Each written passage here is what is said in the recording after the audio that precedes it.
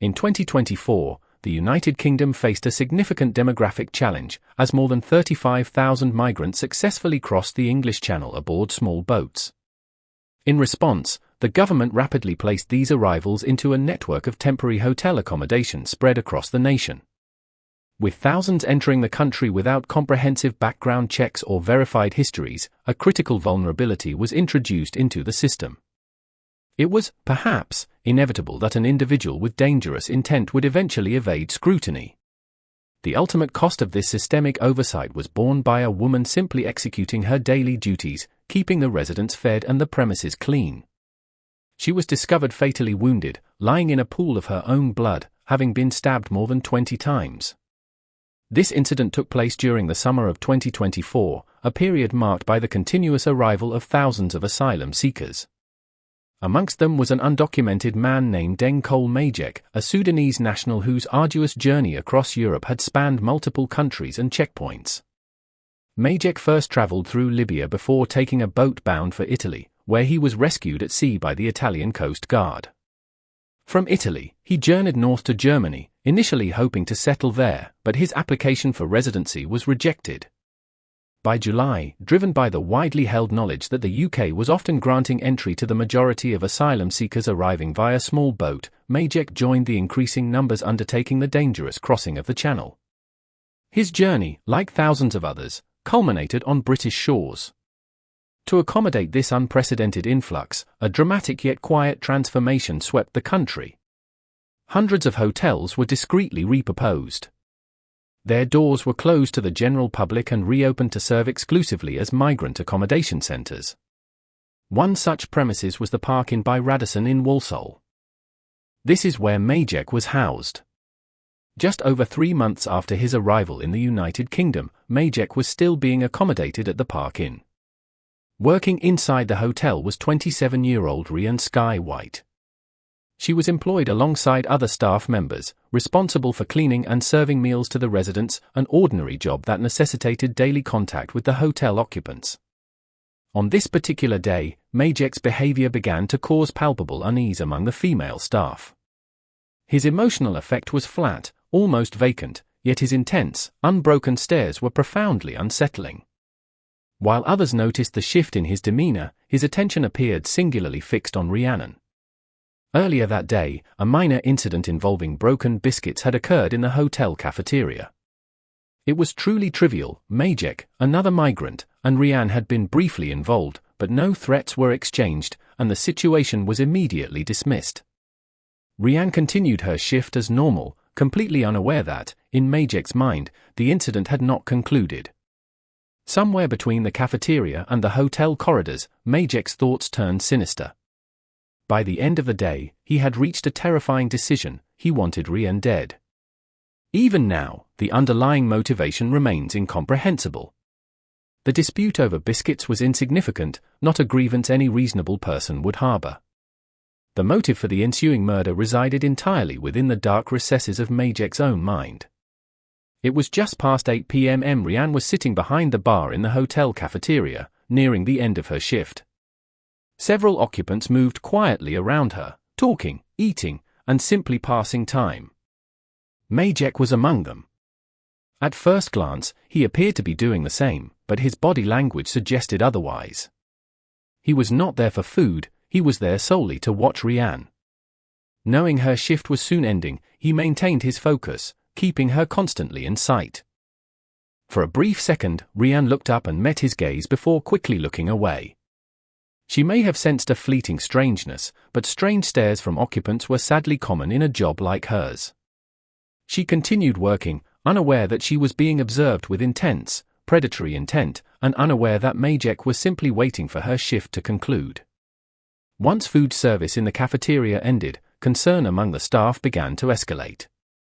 Another female employee who had been working alongside Rhiannon went immediately to report Majek's behavior to hotel security. She was not alone in her apprehension. A third female staff member, also on duty, had noticed it too. Majek's presence felt utterly wrong. His movements, his fixed focus, and his silence were alarming. But Majek was not yet finished watching. When Rian moved from the cafeteria toward the hotel reception area, he followed. For a brief moment, she stepped outside with other staff members to smoke. As she turned to re-enter the building, Majek walked straight past her, deliberately knocking shoulders as he exited the premises. Rian paused, confused. She turned to a colleague and said, "What the expletive? He's just knocked me." Less than 10 minutes later, Majek returned. He walked back into the reception area where Rian was now positioned behind the desk. Once again, he lingered and stared. His behavior was now intensely unsettling and increasingly impossible to dismiss. What the staff failed to realize was that this was no longer mere intimidation or coincidence. Majek was testing the boundaries, and the night was far from over. Rian's shift officially ended at 11 p.m. Shortly after clocking out, she left the hotel and began the short walk toward Bescott Stadium train station, barely 4 minutes away. As she walked, she called her longtime friend, Emma Cowie, for a quick chat before heading home. What Rian didn't realize was that she had not left the building unaccompanied. Majek shadowed her into the darkness, maintaining a careful distance so as not to draw attention. As Rian neared the station and stepped onto her intended platform, Majek closed the gap.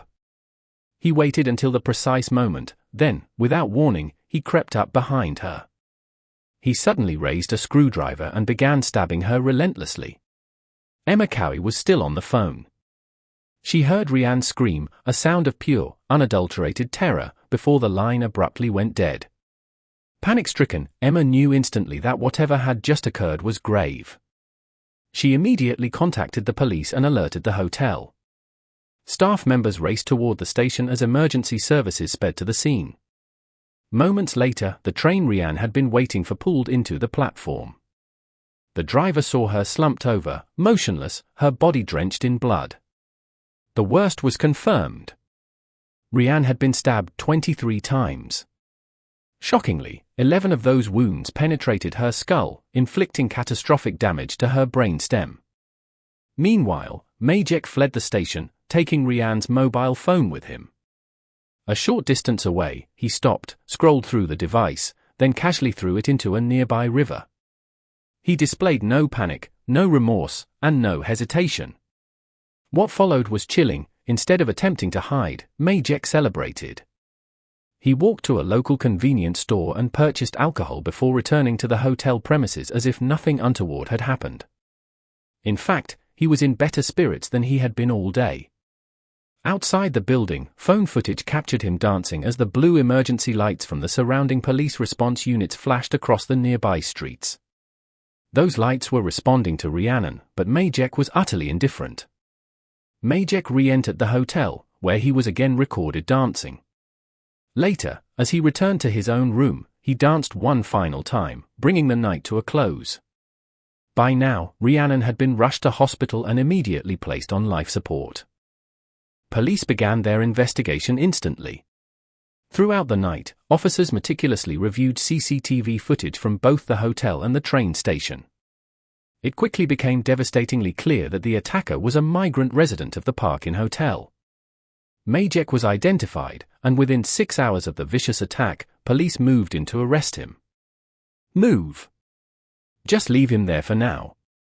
Don't touch anything. What is it? Use the pink phone. Yeah, it's all good. I can't see it again. Yeah. Should be that. Where's the code? It should be on linked items for info. The tall one stand on is he not could be that with his arrest. Suspicion attempted murder. Do not mention one question on court. Do so evidence necessitate investigation. Following Majek's arrest, police seized several items from him, including a hooded jacket, sandals, and metal jewelry, all of which precisely matched the items captured on CCTV footage earlier that night. Forensic testing subsequently revealed Rhiannon's blood on the clothing. Even more damning, her DNA was discovered beneath Majek's fingernails, evidence that linked him directly and irrefutably to the brutal assault. Throughout his arrest, Majek remained largely silent. He offered no explanation, displayed no emotion, and responded only to state his name. That silence continued throughout his subsequent police interview, where he again refused to engage with officers. 3 days later, the outcome everyone had feared became unavoidable. Rihanna never regained consciousness. She was pronounced dead in hospital, surrounded by the stark reality of a life violently cut short. Rihanna was a mother to a 5-year-old son, a child who now had to be told that his mother was never coming home. When the case reached court, Majek entered a plea of not guilty to murder. He also denied possessing a screwdriver as an offensive weapon, despite the overwhelming evidence laid out before the jury. CCTV footage, forensic findings, and witness testimony painted a clear and deeply disturbing picture of premeditated violence. After just over 2 hours of deliberation, the jury swiftly rejected Majek's defense in its entirety. He was found guilty of murder and of possessing an offensive weapon. Justice, at last, had been served in name. Yet for Rihanna's family and for her young son, the verdict could never begin to undo the horrific loss that had been inflicted upon them.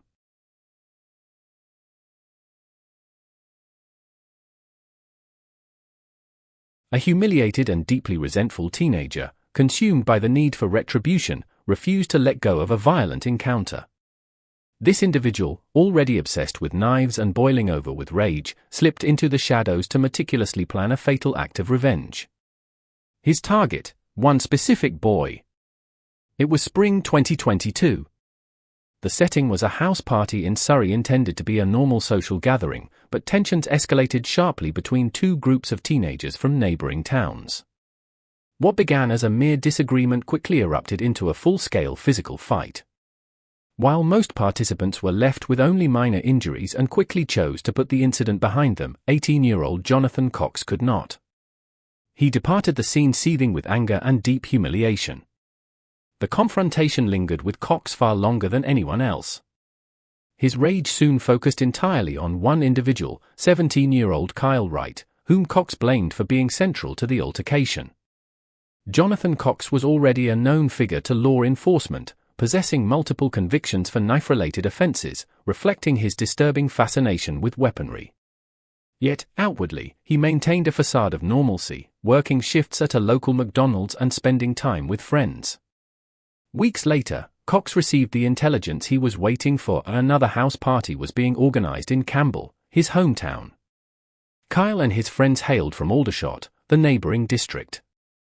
The realization that Kyle might trespass onto Jonathan's territory solidified his murderous intent. For Jonathan Cox, this opportunity for unchallenged retribution was irresistible. On the evening of the 27th of May, 2022, with confirmation that Kyle Wright would be attending the party, Jonathan began his calculated preparations. At roughly 8:30 p.m., he left his residence. He retrieved a stashed backpack, its exact contents undisclosed, though investigators surmised it held tools necessary for his planned attack. He also prepared his bicycle, intending to use it for a rapid and inconspicuous exit. By 10 p.m., Cox was moving stealthily toward the venue, armed with a knife and fully intent on violence. Meanwhile, Kyle Wright and his group were oblivious to the impending threat. A neighbor's doorbell camera captured them outside the house, clearly relaxed, laughing and joking in high spirits. They returned inside after about 15 minutes, enjoying the party as it continued. By this time, Jonathan had arrived, chaining his bike to a lamppost nearby before approaching on foot. The same doorbell camera now captured his menacing movements. He was seen hiding in the bushes along the road, intently observing the house and listening to the activity inside. A short time later, 3 of Kyle's friends emerged. Cox moved closer. Kyle then stepped out to join them. In the ensuing confrontation, captured entirely on footage, Jonathan swiftly produced a knife from his rucksack and plunged it into Kyle's chest, the force of the blow driving the victim backwards. Critically wounded, Kyle managed to stagger momentarily out of sight before collapsing fatally onto the tarmac, dying instantly where he fell. Chaos immediately engulfed the party.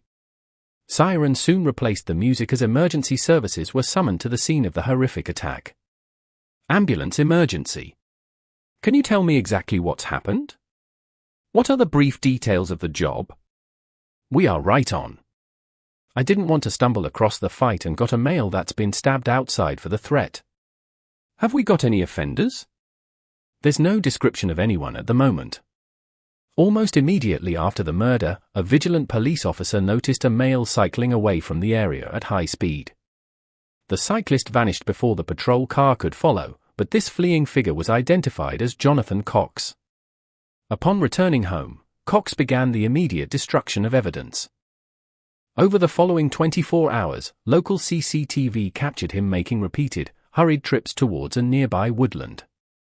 Footage showed him leaving his house carrying items and returning empty-handed, strongly suggesting he was destroying and burying evidence linked to the killing, spending approximately an hour and 40 minutes in the secluded area. A curious detail emerged from the subsequent CCTV analysis. When Cox finally left the woodland, he was not alone.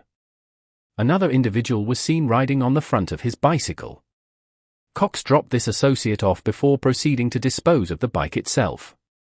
Meanwhile, the police launched a full-scale murder investigation and initially arrested an individual whom they suspected of involvement. This person, however, was not Jonathan Cox. Detectives meticulously reviewed the crucial doorbell footage, noticing a key discrepancy. Kyle Wright was known to be 5 feet 11 inches, yet the attacker appeared noticeably shorter. The man currently detained did not match this profile. Investigators shifted their focus back to the witnesses, interviewing the 3 friends present during the attack.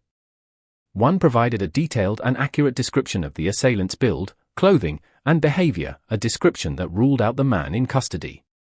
The decisive breakthrough came from an anonymous tip-off, which specifically named Jonathan Cox as the likely perpetrator. Given Cox's existing police record for knife offenses and the alignment of his profile with the witness description and CCTV evidence, he instantly became the prime suspect. A warrant was issued, and within hours, officers located him working his shift, outwardly continuing life as if nothing had happened. Right. John, I'm arresting you on suspicion of murder. I didn't kill anyone. I'm sorry. I'm family. I didn't kill anyone. What did you say? What are you going to do? Keep calm for us. John, do you want to be calm and reasonable in this video? What do you mean, murder? Look at me. You don't look like a murderer. A comprehensive search of Cox's home yielded a chilling collection of items, including a knuckle duster, a machete, multiple diaries, a knife sharpener, and a replica firearm. While none were definitively identified as the murder weapon, they painted a clear picture of Cox's disturbing obsession with violence and weaponry. Police also recovered CCTV footage from Jonathan's own home, capturing his movements before the attack, his swift return, and the repeated trips he made the following day to dispose of evidence. Investigators located the discarded bicycle and clothing in the woodland area. Frustratingly, forensic examination of all physical evidence proved inconclusive. No DNA, fingerprints, or traces could definitively link Cox to the attack. He had been highly effective in eliminating physical evidence. However, the nature of evidence had changed. During his arrest, officers seized Cox's mobile phone. Its examination provided the crucial breakthrough. The device contained significant digital evidence, including incriminating Snapchat messages exchanged with a friend both immediately before and after the fatal stabbing. Initially, Cox provided a written statement vehemently denying any involvement in the murder of Kyle Wright, claiming he was home with his brother. He then retreated, answering every question posed by detectives with a resolute, no comment. I was not involved in a murder at Green Hill Road as alleged. But as investigators systematically presented the mounting evidence, Cox began to falter and speak. When challenged about the weapons seized, specifically the machete, he attempted to minimize their danger. It's sort of like a pirate kind of knife. It looks scary, but it's not a machete. You can forensic skate, do whatever you want. So, I'll show you a picture of the knife. That is blunt. And that is a toy. If you look at it, that's not sharp at all. So, what was the point of having this knife? That is not relevant because that is not the murder weapon. What you got to understand is that that is blunt. Why have you got this though? There's a time in my life I thought I was cool. I thought all of his knives looked cool. But I've changed my life. Despite the absence of forensic DNA on the seized machete and the fact the murder weapon was never recovered, the case against Cox was overwhelming. At trial, Jonathan Cox asserted a flimsy alibi, claiming he had been out drug dealing on the night of the murder, a claim entirely unsupported by any evidence. The prosecution, conversely, built an irrefutable timeline constructed from Cox's own home CCTV footage, supplemented by the incriminating text messages and web searches recovered from his phone. These digital traces directly contradicted his account and placed him unequivocally at the heart of the fatal events. The jury returned a guilty verdict for murder. Jonathan Cox was subsequently sentenced to life imprisonment, with a mandated minimum term of 20 years.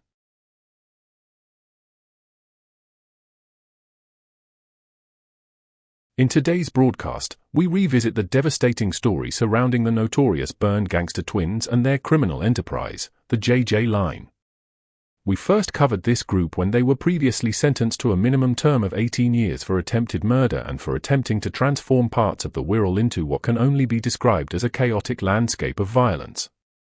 Now, one of the twins, James Byrne, has faced conviction in a new trial for a separate, unconnected murder, a brutal, targeted shooting carried out as retribution for a taxing raid and the theft of a burner phone by rival figures, all before his initial incarceration. This escalating cycle of vengeance possesses a bizarre, almost fated quality, begging for analysis. We will conduct a detailed examination of the case, focusing on the painstaking police investigation and the subsequent trial. Welcome back to the Wirral, an area we have visited often in prior videos. Here, the sea air may be salty and the sunsets undoubtedly picturesque, but the local drug dealers operate with a level of ruthlessness that easily surpasses that of the infamous Wild Bunch. In late 2022, a series of events unfolded in the Morton area that rapidly escalated local tensions to a level of catastrophic stupidity, leading to violence the community had not experienced for years. A group of men, driven by wounded pride, decided to elevate a petty feud into a full-blown tragedy. This was not a sophisticated operation. It resembled Reservoir Dogs *, but one where the main players were aging, desperate drug dealers, and the motive wasn't a high-stakes diamond heist, but the recovery of a stolen Nokia handset. This was no ordinary mobile phone, however. It was the crucial burner phone, the trap phone, used to run the local illegal drugs trade known as the JJ Line, operated by the Byrne twins. James and Curtis Byrne were gangland enforcers who had established a formidable reputation. They were not people one dared to cross, or indeed, have any association with, regardless of one's own standing. Their menace stemmed not from sheer physical toughness, but from something far more chilling. They were frighteningly unpredictable. A few days before the murder, Jacqueline Rutter's sons had reportedly engaged in a tit-for-tat incident with Byrne and his associates. The sons, apparently unimpressed by Byrne's business model, had allegedly made off with a quantity of drugs, some cash, and the aforementioned indispensable Nokia phone. To James Byrne, this loss transcended mere stolen hardware. It was an ego-shattering blow to his professional standing and prestige. Rather than adopting the sensible approach, buying a new SIM card and moving on, Byrne decided the only appropriate, and entirely disproportionate, response was to launch a retaliatory strike targeting the mother of the men who had dared to cross him. After all, nothing says tough guy quite like shooting a grandmother on her own doorstep at 1 o'clock in the morning. If one is intent on committing a targeted execution, one might assume the perpetrator would seek a team of seasoned specialists. Instead, Byrne assembled an intergenerational crew whose ages spanned 4 decades, yet whose collective common sense barely registered. First, there was James Byrne, the 24-year-old CEO of the JJ Line and the alleged designated shooter. Then came Barry Glenn, 47, a man who should have arguably been at home watching television, but was instead recruited as the getaway driver. Next, Simon Allen, 55, designated as the cleaner. His assignment was to handle the crucial arson component of the night, because nothing screams stealth operation quite like a massive, raging fireball on a residential street. Finally, David Harrison, 59, served as logistical support. At 59, Harrison was old enough to be Byrne's grandfather, yet he was helping coordinate a midnight drive-by shooting as if it were nothing more complicated than the school run. One can only imagine the pre-game briefing, a 24-year-old man passionately explaining his vision to a 59-year-old, a depressing confirmation that age does not automatically confer wisdom. Nevertheless, this Dad's Army crew were all enthusiastically ready for the task. In the early hours of Sunday, October 30, 2022, around 1 a.m., a time when most residents were either asleep or regretting a late-night kebab, a black Vauxhall Insignia pulled up near Jacqueline Rutter's home. Two men exited the back of the car. One was Byrne, reportedly armed and prepared to settle the matter of the missing Nokia. They approached the door and knocked. When Jacqueline Rutter, a mother of 6 and grandmother of 5, opened her door, she was immediately met with 2 gunshots. One round struck her in the chest, killing her instantly. It is vital we pause here. This victim was targeted solely because she was the mother of the actual rivals. This fact alone offers chilling perspective on the utter depravity and calculated evil demonstrated by these men. Following the shooting, the men executed the next step in their professional criminal strategy. They panicked and fled. The Vauxhall Insignia sped off toward the Morton area. This is where Simon Allen, the cleaner, took center stage. His role was to dispose of the crime scene vehicle, which, in the dated criminal handbook they were using, meant burning it until the neighbors were compelled to call the fire brigade. The car was set alight. In their minds, this guaranteed a perfect, untraceable crime.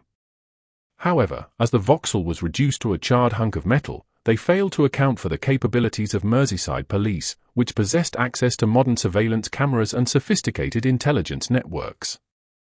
While smoke still billowed from the burning car, the men fled the scene in a variety of prearranged getaway vehicles, including a silver Ford and a Yamaha motorbike. It was a multi-vehicle escape that might have impressed had the entire chaotic sequence not been flawlessly captured on multiple residential doorbell cameras and citywide CCTV. In the days immediately following the murder, the group likely believed they had successfully delivered their message. They returned to their normal lives, blissfully ignorant that a meticulous investigation was already pulling at every thread of their plan. To understand why a grandmother was shot on her own doorstep, if such a thing can ever truly be understood, we must first examine the local entrepreneurs behind the JJ line. This was no high-end clothing brand, it was a drugs operation built on fear that terrorized the Wirral, helmed by James Byrne and his twin brother, Curtis Byrne. The Byrne twins cultivated an image of themselves as the craze, but harder. Curtis was no less volatile but was considered the calmer of the pair. James, aged 24, was the driving, extremely dangerous individual who propelled the business into making serious money. He was the type of person who interpreted the phrase conflict resolution as a suggestion to start fires, destroy property, and dispatch shooters. He was already intimately familiar to local law enforcement, having been previously involved in attempted murder and firearms offenses. Essentially, he was already building a solid curriculum vitae for a life sentence before most people his age had mastered basic household skills. The JJ line was their pride and joy, a business constructed on a foundation of fear, widespread misery, and the reliable delivery of illegal substances and cash. The profits were vast, yet even the most formidable gangs encounter setbacks. For the Byrnes, that moment arrived courtesy of Jacqueline Rutter's sons. In the high-stakes ecosystem of Wirral drug dealing, there is an aggressive term known as taxing. While it sounds like a bureaucratic procedure, it is, in fact, an act of violent robbery. It occurs when one group decides to rob another, knowing full well the victims cannot call the non-emergency police line to report that their illegal Class A narcotics and trap phone have been stolen. On October 28, 2022, merely 2 days before the murder, Jacqueline's sons allegedly decided to perform an unscheduled audit of the JJ line. In a display of what appeared to be either massive bravery or complete, dangerous stupidity, they reportedly made off with a stash of drugs, a pile of cash, and the operation's holy grail, the JJ line drug phone. To a typical person, losing a phone is a minor inconvenience. One pays the cost for a new one and moves on. But to James Byrne, this phone represented everything: his entire customer database, his street prestige, and his control. The Byrne twins had not just been robbed, they had been profoundly humiliated. In the delicate balance of street gangs, being taxed is the ultimate loss of face. James Byrne determined that restoring his reputation was a matter worth more than a human life. They viewed themselves as the untouchable kings of the Wirral underworld. In reality, they were just for men who had murdered a grandmother over a phone. The clock was already ticking toward the moment the door would inevitably be kicked in by police officers who were far better armed than they were. Had James Byrne and his associates spent even 5 minutes watching a modern police procedural crime drama, they might have realized that in the 2020s, getting away with murder is a Herculean task. We left the narrative with Simon Allen, the group's designated forensic specialist, dousing a black Vauxhall insignia in petrol and setting it ablaze. In the limited mindset of a career criminal whose knowledge base hadn't been updated since 1984, fire is a magical eraser. The logic dictates, burn the car, the evidence vanishes, and the police retreat to their canteen. Unfortunately for Allen, Merseyside police do not, in fact, give up just because something is slightly crispy. The major crime unit arrived at Garden Hay Road to find a charred mass of metal still radiating heat. While the car was indeed a total write-off, the clean-up effort was so catastrophically botched that it functioned as a giant, flaming neon sign pointing directly at the perpetrators. Modern cars are remarkably resilient. Even a gutted insignia can tell a story via its VIN, engine numbers, and the frantic GPS data it likely transmitted before its electrical circuits melted. Crucially, the fire itself was the giveaway. Neighbors, shocked by the sudden appearance of a miniature sun on their street, were already handing over doorbell camera footage that clearly showed which cars and motorbikes were loitering around the spontaneous bonfire. While the forensic team sifted through the ashes, another unit was performing the essential, painstaking work, checking CCTV. This immediately flagged Simon Allen's earlier trip to a Texaco garage, where he was captured buying a green petrol canister and several liters of fuel, just hours before a car was incinerated nearby. He wore no mask and made no attempt at disguise. He simply walked in, looked straight at the camera with the weary expression of a man buying milk, and paid for his arson starter kit. This was the criminal equivalent of leaving a business card at the scene reading, "Hi, I'm Simon. I'll be burning a Vauxhall later. Here's my face in full 4K. Then there was the matter of the mobile phones. The tragic irony of the entire episode is that it began over a stolen burner phone. One might assume James Byrne would be an expert in mobile security. One would be entirely wrong. The police didn't just locate one phone, they secured access to dozens of them. Analyzing the cell site data, the investigation team was able to map the movements of James Byrne, Barry Glenn, and David Harrison with terrifying precision. In the hours leading up to and immediately following the murder, their personal phones were pinging off towers. They hadn't thought to turn them off or leave them at home. They had carried their own tracking devices straight to a murder scene. The contrast was staggering. 24-year-old James Byrne attempting to project the image of a hardened gangster, being ferried around by a 59-year-old in a granddad car.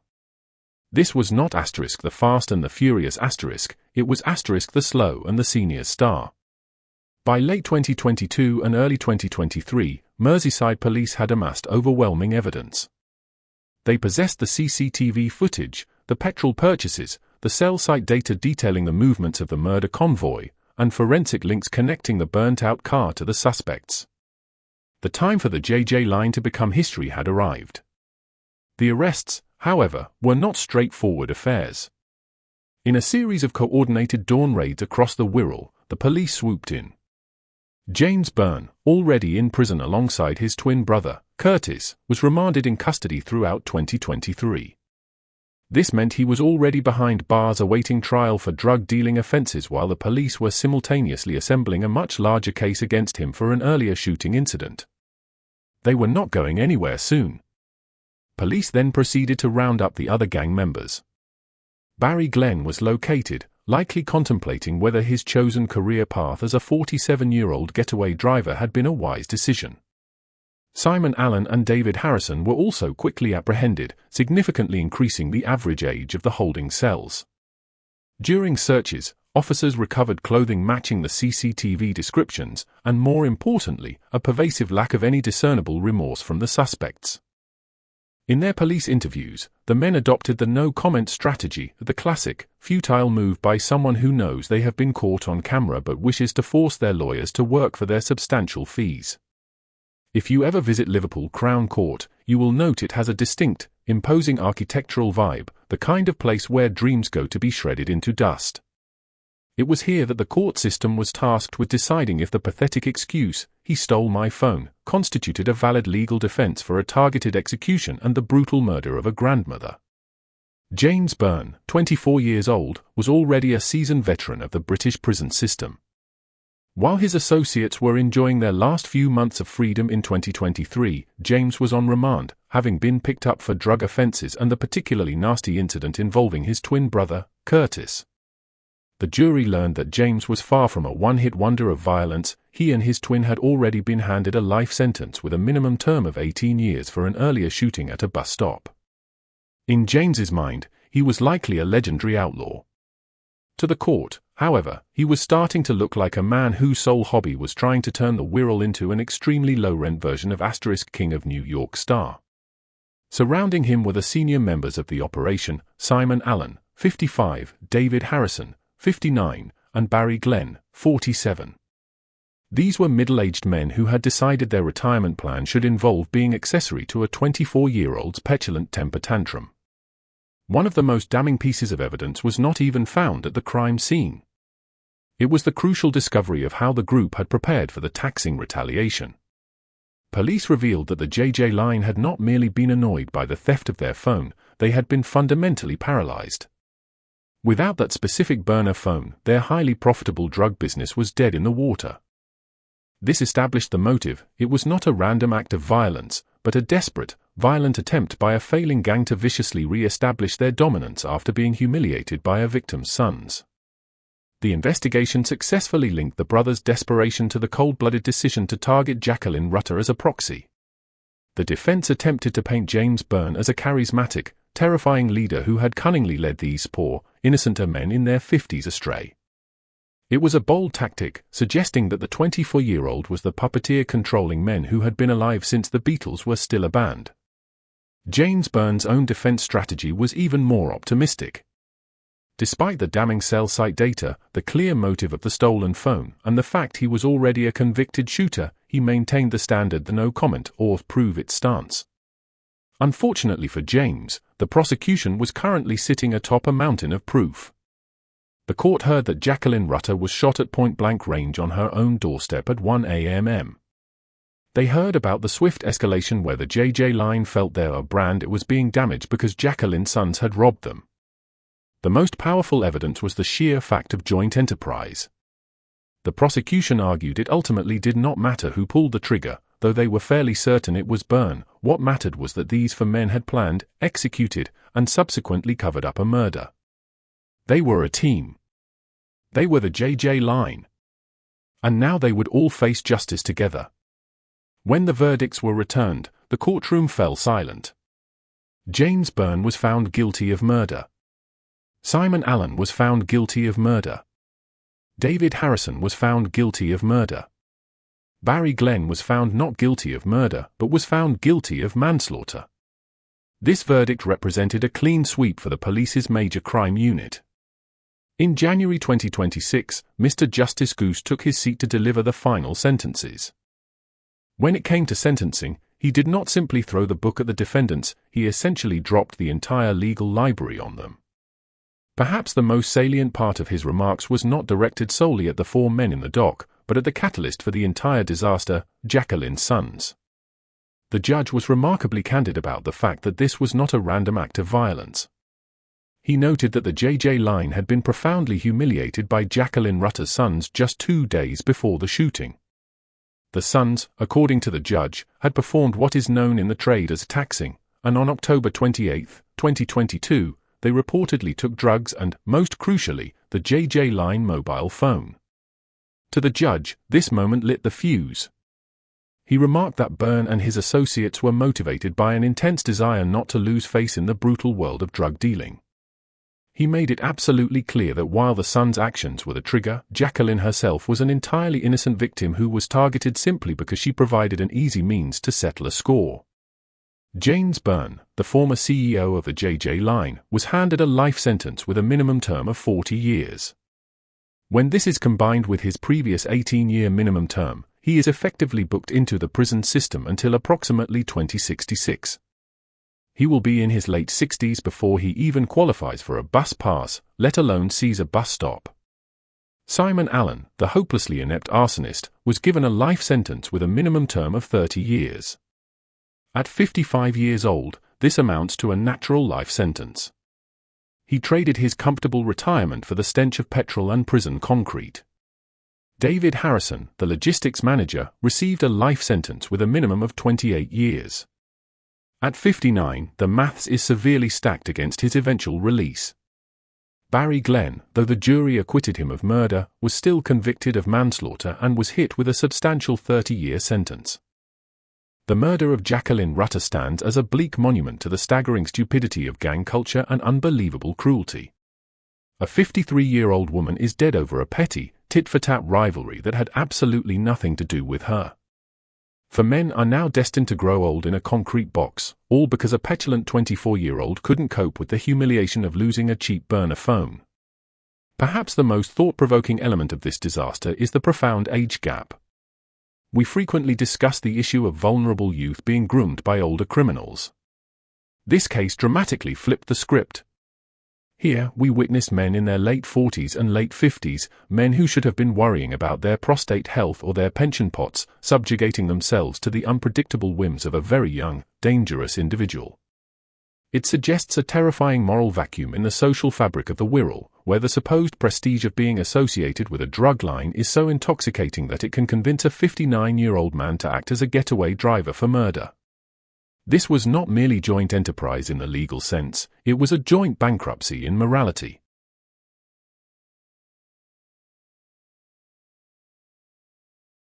The subject of today's analysis is a catastrophic criminal venture, the attempted armed robbery of an Albanian-managed cannabis cultivation facility in Sheffield. This audacious failure spiraled immediately into a calculated act of murderous revenge. The narrative is as chilling as it is tragically absurd, focusing on a group whose profound humiliation led them to seek violent, indiscriminate retribution. As we delve into the mindset of this gang, one cannot help but recall Robert De Niro's haunting born-to-lose speech from the film *Heat Star. We will examine the specific details of the case, the meticulous police investigation, and the resulting trial. In the grand, unspoken hierarchy of career choices, the taxing armed robbery of an industrial-scale illegal cannabis farm typically ranks alongside professional alligator wrestling or underwater appliance repair in terms of predicted longevity. To truly grasp the gravity of this case, one must first understand the unique, pressurized geography of Page Hall, Sheffield. In the criminal topography of South Yorkshire, Page Hall is a high-density maze, a labyrinth of narrow Victorian terraces, steep hills, and interconnected back alleys. It is a neighborhood where genuine working life often exists side by side with a thriving, large-scale illicit market. By late 2023, the area had solidified its reputation as a major hub for sophisticated, high-yield commercial cannabis factories, managed not by small-time hobbyists but by established international organized crime groups. These properties were not merely houses, they were high-value assets, vigorously protected by individuals who viewed their preservation as a fundamental matter of survival. Yet, on a chilly December day, our protagonists decided that traditional employment was far too mundane. They opted instead for a high-risk venture that demanded a complete absence of foresight and impulse control, alongside the tactical awareness of a saturated paper bag. This decision was not spontaneous, it was the culmination of a toxic hubris, where the illusion of easy money was prioritized over human life. The group, Jake Brown, Ethan Hallows, Leon White, and Lester Ramsey, had spent days marinating in the collective delusion that they were the main characters in a high-stakes cinematic crime thriller. They believed their own hype but failed spectacularly to appreciate that in the harsh reality of the street, actions produce kinetic consequences, and targets often possess the means and motive to strike back with terrifying, mechanical efficiency. The plan, if it can be called that, was rudimentary at best. The objective was the house on Page Hall Road, a fortress of illegal foliage managed by an Albanian criminal network. One would generally advise against initiating a career in spontaneous wealth redistribution by picking a target managed by an Albanian syndicate. These are not individuals known for their adherence to the British tradition of fair play. They do not file insurance claims, they enact vendettas. The gang, blinded by their self-importance, viewed this only as a minor logistical challenge, assuming a local display of force would easily intimidate the occupants. This was their first, most grievous, and ultimately fatal error. They failed to account for the fact that international criminal networks operate by a far stricter code of engagement. For the Albanians, this house was a critical node in a multi-million-pound operation, and they were never going to simply relinquish control. The invaders believed their firearms and sheer numbers would guarantee a smooth transfer of assets. They were catastrophically and lethally mistaken. Their arrival lacked any pretense of stealth. The group rolled into the neighborhood in a conspicuous convoy that resembled a misguided parade, a Honda Civic, a white transit van, and two high-powered Sur-on e-bikes. They gathered on Beretta Street, just around the corner from the target house, the designated staging area where they consolidated resources and finalized their amateur tactical approach. This assembly, checking gear, and finalizing roles was the smoking gun that later cemented the prosecution's conspiracy case. By meeting openly at this specific location, they provided the undeniable link proving the heist was a coordinated, premeditated conspiracy involving every person present.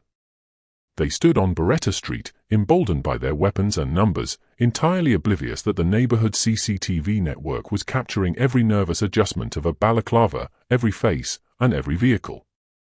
It was a masterclass in how to build an ironclad case against oneself before the crime had even truly begun.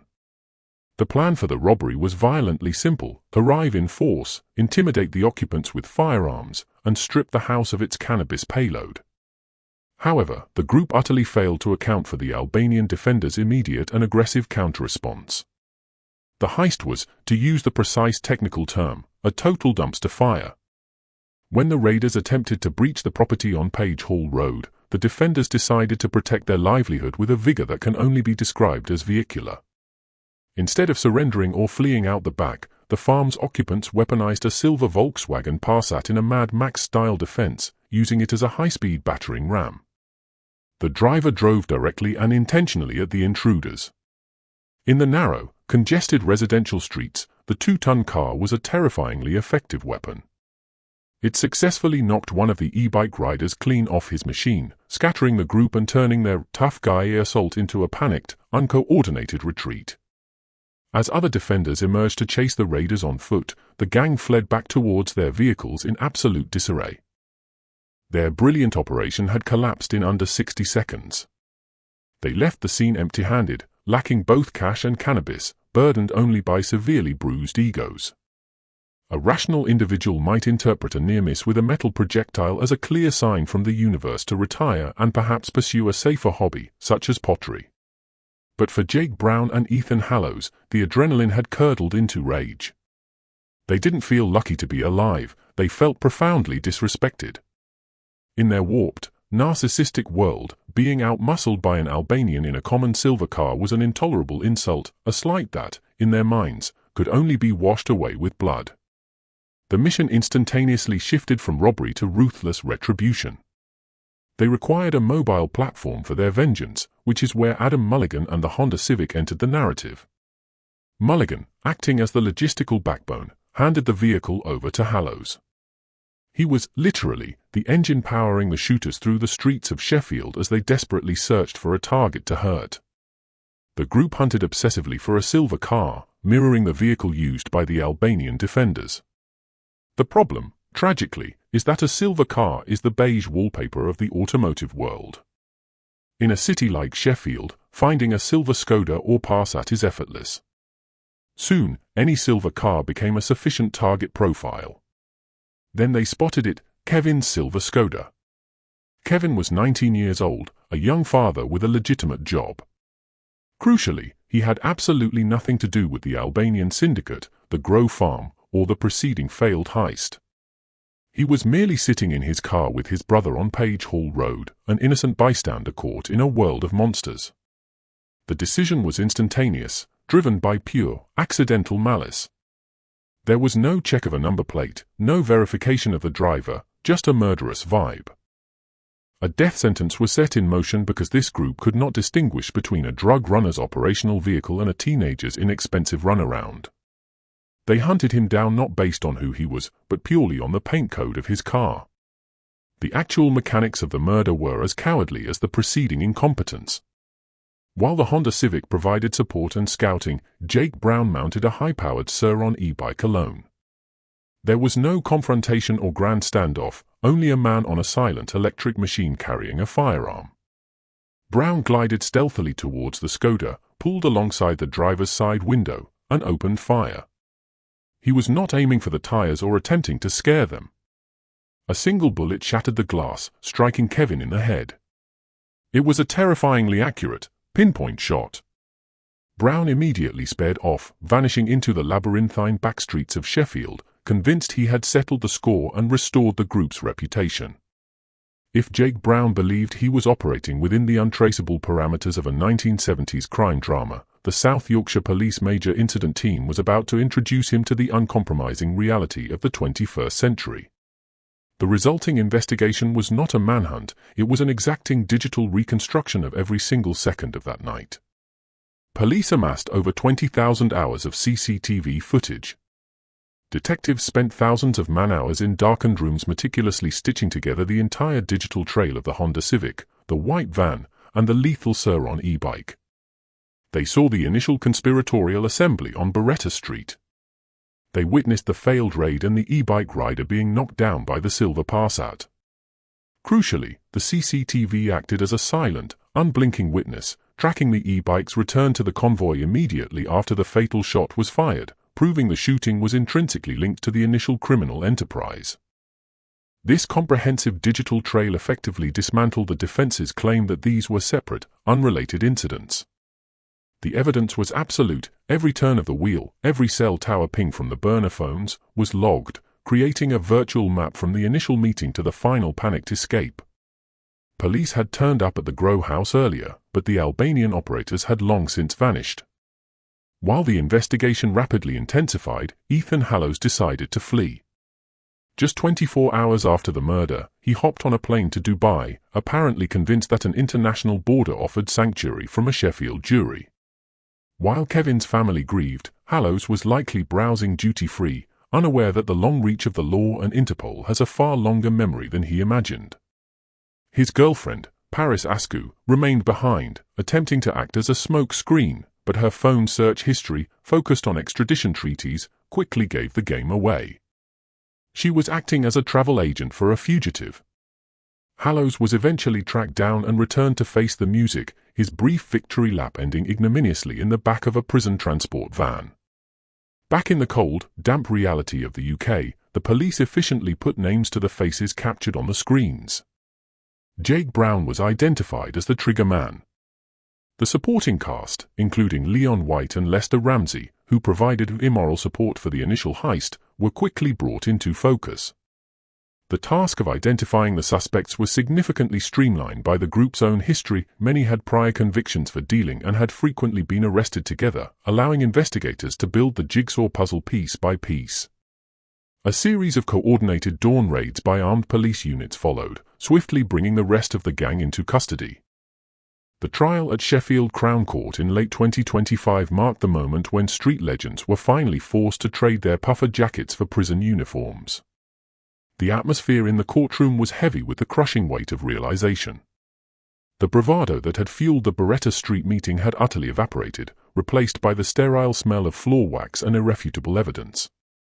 The prosecution's opening statement was less a speech and more a demolition.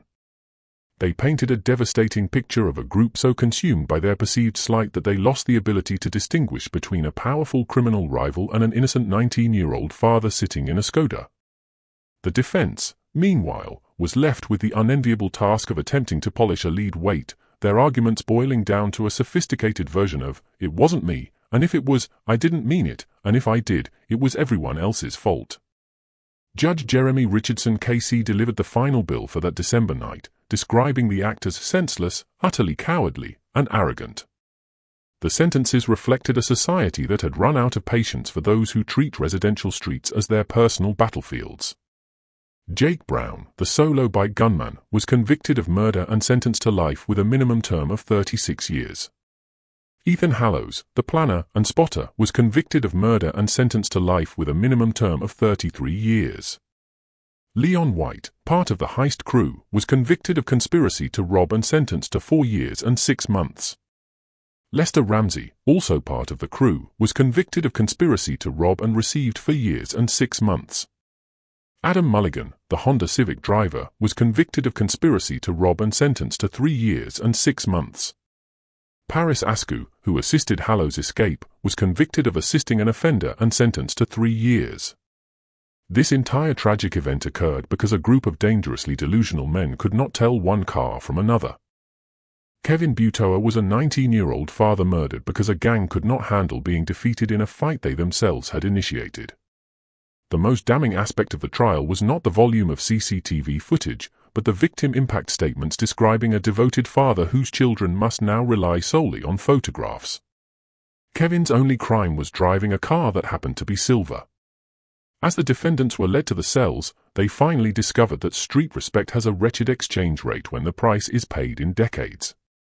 They will now have 3 decades to fully comprehend that the respect they were hunting for was never worth the single, precious life of Kevin Butoa.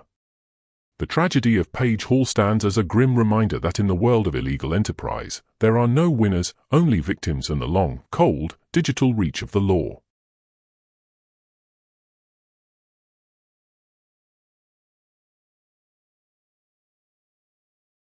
Monday, January 29, 2018. A hush descends over a private runway in Hampshire as a corporate jet taxis to a stop. No journalists, no onlookers, and certainly no fanfare, just a handful of disembarking passengers and several neat rows of high-end luggage being lowered onto the tarmac. The scene appears entirely routine, but this deceptive calm shatters the moment customs officers open the first bag and realize they are not observing personal effects at all. They are staring at the brazen opening gambit of a transatlantic drug pipeline. 5 years later, on September 20, 2023, more than 200 miles away, tactical armed units converge on a quiet, unassuming farmhouse situated near Mold, North Wales. In the courtyard, a trailer stands abandoned, frozen in time, containing the final consignment that was never meant to be discovered. 2 stark locations, 2 distinct dates, yet one continuous criminal artery. This is the definitive account of how Britain's largest narcotics investigation was meticulously constructed, and how a single, seemingly minor mistake ultimately caused the entire edifice to collapse. Before their faces became synonymous with international drug trafficking in legal files and newspaper headlines, the 4 men at the nexus of this scheme were, by all external measures, average individuals leading fundamentally typical lives. Martin Neal, hailing from Poole in Dorset, earned his daily wages as a dedicated bricklayer. He had ongoing construction projects in affluent areas like Sandbanks and was merely known locally as a competent contractor accepting building assignments. Alindro Yambo, the youngest member at 28, balanced shifts working behind the bar at the Mary Shelley Wetherspoons pub in Bournemouth with a second job delivering pizzas locally. Victor Franco Lorenzo, originally a Spanish national residing in Bournemouth, filled various roles within the local hospitality sector. Finally, José Ramón Miguel Bortas, the eldest at 56, maintained a respectable career as a hairstylist from Valladolid who regularly commuted between Spain and the UK for professional employment. Nothing in their chosen professions, domestic habits, or daily routines provided the slightest hint of international racketeering. The group's calculated persona was constructed around an aura of affluence, modern digital commerce, and the music industry, a meticulous facade designed exclusively to legitimize their frequent international travels. We will examine the specific role each man played shortly. At the core of this elaborate strategy was a woman utilizing the alias Claire Harris. She placed contact with the private jet firm, Diamante Jets, claiming to represent extremely wealthy clients engaged in burgeoning cryptocurrency enterprises and music production. She handled all the bookings, demanded specific, pre-vetted ground support agencies at the destinations, and, critically, settled every single bill exclusively in cash. We shall meticulously examine the implications of this step-by-step process. The specific choice to utilize private aviation was highly calculated.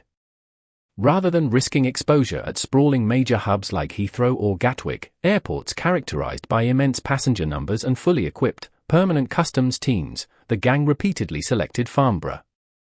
This smaller airfield, designed primarily for corporate and VIP travel, did indeed possess border force personnel, but nowhere near the magnitude or density of the major international airports.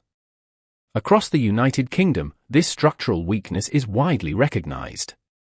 Over 3,000 minor airstrips exist, many operating with minimal, if any, continuous on-site supervision.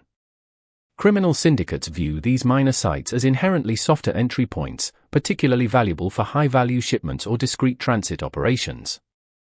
However, their mundane lives and fabricated backgrounds were merely the external shell. Within weeks, the network's initial test flight would brutally expose just how extensive the preparation had already been and the astounding lengths the organization was prepared to go to escape capture. The incidents of early December 2017 would later be recognized by investigators as the definitive dress rehearsal, the first complete display of how the syndicate planned to transport narcotics, cash, and essential personnel between Britain and Colombia without attracting unwanted attention. On December 8, 2017, 3 key members of the team, Alejandro Yambo, Victor Franco Lorenzo, and Martin Neal, departed Luton Airport aboard a private jet paid for entirely with physical currency. The reservation, once again orchestrated by the woman calling herself Claire Harris, amounted to approximately £128,500 paid in advance. Crucially, she demanded that a specific Colombian ground handling firm, Central Charter, manage the aircraft upon its arrival in Bogotá. This requirement was later interpreted by detectives as compelling evidence of prior, coordinated collusion between the UK-based accomplices and their handlers positioned in Colombia. José Ramón Miguel Bortas was conspicuously absent from this journey. His non-attendance on the trial run became significant, demonstrating that responsibilities rotated between flights and implying the December voyage was a feasibility test rather than a fully burdened mission. The flight route itself was unusual. The return journey involved a layover in the Azores, a specific point that immediately stood out when later cross-referenced against standard private jet paths between Colombia and the UK. Yet, what proved most significant was neither the ultimate destination nor the staggering price tag. It was what transpired when the men arrived back in Britain on December 11th. At Farnborough Airport, they were greeted by a chauffeur-driven Rolls-Royce Phantom. This opulent element deliberately reinforced their fabricated persona as crypto investors and music executives allegedly traveling to rendezvous with the singer Bruno Mars. From there, they proceeded to a location in Bromley, carrying multiple suitcases. None of these were flagged or inspected by border force officials. There was zero search, no interruption, and no discovery. The group concluded the trip effortlessly. Months down the line, when investigators painstakingly pieced the trip back together, they uncovered crucial X-ray scans retrieved from Colombian customs. These scans revealed suitcases stuffed with massive amounts of cash linked directly to the December flight. These images had not been available during the actual travel dates. They were recovered following the January detentions and offered vital proof, strongly suggesting that a large sum of money had likely been smuggled out of the UK. If accurate, it meant the December trip was not just a scouting mission, but a crucial financial transaction connected directly to the massive smuggling plot. That silent December flight proved the channel was viable and efficient. What ensued in January would test that same system to its absolute breaking point, involving fresh recruits, increased luggage, and much higher financial and legal risks. By the close of January 2018, the gang had already demonstrated that a private aircraft could complete a total round trip to Bogotá without significant obstruction. This time, every phase of the setup was even more calculated and rigorously organized. On January 25, 2018, José Ramón Miguel Bortas journeyed from Spain to the United Kingdom, checking into a Premier Inn in Bournemouth, conveniently located near the residences of both Martin Neal and Alejandro Yambo. That same night, the entire team converged at the luxury Chelsea Harbour Hotel in London. This premium stay, much like the use of high-end cars and private transport, served solely to bolster the complex backstory they had been meticulously building. On January 26, luxury automobiles arrived at the hotel to shuttle the group to Luton's signature airport terminal. These vehicles transported the men and a remarkably large volume of luggage, a total of 12 suitcases, far exceeding what one would anticipate for a short international visit. Detectives later highlighted that the sheer quantity of bags created a striking visual impression, showing how the scheme depended heavily on confidence, theatrics, and the assumption of status. Meanwhile, the logistics for the second flight were already finalized. The reservation mimicked the December model almost precisely. Roughly £138,500 was paid in cash, organized by the same woman using the identical cover story and insisting on the exact same handling agency upon arrival, a clear signal that whoever managed the Colombian side of the plot required a specific, trusted ground crew. When the private jet touched down at El Dorado International Airport in Bogotá, the mission passed into the effective control of the Colombian arm of the conspiracy. El Dorado is among South America's most bustling airports. Yet, the group's baggage moved through an extremely irregular series of handling procedures. Colombian officials later found that local criminals in Bogotá had utilized a series of synchronized maneuvers to guarantee the freight moved without standard inspections. Among these components was an allegedly compromised airport ground staff member whose clearance and influence allowed the operation to proceed unchecked within secure areas. The suitcases were reportedly transported to the aircraft using armored trucks. This was not a random or makeshift approach, it was a transfer protocol usually reserved only for high-risk shipments or delicate cargo. One of the most astonishing aspects uncovered later by Colombian detectives involved a fake law enforcement official accompanied by a phony detection dog. This fraudster performed a theatrical, elaborate inspection of the luggage just before it was placed on the jet. This entire act had one goal: to simulate a legitimate security check and to thereby deter any real authorities from re-examining the bags. With the show finished, the suitcases, now containing hundreds of kilos of cocaine, were loaded back onto the plane as if they had officially cleared formal screening. The cocaine itself had been processed and packed well before the jet landed. Each kilogram brick was securely taped, highly consistent, and stamped with specific cartel brands. Some carried the distinctive Superman emblem, a mark often linked to specific Colombian trafficking syndicates. Others showed an Escoe marking, interpreted by police as a probable nod to Pablo Escobar or the wider Medellin heritage. For UK detectives, the events in Bogotá became essential in demonstrating the sheer magnitude and criminal intent of the plot. By the time the aircraft departed Bogotá, the luggage contained much more than apparel. The foundation so carefully built in Colombia was about to crash directly into the surveillance waiting for them in the UK, signaling the undeniable beginning of the end for the entire scheme. When the aircraft entered UK airspace on January 29, 2018, the passengers had every reason to assume the plan was proceeding exactly as it had previously, just like the prior December trip. But this time, Border Force agents had already been discreetly warned of the flight's incoming arrival minutes beforehand. Officials noted several critical red flags that warranted a thorough examination: the extraordinary quantity of suitcases, the known discrepancies in the travelers' accounts, and the suspicious background of the previous journey. A decisive choice was made to perform enhanced checks, and the group was guided to a dedicated inspection area. What transpired in that room later became the core narrative of the prosecution's case. Officers unzipped the bags and initially discovered a sprinkling of women's and children's garments, clearly positioned there to imply innocent tourism. However, underneath that superficial cover lay the true nature of the mission, bound tightly in tape and stacked in tiered layers. A staggering 513 individual kilogram blocks of cocaine were exposed. The purity levels were assessed at approximately 79%, an exceptionally potent level for a shipment destined for wholesale markets. The total weight neared half a ton. This consignment carried a wholesale estimate of roughly £15. 39 million and a potential street value surpassing £41 million, as suggested by later reports. CCTV cameras recorded the precise moment of discovery from various perspectives.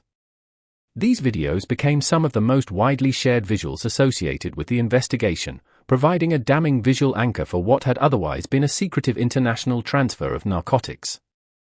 Once the initial brick appeared on screen, the mission was no longer a performance of luxury tourism. It had transformed into an undeniable narcotics confiscation, one of the biggest volumes flown into the UK in years, and the critical turning point from which all other evidence flowed. By the time agents finished the search at Farnborough, finding the cocaine was merely the start. What ensued was the steady, methodical construction of a case framework that prosecutors later defined as distinct, intentional, and increasingly hard for the accused to deny. Much of this evidentiary backbone came from electronics confiscated on the day of the detention. Cell phones, travel papers, and movement logs collectively charted the teens' participation long before the January flight. Among the confiscated objects were several mobile phones, some used for regular calls, and others maintained for more secretive, criminal interactions. The most notable of these was the encrypted device found on Alindro Yambo. Its presence immediately suggested a degree of security discipline associated with professional syndicates rather than for men working alone. Even without the specific message contents, the phone's presence supported the prosecution's claim that the group was receiving direct orders from individuals higher up the chain of command. Call data analysis supplied the next thread. Detectives meticulously mapped communication trends between the men throughout the indictment period of October 30, 2017, to January 30, 2018. Bit by bit, this proof created a logical image: communications, travels, their conduct at airfields, and the brazen display of the luggage itself. Combined, these elements built a foundation solid enough to uphold the argument that the January seizure was not a mishap or a confusion, but the calculated climax of a meticulously engineered operation.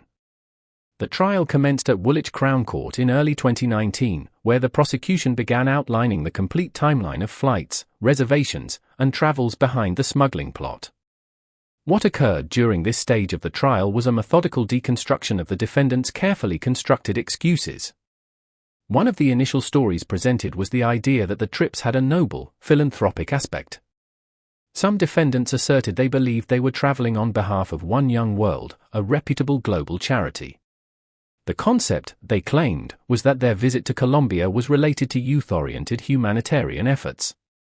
However, the prosecution rapidly proved that One Young World had no records, no emails, no connection, and no knowledge of any of these men.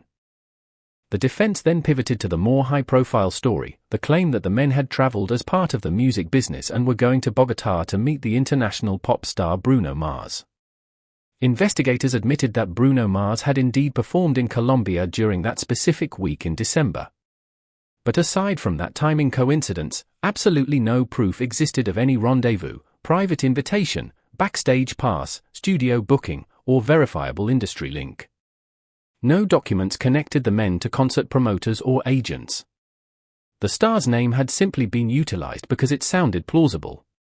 Operating alongside these broad cover stories was a more individual defense focused on Stephen Neal, who joined the team for the January flight.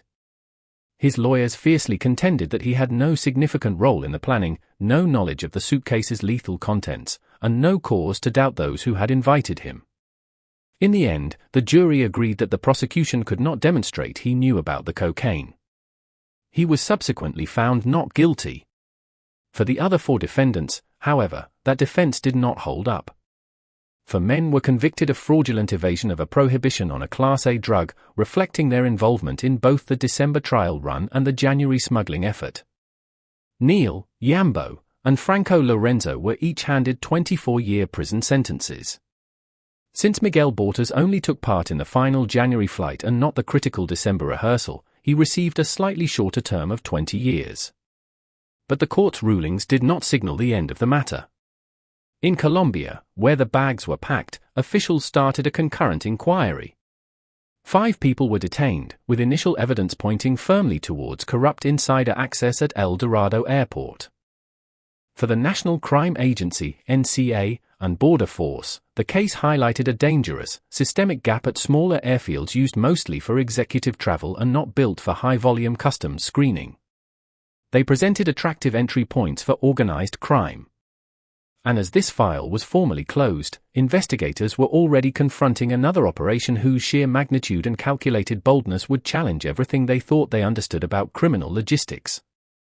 To the outside world, it appeared to be just another cyclical spike in cocaine surfacing across Britain's major urban centres.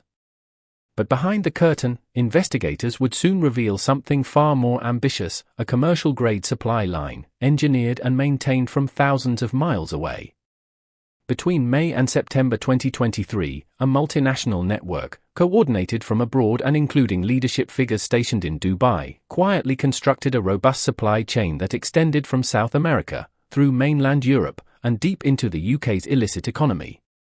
This was not a solitary shipment or a one-time risk, it was an unrelenting distribution stream created to stock Britain's cocaine market with consistency, volume, and absolute accuracy. According to evaluations later made by the Northwest Regional Organised Crime Unit, NROCU, the network's goal wasn't small profits or regional sales.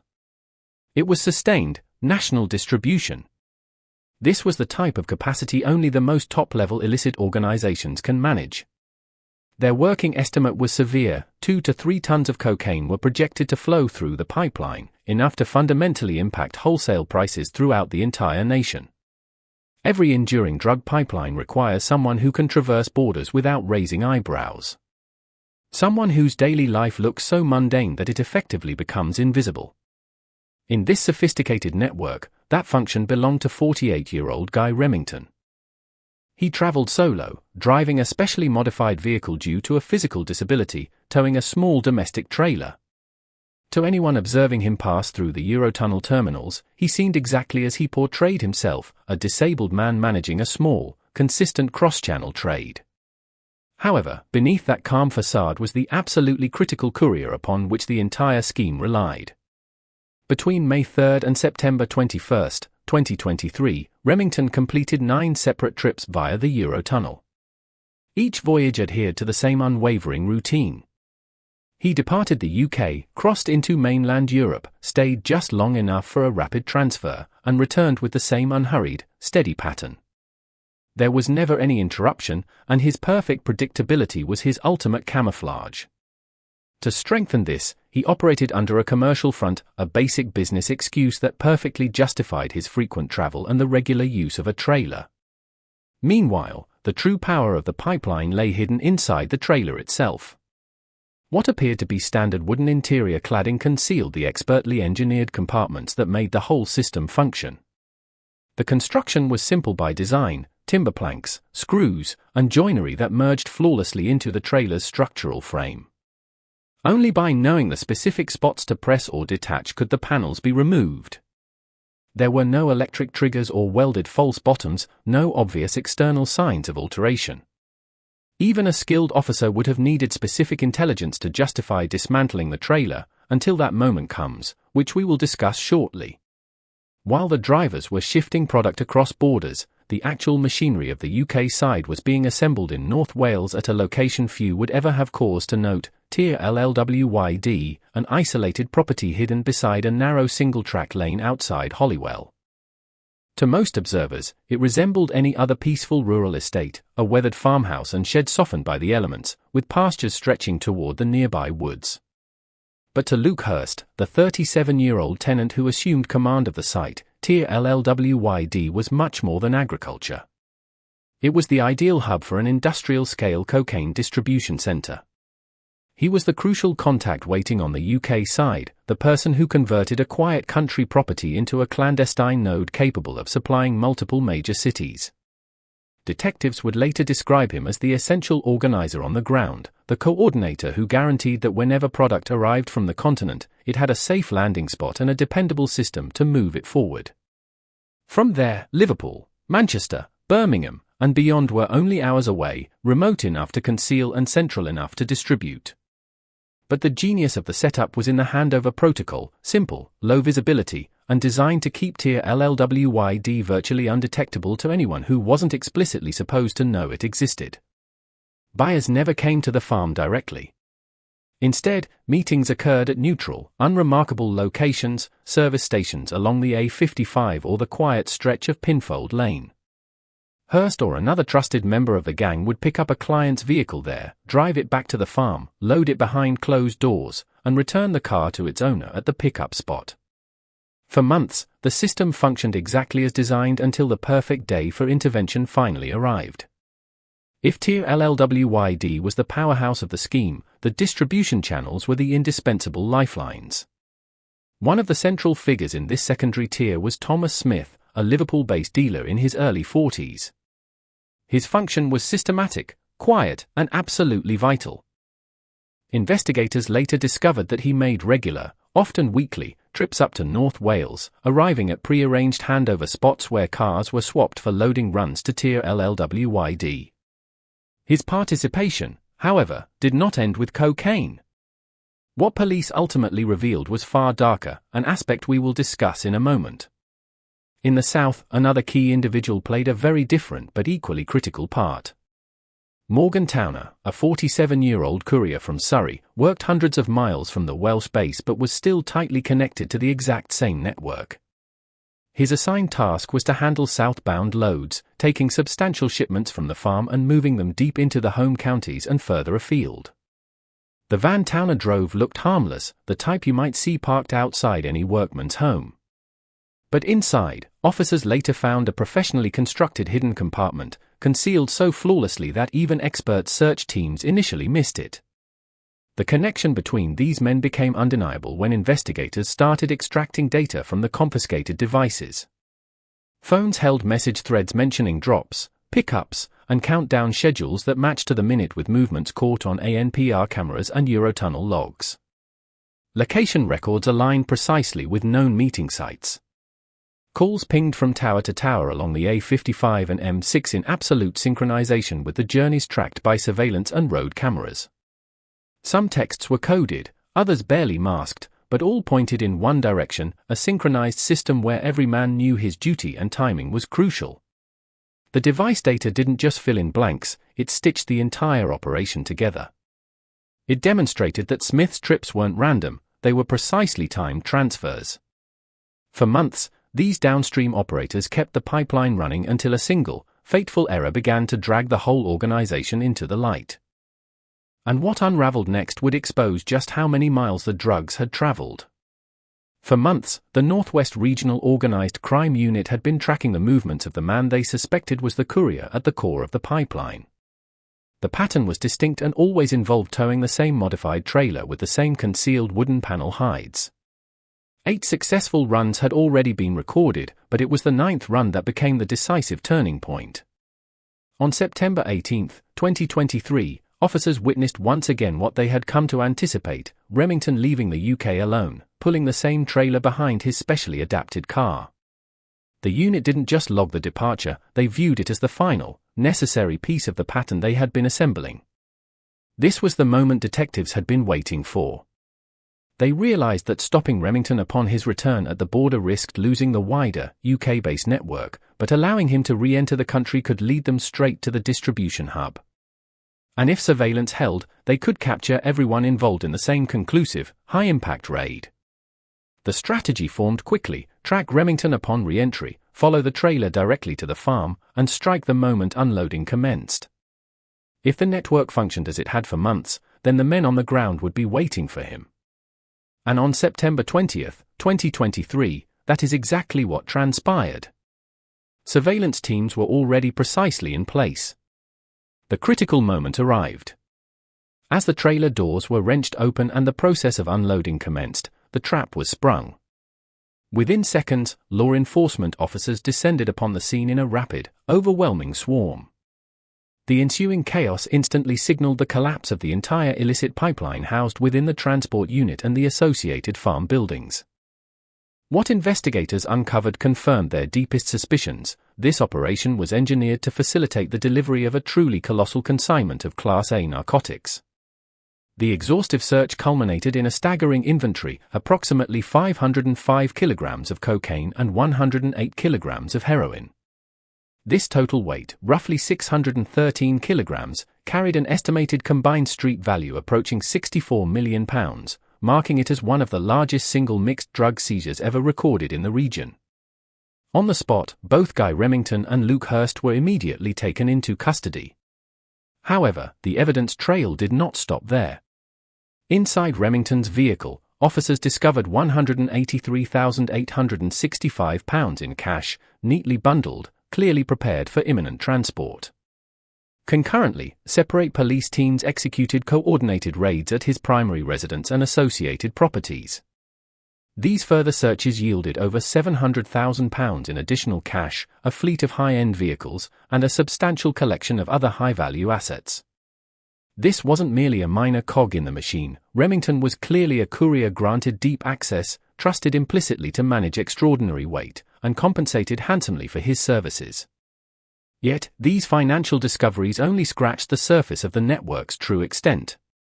The subsequent assessment by the Northwest Regional Organized Crime Unit, NROCU, based on analysis of travel times, encrypted device messages, established loading patterns, and the significant volume recovered during this ninth known run, indicated that the syndicate had already successfully imported an estimated 2 to 3 tons of Class A drugs during its preceding trips. In terms of street valuation, this translated to a staggering potential value exceeding £250 million. The months-long operation, which had run with almost mechanical precision, was brought to an abrupt and conclusive halt that morning. However, the true collapse of the pipeline had only just begun to unfold. With the primary arrest secured, police immediately shifted focus toward the second identified coordinator. On October 18, 2023, investigators launched their next targeted strike in Liverpool, resulting in the detention of Thomas Smith. A subsequent search of his residence yielded the anticipated cash reserves, approximately half a kilogram of cocaine, and an additional 9,874 MDMA tablets, all packaged for onward supply. Crucially, ledger entries and comprehensive device data solidified his connection to the pipeline's regular rhythm, confirming that he was far more than a simple buyer. He was an essential and active component of the overall network. The final key arrest occurred on October 26 in Leatherhead, when Morgan Towner was taken into custody. His detention effectively shut down the last known active distribution route stemming from the farm location. By this stage, the charges against the group were definitive. Remington was formally charged with conspiracy to import Class A drugs and conspiracy to supply Class A drugs. Hurst, Smith, and Towner faced charges of conspiracy to supply Class A drugs, with Smith carrying additional counts related to his seized MDMA and cannabis haul.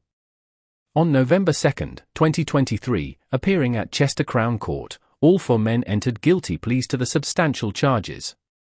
The sentencing phase concluded on March 21, 2024, where the presiding judge handed down sentences designed to reflect not only the immediate 613 kilogram seizure but also the vast, wider scope of the established criminal operation. According to reporting by the CPS and the BBC, the final custodial terms were as follows: Thomas Smith and Guy Remington each received an 18-year sentence, Luke Hurst was jailed for 12 years, and Morgan Towner received a 7-year imprisonment for his role as a dedicated courier. Collectively, the 4 men were handed a total of 55 years behind bars.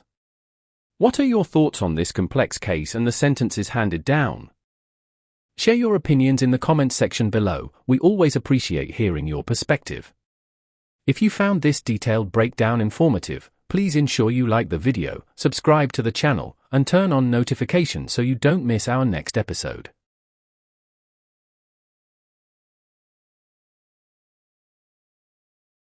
In the perilous realm of luxury theft, Adam Wilson and David Bowen, both grappling with addiction, starkly illustrated that greed is indeed a potent intoxicant.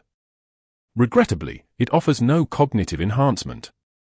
Fueled by an insatiable craving for a Rolex day-date, a gold presidential model, a timepiece they had already failed to locate once, these 2 blundering burglars made the most monumentally foolish decision, sacrificing all common sense to revisit the scene of their previous crime, this time armed with a gun. This narrative delves into the case, the diligent police investigation, and the subsequent trial, steering clear of any exhaustive deep dive simply because the sheer ineptitude of the perpetrators leaves little room for complex analysis. The adage, if at first you don't succeed, try again, holds a charming sentiment when applied to baking a soufflé or mastering the violin. However, it morphs into a catastrophically counterproductive philosophy when embraced within the high-stakes world of serious crime. In professional burglary, a second attempt isn't a testament to persistence, it's practically a formal invitation for the universe to unleash its full wrath.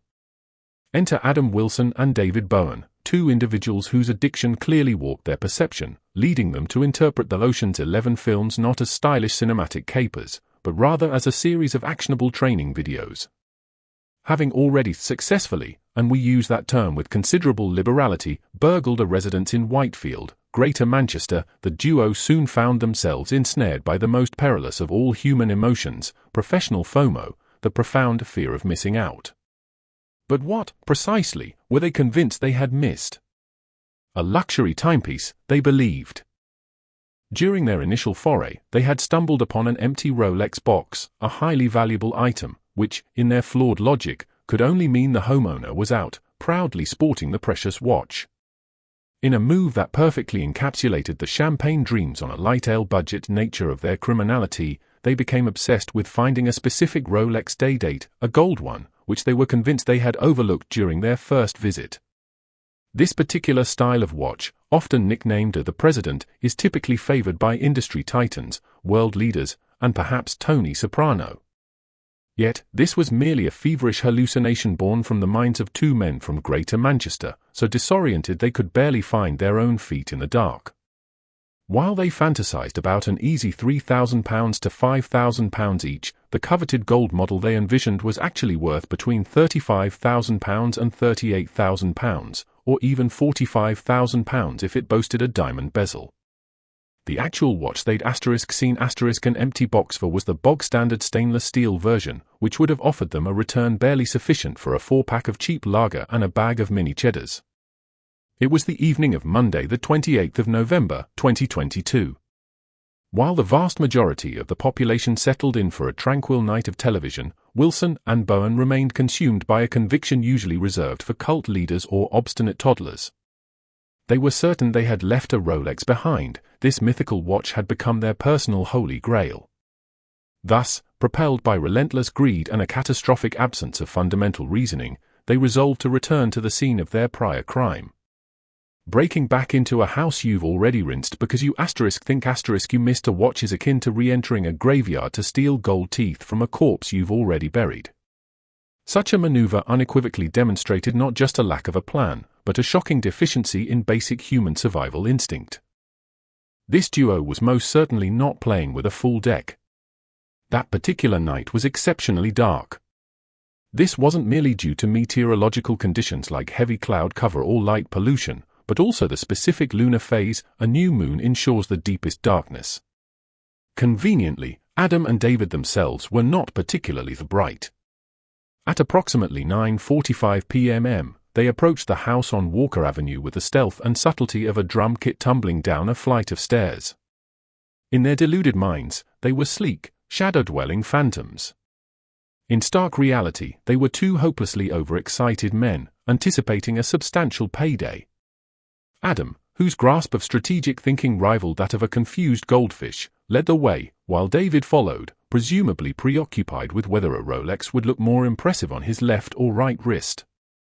That plan, if such a chaotic sequence of events could be dignified with the term, immediately encountered a significant obstacle, a human being, specifically a neighbor.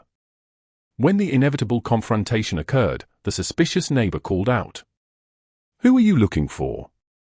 The hopelessly inept duo, rather than opting for the traditional and far more sensible run away very fast technique, had by this point become utterly irrational, their minds clucking with panic.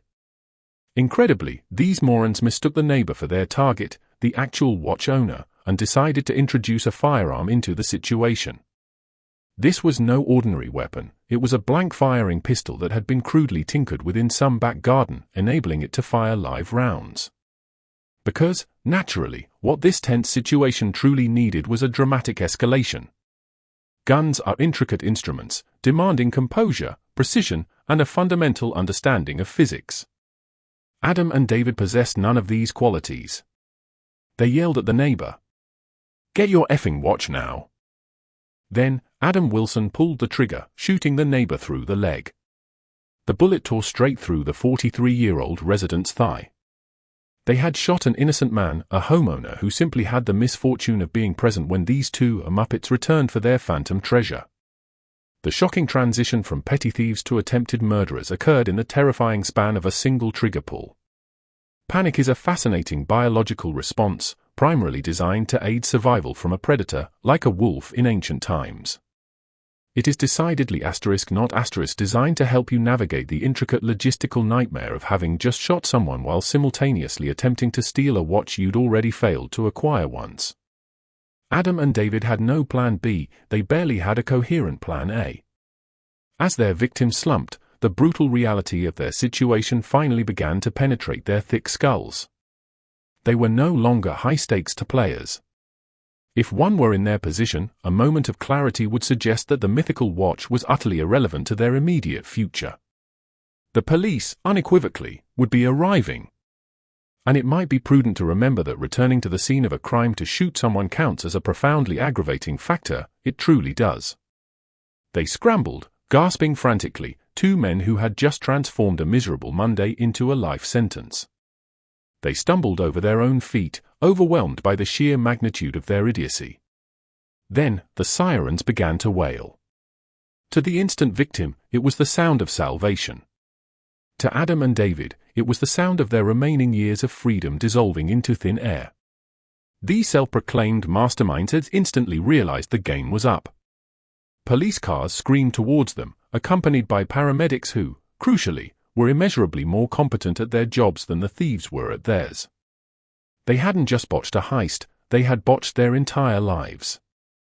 In the unforgiving world of crime, there are no participation trophies, only the grim prospect of a very long stay in a very small room. The only thing left to do now was run. After fleeing the scene on Walker Avenue that fateful Monday night in November 2022, Adam Wilson and David Bowen likely deluded themselves into believing they had made a clean escape. In their minds, they were enigmatic shadows, seamlessly merging into the greater Manchester mist. In reality, they left behind enough evidence to fill a starter pack for a new true crime series titled How to Get Caught in 48 Hours. The subsequent police investigation certainly didn't demand the deductive genius of Sherlock Holmes, nor even the keen observation skills of a particularly alert spaniel. Predominantly, it required the Greater Manchester Police to simply show up, survey the ground, and wait for the masterminds to trip over their own digital footprints. Because, as we all know, it's always the phones. The remarkable efficacy of modern policing lies in the fact that even the most incompetent criminal invariably carries a powerful, high-tech tracking device in their pocket. While our duo was consumed by visions of gold Rolex day dates, their smartphones were diligently broadcasting their exact GPS coordinates to every cell tower in Whitefield. Detectives then embarked on the grueling task of cell site analysis, which is simply a sophisticated way of saying they looked at a map and observed two distinct dots moving from the scene of the shooting directly back to the suspect's front doors. It turns out that if you plan to shoot someone, it's probably a good idea to leave the device that records your every movement at home. But Adam and David weren't the leave the phone at home type of criminals, they were the Google Maps directions to the burglary type. The police didn't just have their location, they had their comprehensive telecoms data. The call logs between Wilson and Bowen on the night of the 28th of November read like a frantic play-by-play, two men slowly, horrifyingly, realizing they had traded their entire lives for a thoroughly botched assault. The ping showed them arriving at 9:45 p.m. and fleeing frantically by 10 p.m., a 10-minute window of monumental stupidity that would take pride of place in any police evidence folder. While the tech specialists meticulously mapped their movements, the boots-on-the-ground officers were discovering the physical gifts the duo had carelessly left behind. When one fires a crudely converted handgun in a fit of panic, one tends to overlook trifling details like shell casings. These small brass cylinders are, for ballistic experts, essentially tiny, incontrovertible business cards. Police forensic teams descended upon the house, promptly retrieving the casings. These were swiftly whisked away to a laboratory, where technicians confirmed they had been discharged from an imitation firearm that some misguided backyard engineer had desperately tried to transform into a precision instrument. But the true chef's kiss of forensic failure arrived courtesy of CCTV. Whitefield, like much of suburban England, is practically carpeted in Ring doorbells and private security cameras. The duo might as well have been parading down a red carpet at the Oscars. The cameras captured their supposedly stealthy approach, which, as previously noted, resembled less a scene from a Mission Impossible and more two men attempting to walk quietly while wearing shoes made of squeaky balloons. When tactical police units arrived at their respective doors, the dreams of a day-date Rolex officially evaporated. There was no dramatic standoff, no witty banter, just the cold, metallic reality of handcuffs being applied and the caution being read aloud. It was a speech they had likely heard before, but never under circumstances quite so catastrophically stupid and bleak. The subsequent search of their properties provided the final nails in their coffin. While they never did locate the gold Rolex, which proved to be the ultimate phantom prize, police uncovered a treasure trove of other items directly linking them to the initial burglary. It was, in essence, a collection of objects they had stolen while mistakenly believing themselves to be astute. As they sat in their cells, awaiting their first court appearance, the crushing weight of their situation finally settled upon them. They had returned to a house for a watch that, at best, might have fetched a few £1,000s on the black market. For this, they were now facing charges of conspiracy to commit robbery, possession of a firearm, and a Section 18 assault, wounding with intent. In the legal lexicon, Section 18 is a big boy a charge. It signifies when the Crown Prosecution Service determines that and whoops, the gun just went off. The defense is utterly invalid for shooting a 43-year-old innocent man. Adam Wilson and David Bowen were no longer simply hapless thieves, they were now residents in waiting for His Majesty's prison service. Adam Wilson and David Bowen eventually stood in the dock at Manchester Crown Court. The mastermind personas they had briefly entertained on Walker Avenue had been replaced by the universal, defeated gaze of two men who had realized, far too late, that they were the pathetic punchline of a very, very long and exceedingly expensive joke. The courtroom, a place steeped in dignity, tradition, and polished wood paneling, also serves as the arena where your most humiliating life choices are meticulously recounted aloud in a refined accent by a barrister who earns more in a week than the fabled Rolex day-date would have been worth on the black market. The defense barristers attempted to portray them as hapless, misguided individuals, leaning heavily into this dim-witted angle, which, ironically, was the only part of their defense that the jury found remotely credible. The argument essentially boiled down to, "Your Honor, my clients are not evil masterminds. They are simply so profoundly stupid that the concept of consequences is a foreign language to them." Unfortunately for Adam and David, being a bit thick serves as a mitigating factor, not a legitimate legal defense for shooting a man with a converted handgun. The prosecution, meanwhile, had arguably the easiest job in the building. They were not required to weave an intricate web of intrigue, they merely needed to press play on the CCTV footage and highlight the compelling cell tower data. They presented the converted handgun, that crude piece of backyard engineering, as undeniable evidence of intent. One does not bring a live-firing weapon to a second burglary merely to check the time on a gold watch.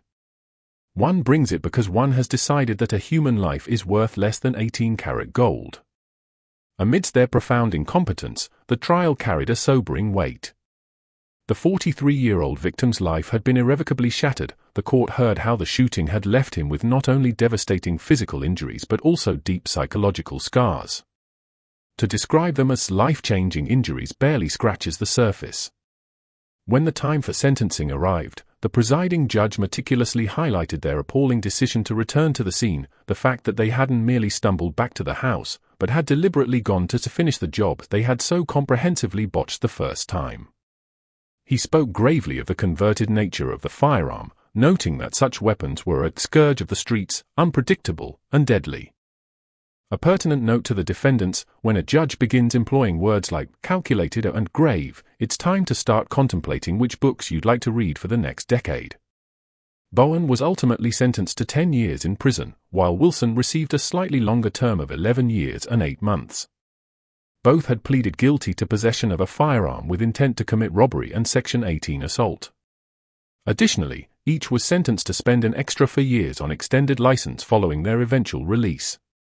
The bitter irony of a Rolex day-date, a watch meticulously designed to display the day and date in full, is that its intended wearers are typically individuals whose time is extraordinarily valuable. Wilson and Bowen, however, achieved a rare, inverted status. They are now among the very few people in the world for whom the day and the date will mean absolutely nothing, as both will look precisely the same for the next decade. Their story stands as a staggering reminder that greed functions as a unique form of sensory deprivation. It rendered them blind to ubiquitous CCTV cameras, deaf to the blare of sirens, and remarkably numb to the utterly preposterous fact that they were brandishing a converted handgun in what was, essentially, a neighbor's quiet street. They genuinely believed that a shimmering circle of gold could somehow elevate their lives. Instead, they discovered that the only thing a Rolex can truly do is relentlessly count the moments you have irrevocably wasted. As they now sit in their prison cells, they are finally in possession of one luxury they so violently sought after: uninterrupted time. They have years to contemplate the stark fact that even the most expensive watch in the world still cannot turn back the hands to 9:44 p.m. on that fateful Monday in November. Ultimately, the model they so desperately craved, was synonymous with power and a lasting legacy. Wilson and Bowen's legacy, however, is somewhat different. They are now forever memorialized as the men who returned to the scene of a crime because they thought they'd left a watch behind, only to realize that what they actually left behind was their common sense. And what they truly lost was their entire future.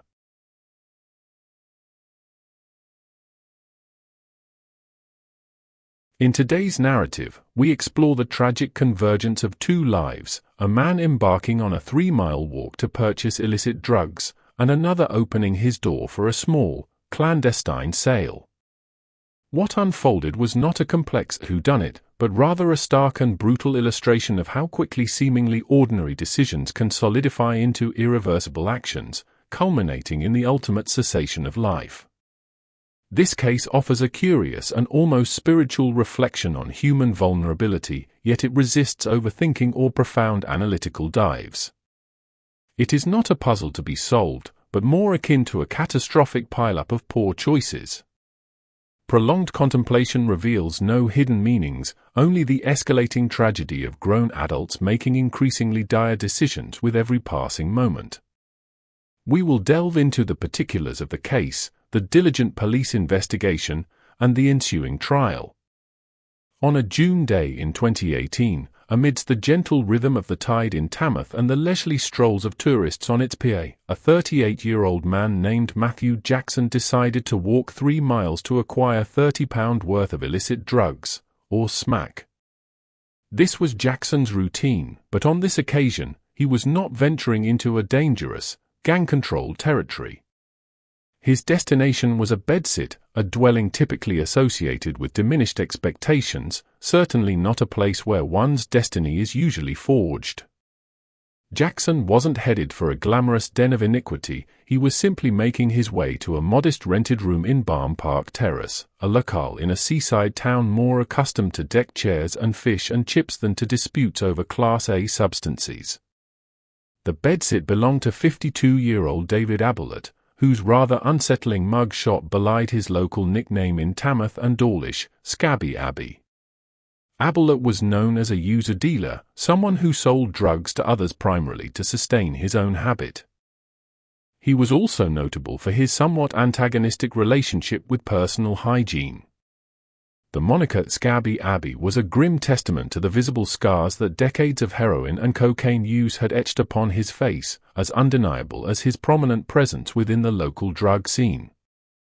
Thus, Jackson, whose own life was deeply intertwined with the miseries of addiction, set off from his parents' home in Bishopsteinton towards Ablett's bedsit. Text messages recovered from Jackson's phone later suggested he might have intended not only to buy drugs but also, potentially, to rob Ablett. This provided a grim acknowledgement of addiction's brutal logic, where desperation becomes a dangerously close companion. None of this, of course, would justify the horror that was to follow, but it undeniably set a perilous stage for two men, each utterly worn down by an illegal industry defined by harm, poor decisions, and corrosive habits. Upon Jackson's arrival, events rapidly spiraled out of control with spectacular speed. What commenced as a drug transaction quickly devolved into a disagreement, escalating swiftly into a full-blown argument. The precise catalyst for this confrontation remains, as is often the case in such incidents, partially shrouded by the rationalizations that emerged, predominantly from Ablett. He would later claim to the police that Jackson attacked him without warning, and that he merely acted in self-defense. However, the available evidence painted a starkly different picture. Jackson was stabbed 6 times in the chest with an ornamental, 2-pronged carving fork, an implement far more commonly associated with impaling a Sunday roast than a human being. The 2 prongs created distinct double wounds, some penetrating up to 8 centimeters deep into the body, puncturing lungs, heart, and liver.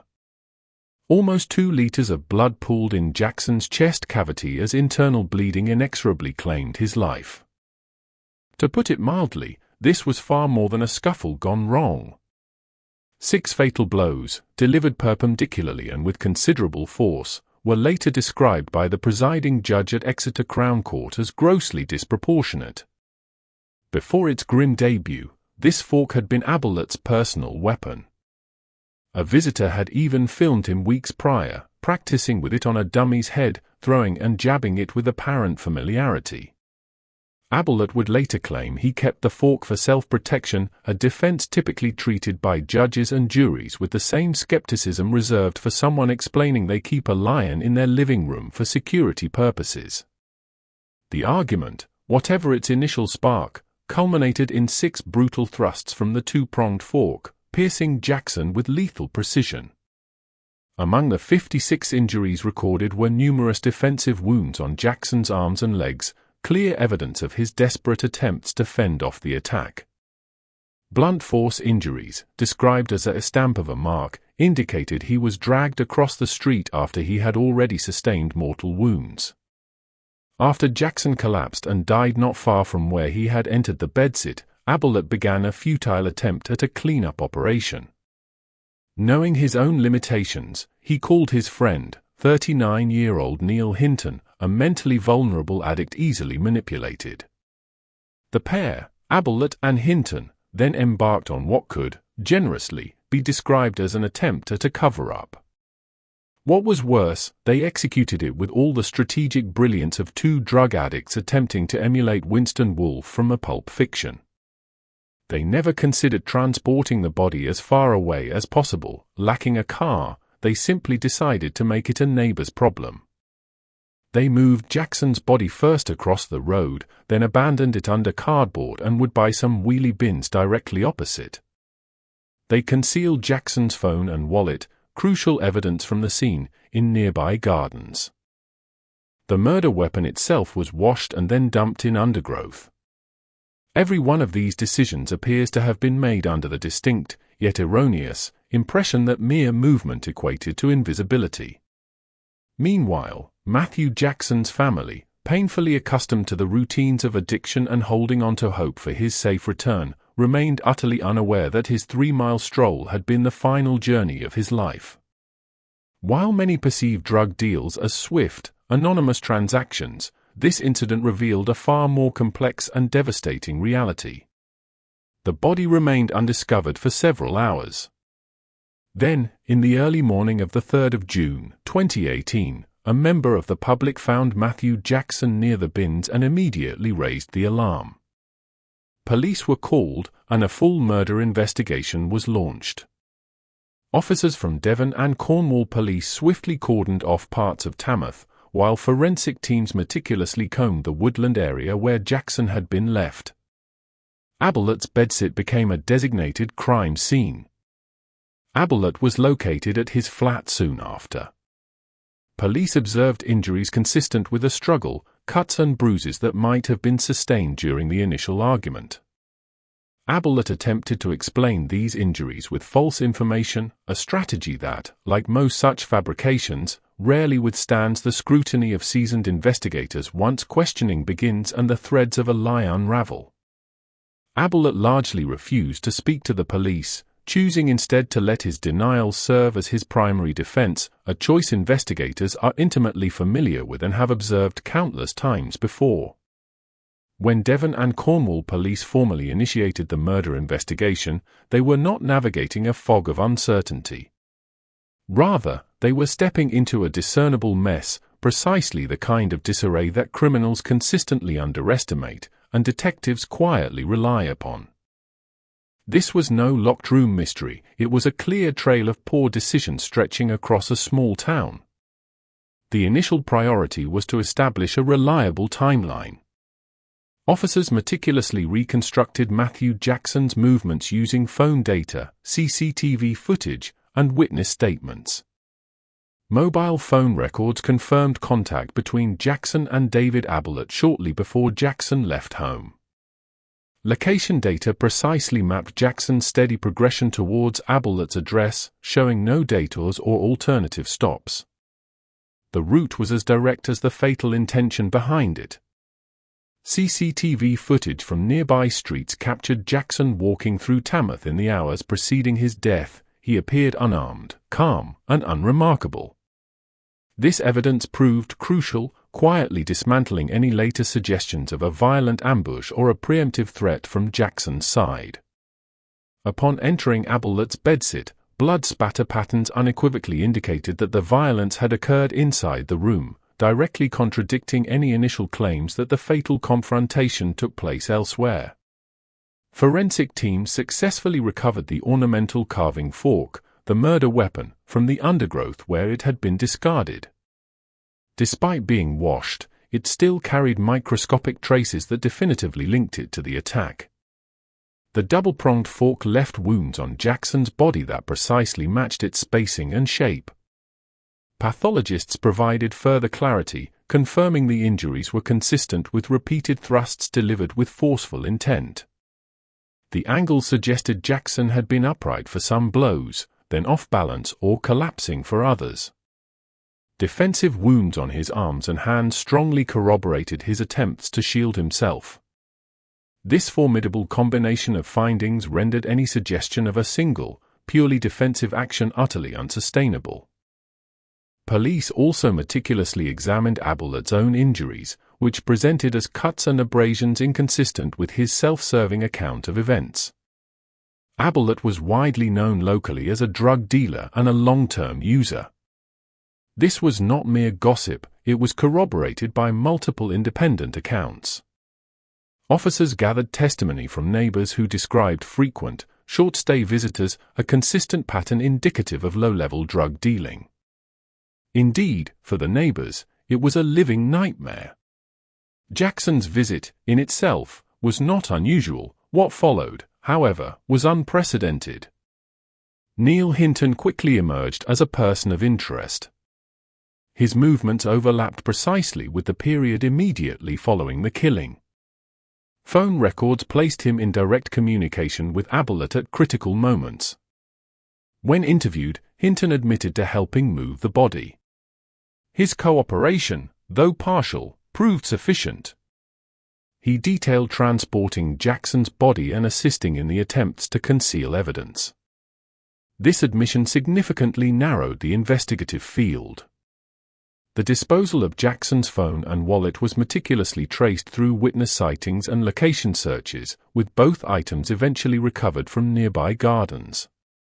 The decision to separate and distribute evidence, a tactic often borrowed from crime fiction, ultimately proved to be their undoing. Abelet's own behavior following the killing drew intense scrutiny. Officers noted flagrant inconsistencies in his account, particularly regarding timings.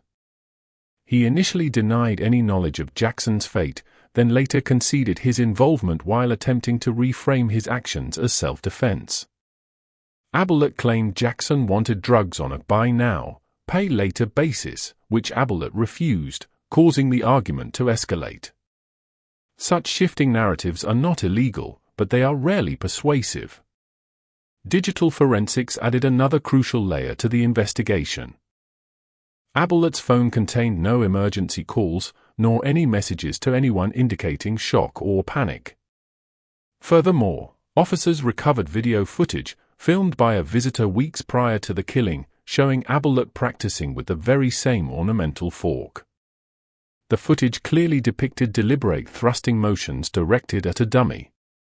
This discovery was profoundly significant, not because it necessarily suggested premeditation, but because it unequivocally established Abelet's familiarity, comfort, and confidence with that particular weapon.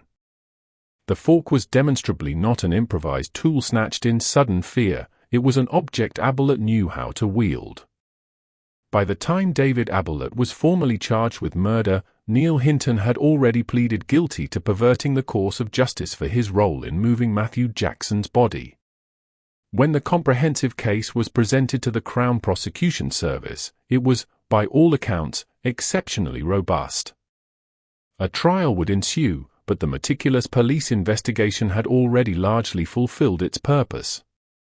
The trial of David Ablett commenced at Exeter Crown Court in November 2018, presided over by Judge Peter Johnson. From the very outset, it was abundantly clear that this would not be a case defined by dramatic revelations or last-minute twists. The core facts were already established. The fundamental question before the jury was not merely what had transpired, but critically, how it should be understood in the eyes of the law. Ablett stood charged with murder, to which he pleaded not guilty, with his defense primarily resting on a claim of self-defense. This claim would, however, have to endure prolonged scrutiny under the weight of evidence, logic, and common sense. The prosecution opened their case by presenting a coherent account of events, a meeting, an argument, repeated acts of extreme violence, and a series of subsequent actions that strongly suggested deliberation rather than panic. Their emphasis was not on outrage, but on the undeniable coherence of the narrative they presented. The story, they argued, made perfect sense, provided one did not insist on willfully ignoring large portions of the overwhelming evidence. Central to the prosecution's case was the graphic nature of the injuries inflicted. Expert witnesses described the wounds in precise, unemotional terms, 6 penetrating injuries to the chest, delivered with sufficient force to reach and damage vital organs. Crucially, defensive injuries to Jackson's arms and hands were entirely consistent with attempts to protect his body rather than to attack. The jury was invited to consider not only the sheer existence of these injuries, but also their number, exact placement, and severity. One wound might suggest a reactive response, 6, however, unmistakably indicated persistence and intent. The ornamental carving fork was formally introduced as the murder weapon, a decorative household object tragically transformed into a lethal instrument. Forensic experts meticulously explained how the spacing of the fork's prongs precisely matched the wound patterns found on Jackson's body, dismissing any notion of coincidence. Ablett's own accounts of the events were scrutinized with painstaking care. He maintained he had been attacked first and reacted instinctively to protect himself. Cross-examination, however, exposed inconsistencies and notable shifts in emphasis and detail within his descriptions of the confrontation. Small changes, the prosecution argued, accumulate into larger doubts. Jurors were reminded that while memory under extreme stress can be unreliable, certain facts, such as a person's actions immediately following a violent incident, tend to reflect awareness rather than mere confusion. The defense attempted to portray Ablett as cornered and genuinely afraid, suggesting the argument escalated unexpectedly and that Ablett genuinely believed he was in danger. They proposed that his response, though extreme, occurred in a moment of panic, urging jurors to empathize with Ablett's position and imagine fear overriding rational judgment. The prosecution countered by widening the frame of reference. They argued that the right to self-defense does not extend beyond the point at which the perceived threat ends. They pointed unequivocally to Ablett's actions after the violence, the clandestine movement of the body, the deliberate concealment of evidence, and the complete absence of any attempt to seek medical help for his dying victim. The defense endeavored to minimize the significance of Ablett being filmed weeks prior, practicing with the fork on a dummy's head, arguing that familiarity with an object did not automatically equate to lethal intent. The prosecution readily agreed, but then reminded the jury that intent could also be powerfully inferred from repetition, from the sheer force used, and ultimately, from the devastating outcome. Neil Hinton's role was briefly addressed. His guilty plea to assisting an offender after the attack was not presented as direct evidence of Ablett's guilt, but rather as confirmation that what followed the killing was not a state of shared confusion. This distinction was important because it demonstrated a clear element of planning and deliberation in the aftermath. Abelet himself chose not to give evidence, and the jury was duly instructed not to draw any adverse conclusions from this decision. The case, they were told, must be decided solely on the evidence presented. The defendant's silence was treated with procedural respect, even if it left certain questions unanswered. The prosecution powerfully emphasized that any act of self-defense must be reasonable, necessary, and strictly limited. They argued that the violence in this case had grossly exceeded those boundaries. The defense, in turn, urged the jury to consider the psychological impact of fear, stress, and the inherent unpredictability of confrontations involving drugs, appealing for empathy. The judge carefully directed the jury, reminding them of the precise legal definitions of murder and self-defense. They were instructed to consider the evidence calmly, without emotion, and to apply the law exactly as instructed. After careful deliberation, the jury returned a unanimous verdict, guilty of murder. Abelet was subsequently sentenced to life imprisonment, with a minimum term set to reflect the grave seriousness of his offense. The sentence was not presented as an act of revenge, but as a necessary consequence, a recognition that one man's life had been tragically taken, and countless others irrevocably altered. Abelet was ordered to serve a minimum term of 16 years. Judge Johnson described Abelet's actions as having gone far beyond self-defense, and critically criticized him for choosing to hide evidence rather than calling for medical help for his victim. He also notably praised the immense dignity displayed by Matthew Jackson's family throughout the entirety of the proceedings.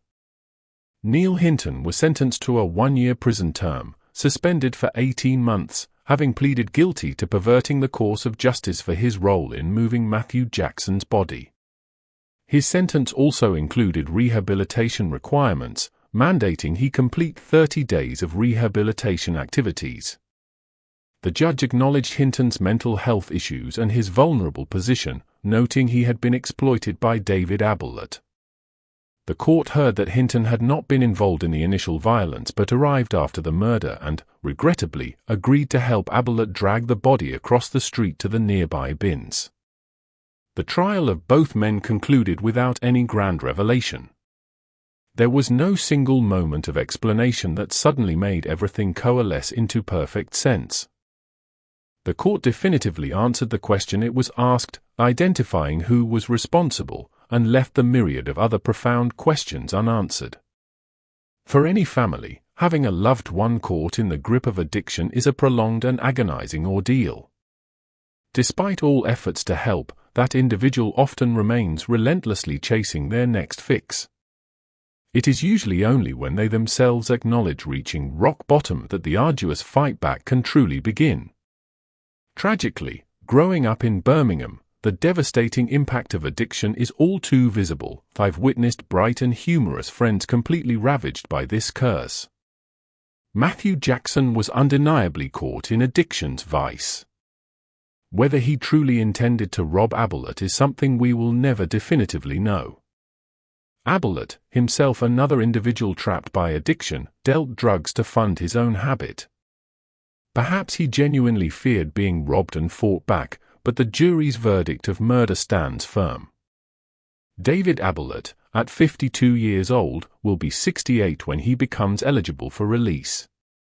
He will then face the formidable task of convincing a parole board that he has genuinely changed. He will be granted a chance to start over, albeit with precious little time left in his life. The enduring question remains, will he waste it, as he did for so many years?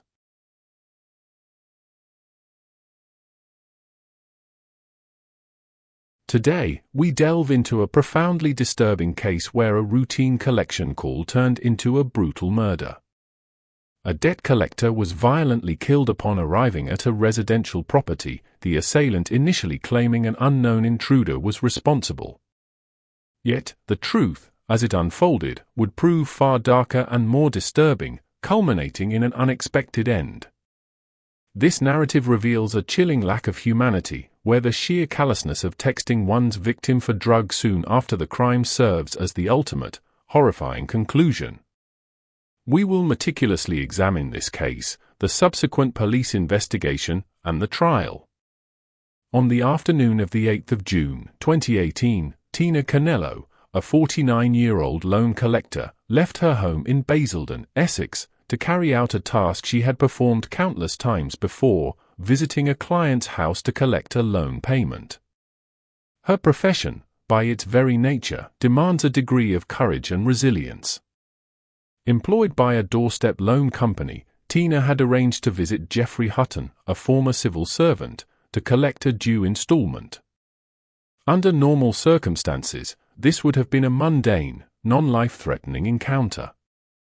However, what transpired next was shocking in its unbridled brutality and its utter lack of justification.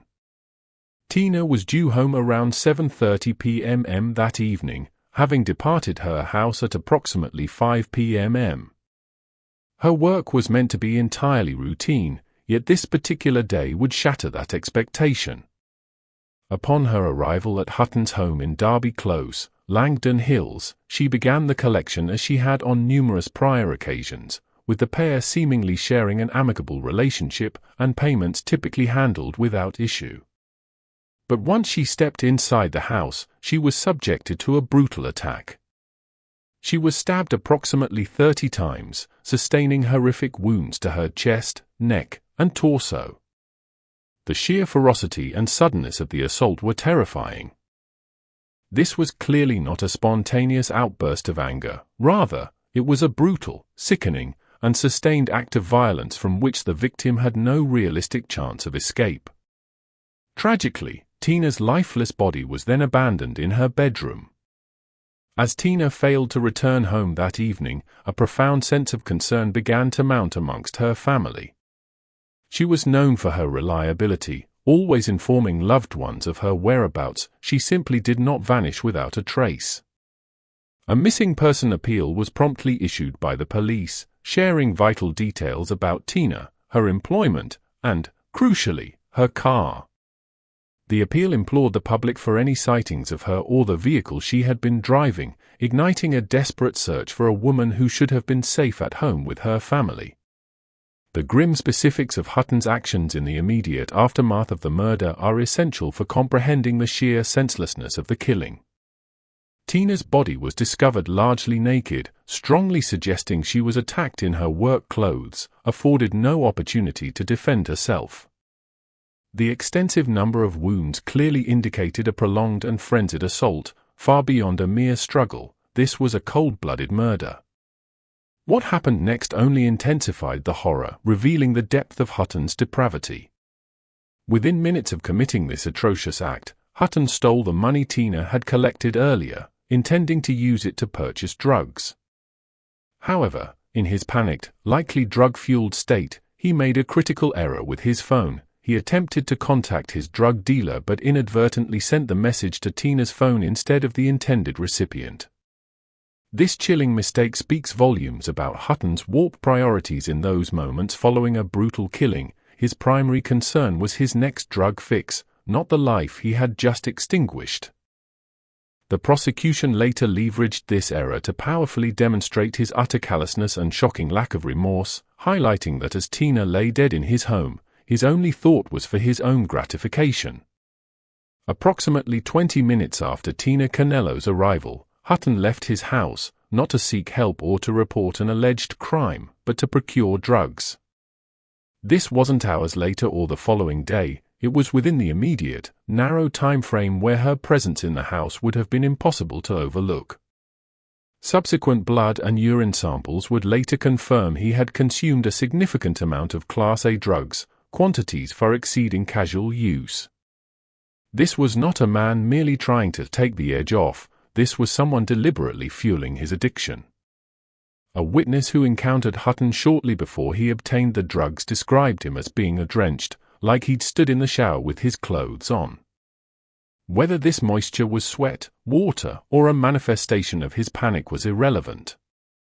What truly mattered was that he had just left a house where a woman lay dead upstairs, yet still prioritized his drug habit, appearing visibly disheveled whilst doing so. Digital web records further illuminated Hutton's chilling behavior. At 6:25 p.m. and again at 6:29 p.m, he accessed adult websites offering photos and escort services. These were not accidental clicks, they were deliberate visits, mere minutes apart, made at a time when Tina's body remained inside his home. Meanwhile, residents across Langdon Hills began to notice the police's internet appeal. One neighbor, living just a few doors from Jeffrey Hutton, grew increasingly uneasy. Tina's car was still parked outside Hutton's house, unmoved. It was never meant to stay there overnight, let alone into the next day. A call to the police quickly followed, and units were dispatched, responding to reports of a neighbor recognizing a vehicle from the police appeal.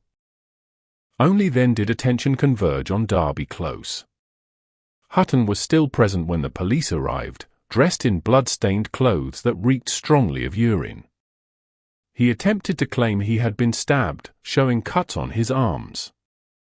His feet were notably dirty, mixed with grass and blood, a striking and profoundly unsettling image that any attending officer would undoubtedly remember. This was not an individual who had called for help, this was someone who had remained in the house after committing a murder, making no serious attempt to clean himself or the scene. Some of these details might sound clinical or detached, and that is because the raw facts are already too stark to embellish. A man stabbed a woman multiple times, remained in the house, made no call for assistance, and offered no explanation for what had occurred. This alone offers profound insight into who he was in that moment, or perhaps, who he had always been, an individual utterly unbothered by the horror he had just unleashed. While it is easy to label such an act as evil, it is far more challenging to truly grasp its meaning when the victim was a real person with a family and a life that extended far beyond such a simplistic label. This transcended mere evil. What made this case even more unsettling was Hutton's explanation, or rather, his flimsy attempt at one. When questioned by detectives, he fabricated a story, claiming an unidentified intruder had entered his house and murdered Tina. This narrative, however, collapsed under even the slightest scrutiny. There were no signs of forced entry, no credible witnesses, and absolutely no evidence of another person. The killer, in fact, was not on the run, he was still inside the house, still bearing the stains of his horrific deed. He made no effort to conceal himself, he was simply there. The discovery of Tina's body was an utterly heartbreaking moment for her family and friends, who had understandably begun to fear the worst as she failed to return home.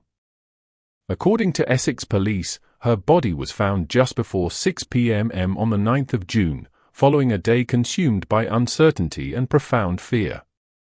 When police finally apprehended Jeffrey Hutton that evening, there was no dramatic chase, no standoff, and no attempt to escape.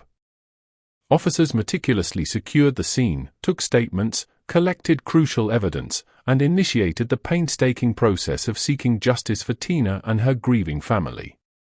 The subsequent murder investigation would, in time, expose far more about Jeffrey Hutton's life than anyone could ever have wished to know. Once Jeffrey Hutton was arrested, the narrative shifted decisively from public speculation to verifiable facts. This proved to be disastrous for Hutton, as evidence was overwhelmingly abundant from the very outset. The house on Derby Close, far from offering confusion, held nothing but answers. Forensic officers systematically processed the property, documenting the scene in the bedroom where Tina Canello had been killed. The blood patterns alone revealed a grim story. This was not a single, isolated strike, but a distribution of blood that clearly indicated movement, immense force, and repeated, sustained violence. The weapon used in the killing was recovered, bearing Hutton's DNA, as well as Tina's. Crucially, there was no third DNA profile to complicate matters, no trace of an unknown intruder, no phantom attacker slipping in and out unnoticed. The notion that someone else had entered the house, committed the murder, and then vanished without a trace was dismissed not because it seemed unlikely, but because it was entirely unsupported by any credible reality. Hutton's own injuries were then examined. He presented with cuts and wounds, including significant swelling and a black eye. These injuries were undeniably real, documented, and subsequently treated. However, they were also incredibly revealing. Their pattern was entirely consistent with a violent assault in which the victim, Tina, had bravely fought back. While Geoffrey Hutton did indeed have stab wounds, he ludicrously claimed that an unknown intruder had entered his home, murdered Tina Canello, and then forced him to injure himself with a knife. Forensic analysis conclusively proved that these wounds were part of a staged attempt to portray himself as a victim of the same fictional intruder. When police arrived at his home a full 24 hours after the murder, Hutton emerged covered in blood, claiming he needed help and citing these self-inflicted injuries. Toxicology reports further added to the damning evidence. Hutton's blood and urine samples showed significant levels of crack cocaine. This was crucial for two reasons. Firstly, it thoroughly undermined any suggestion that his behavior was measured or reasonable. Secondly, it corroborated the timeline of drug use, aligning perfectly with his movements and priorities immediately after Tina's arrival.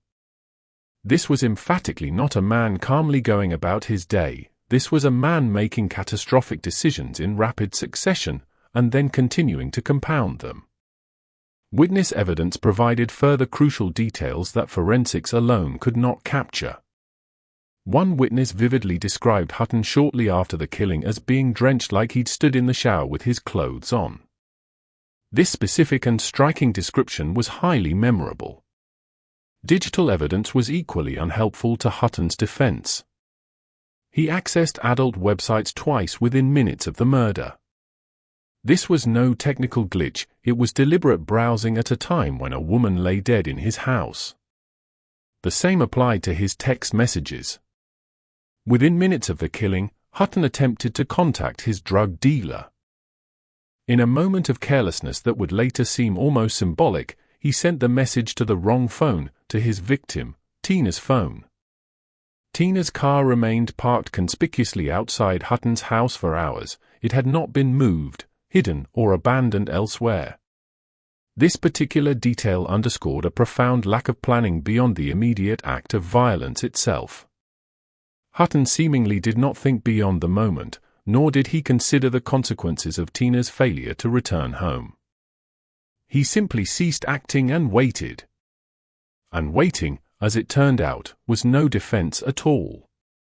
Officers meticulously examined the house for any signs of forced entry. None were found. Every claim Hutton made, suggesting another person was responsible, was systematically debunked by the evidence. When he attempted to feign confusion or fear, the established timeline starkly contradicted him. When he leaned on his own injuries, the horrific extent of Tina's wounds dwarfed them. Hutton even claimed that because he was profoundly deaf, which he was without his hearing implants, he was unaware of an intruder entering his home until it was too late. He attempted to use his disability to explain why he didn't hear a struggle or why he was supposedly confused during the event. However, nothing about his claims required interpretation beyond common sense. Crucially, investigators did not attempt to explain why Hutton behaved as he did. Instead, they focused solely on the irrefutable evidence, finding more certainty in his actions than in any speculative internal narratives of his mind. And in this case, the actions were overwhelmingly abundant. By the time the investigation was complete, the case file, comprising statements, reports, timelines, digital records, and medical findings, each independently pointed to the same conclusion. Collectively, they left no room for doubt. Hutton's story repeatedly shifted, the evidence, however, remained steadfast. Geoffrey Hutton subsequently appeared at Snaresbrook Crown Court, charged with the murder of Tina Canello. The prosecution's opening statement was direct and unembellished, allowing the undeniable timeline and the stark injuries to speak for themselves. The prosecution meticulously guided the jury through the sequence of events and the compelling evidence that supported it. Hutton followed the proceedings using a tablet that displayed a live transcript, owing to his deafness.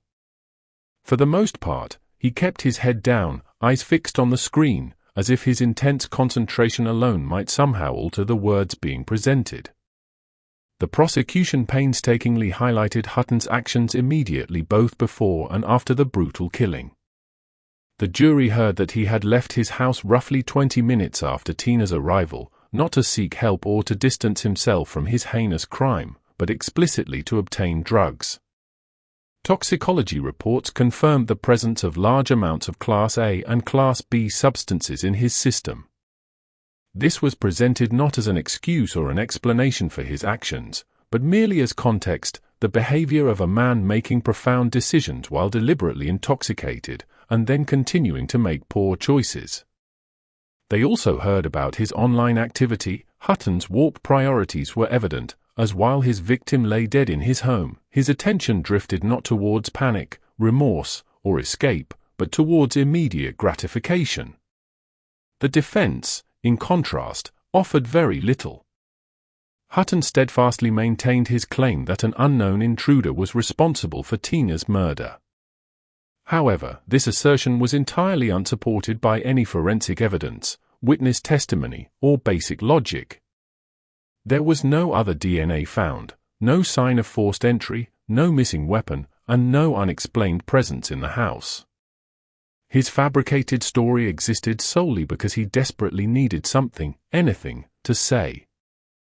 The jury retired to consider its verdict, and their deliberation was remarkably swift.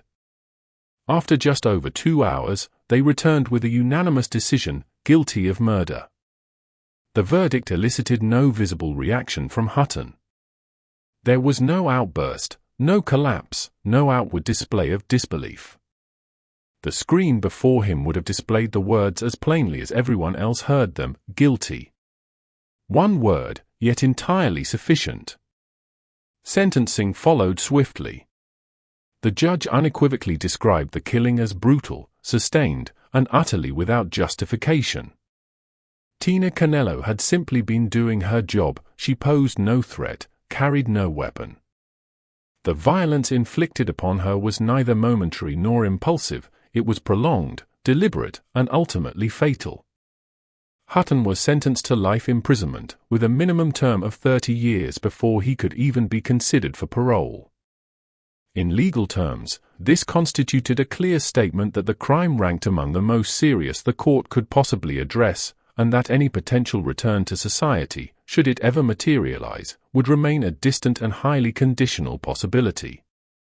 For Tina's family, the sentence, unfortunately, did not bring the longed-for closure that courts are simply unable to provide.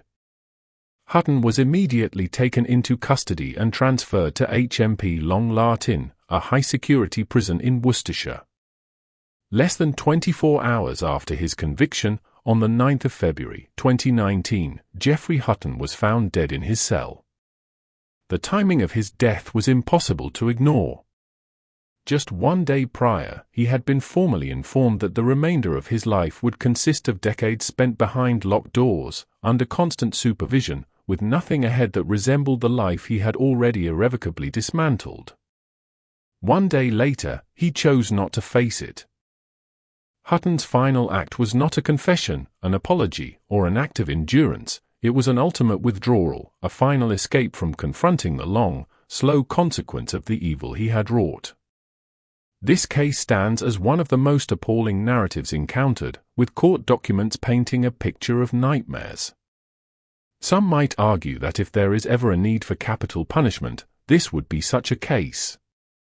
Yet, in the end, Geoffrey Hutton's death balanced nothing, closed nothing, and crucially, answered none of the questions that truly mattered: why one person's ordinary working day was permitted to end in such senseless violence, and why another decided he could not face the profound cost of what he had done. Perhaps the most disturbing imbalance of all is that the person who inflicted such violence was ultimately able to leave it behind, while everyone else is left to endure and live within its enduring shadow. At 3:30 in the morning, a profound silence descended upon a quiet residential street in South Manchester. Within a semi-detached home on Platt Lane, a 64-year-old grandfather lay peacefully asleep in his own bed, his family dog curled up downstairs, adding to the illusion of an ordinary, undisturbed night. This tranquil scene was shattered when a shadowy figure, clad in a balaclava, materialized outside.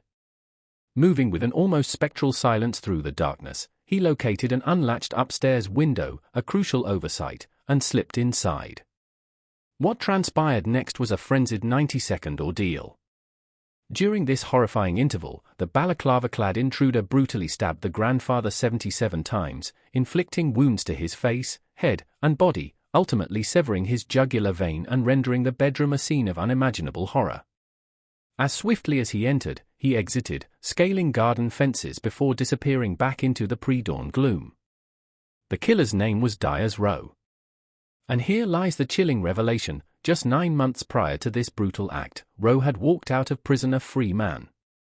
This was no administrative error or legal technicality, rather, the parole board, a team of prison psychologists, and a high court judge had collectively assessed him, arriving at a unanimous and ultimately catastrophic conclusion: he was reformed, safe, and ready for release.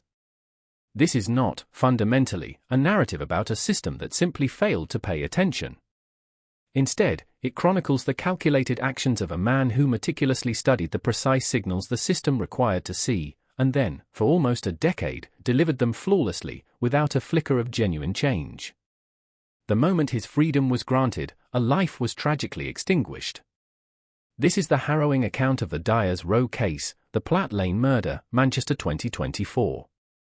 It confronts us with a profound, unsettling question that resonates like a cold stone in one's chest: when deception is executed with such remarkable skill, when manipulation is so incredibly patient, can a system fundamentally built upon the principle of rehabilitation ever truly discern the difference between an individual who has genuinely transformed and one who has merely mastered the art of performance?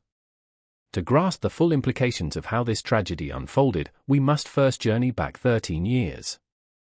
Welcome to UK True Crime Files, where we delve into the cases that leave an indelible mark on Britain's communities, always striving to give voice to the victims at their heart. If you're new to our channel, please do subscribe. Your invaluable support ensures these vital stories continue to reach your feed. And please, leave a comment below with your thoughts on this complex case. It sparks crucial conversations. To truly comprehend Dyers Rowe, one must first explore his origins and the environment in which he was raised. Dyers and his older brother, Owen, grew up in Stockport, Greater Manchester. By Dyers' teenage years, the brothers had cultivated a local reputation that far exceeded the typical mischief associated with young men fueled by excessive anger and a distinct lack of purpose.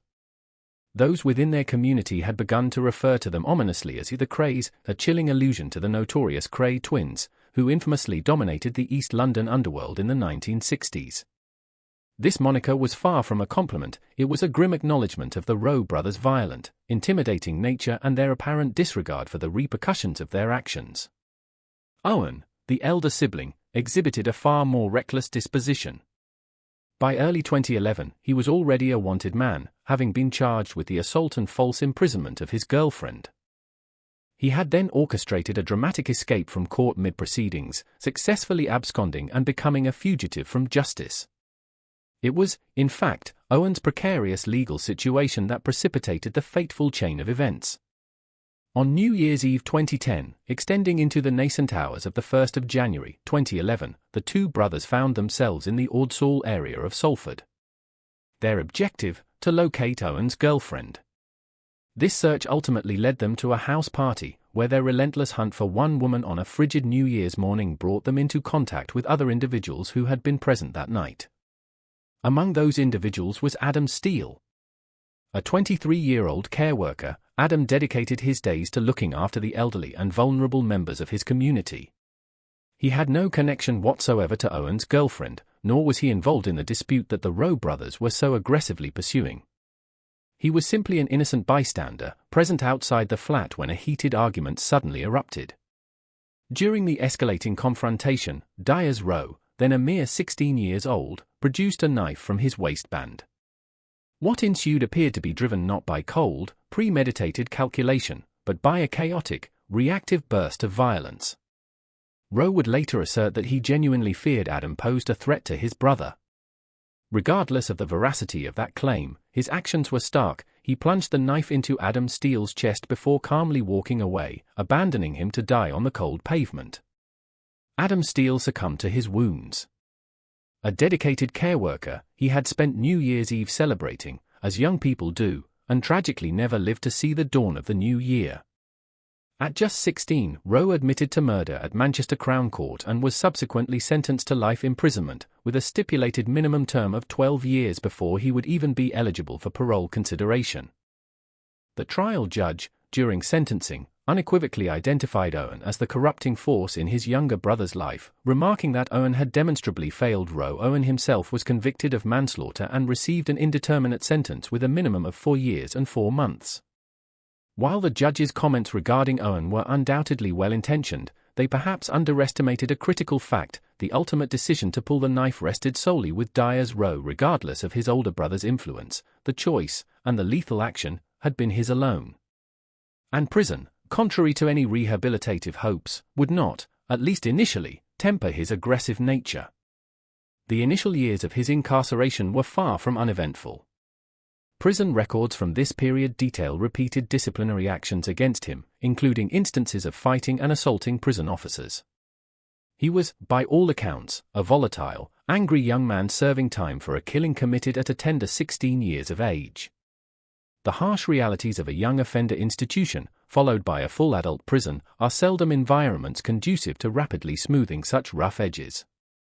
However, in 2014, a perceptible shift occurred. According to subsequent prison reports, Rowe seemingly began to engage in genuine introspection regarding his behavior and the trajectory of his life.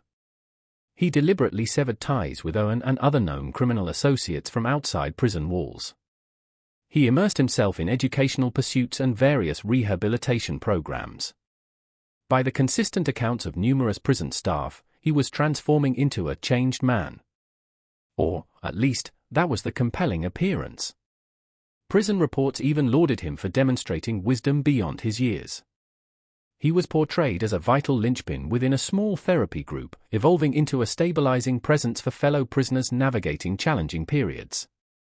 He organized and raised money for charity, and even articulated ambitions to pursue a psychology degree.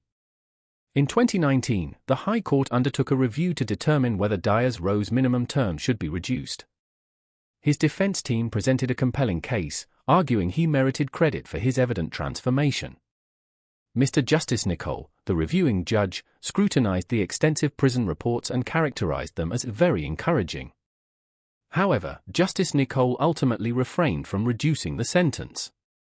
He acknowledged the authenticity of the positive changes but cautioned that it was still early days, emphasizing that Rowe had yet to conclusively prove his violent past was truly behind him. He would require more time and more concrete evidence. And so, Rowe continued to provide that evidence, meticulously building his record. By the time the parole board convened to consider his release, his case file presented a seemingly unblemished narrative of rehabilitative success. He was subsequently transferred to HMP Kirkham in Lancashire, a Category D open prison, the lowest security classification within the penal estate, reserved for prisoners deemed low risk and actively being prepared for reintegration into the community. Then, in May 2023, an incident occurred that, in retrospect, should have irrevocably altered everything. During a period of day release from Kirkham, supervised time beyond prison walls designed for gradual reintegration, Rowe was discovered in possession of a lock knife, concealed within a bag. A convicted murderer, granted supervised freedom, found carrying a blade. Astonishingly, he was neither recalled to a higher security prison nor was his parole denied. For months later, in September 2023, Dyers Rowe walked out of prison on license. The profound, horrifying implications of that decision, to grant parole to a man found with a knife while already enjoying supervised freedom, would become sickeningly apparent less than a year later.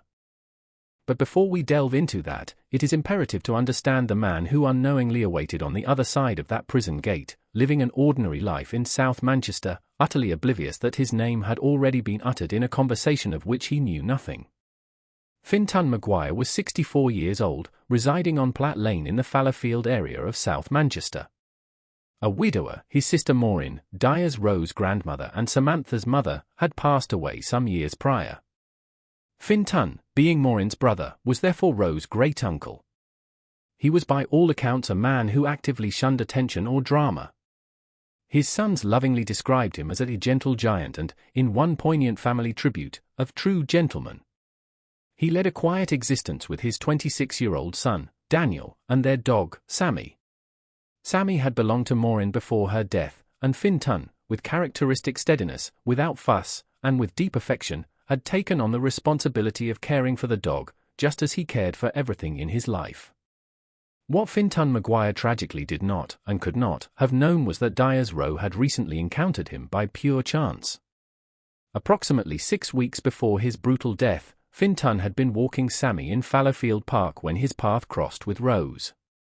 The two men exchanged words, and it was during this seemingly innocuous conversation that Rowe gleaned a piece of information that would later prove profoundly significant in the case against him: the dog's name.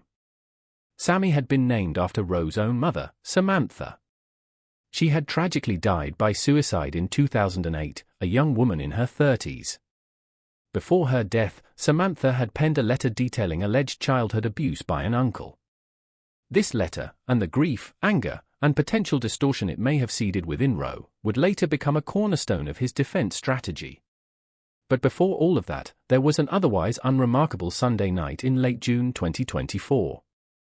The night of the 29th of June 2024 unfolded as an entirely ordinary one for Fintan Maguire. His son, Daniel, and Daniel's girlfriend were away, attending a wedding. Thus, Fintan was alone in the Platt Lane house, accompanied only by Sammy, the dog. CCTV footage from a camera he had thoughtfully installed in the living room, originally to keep an eye on Sammy, depicted him going about his evening routine, locking the back door, and eventually retiring to bed. Meanwhile, somewhere across Manchester, Dyer's Rowe was methodically preparing.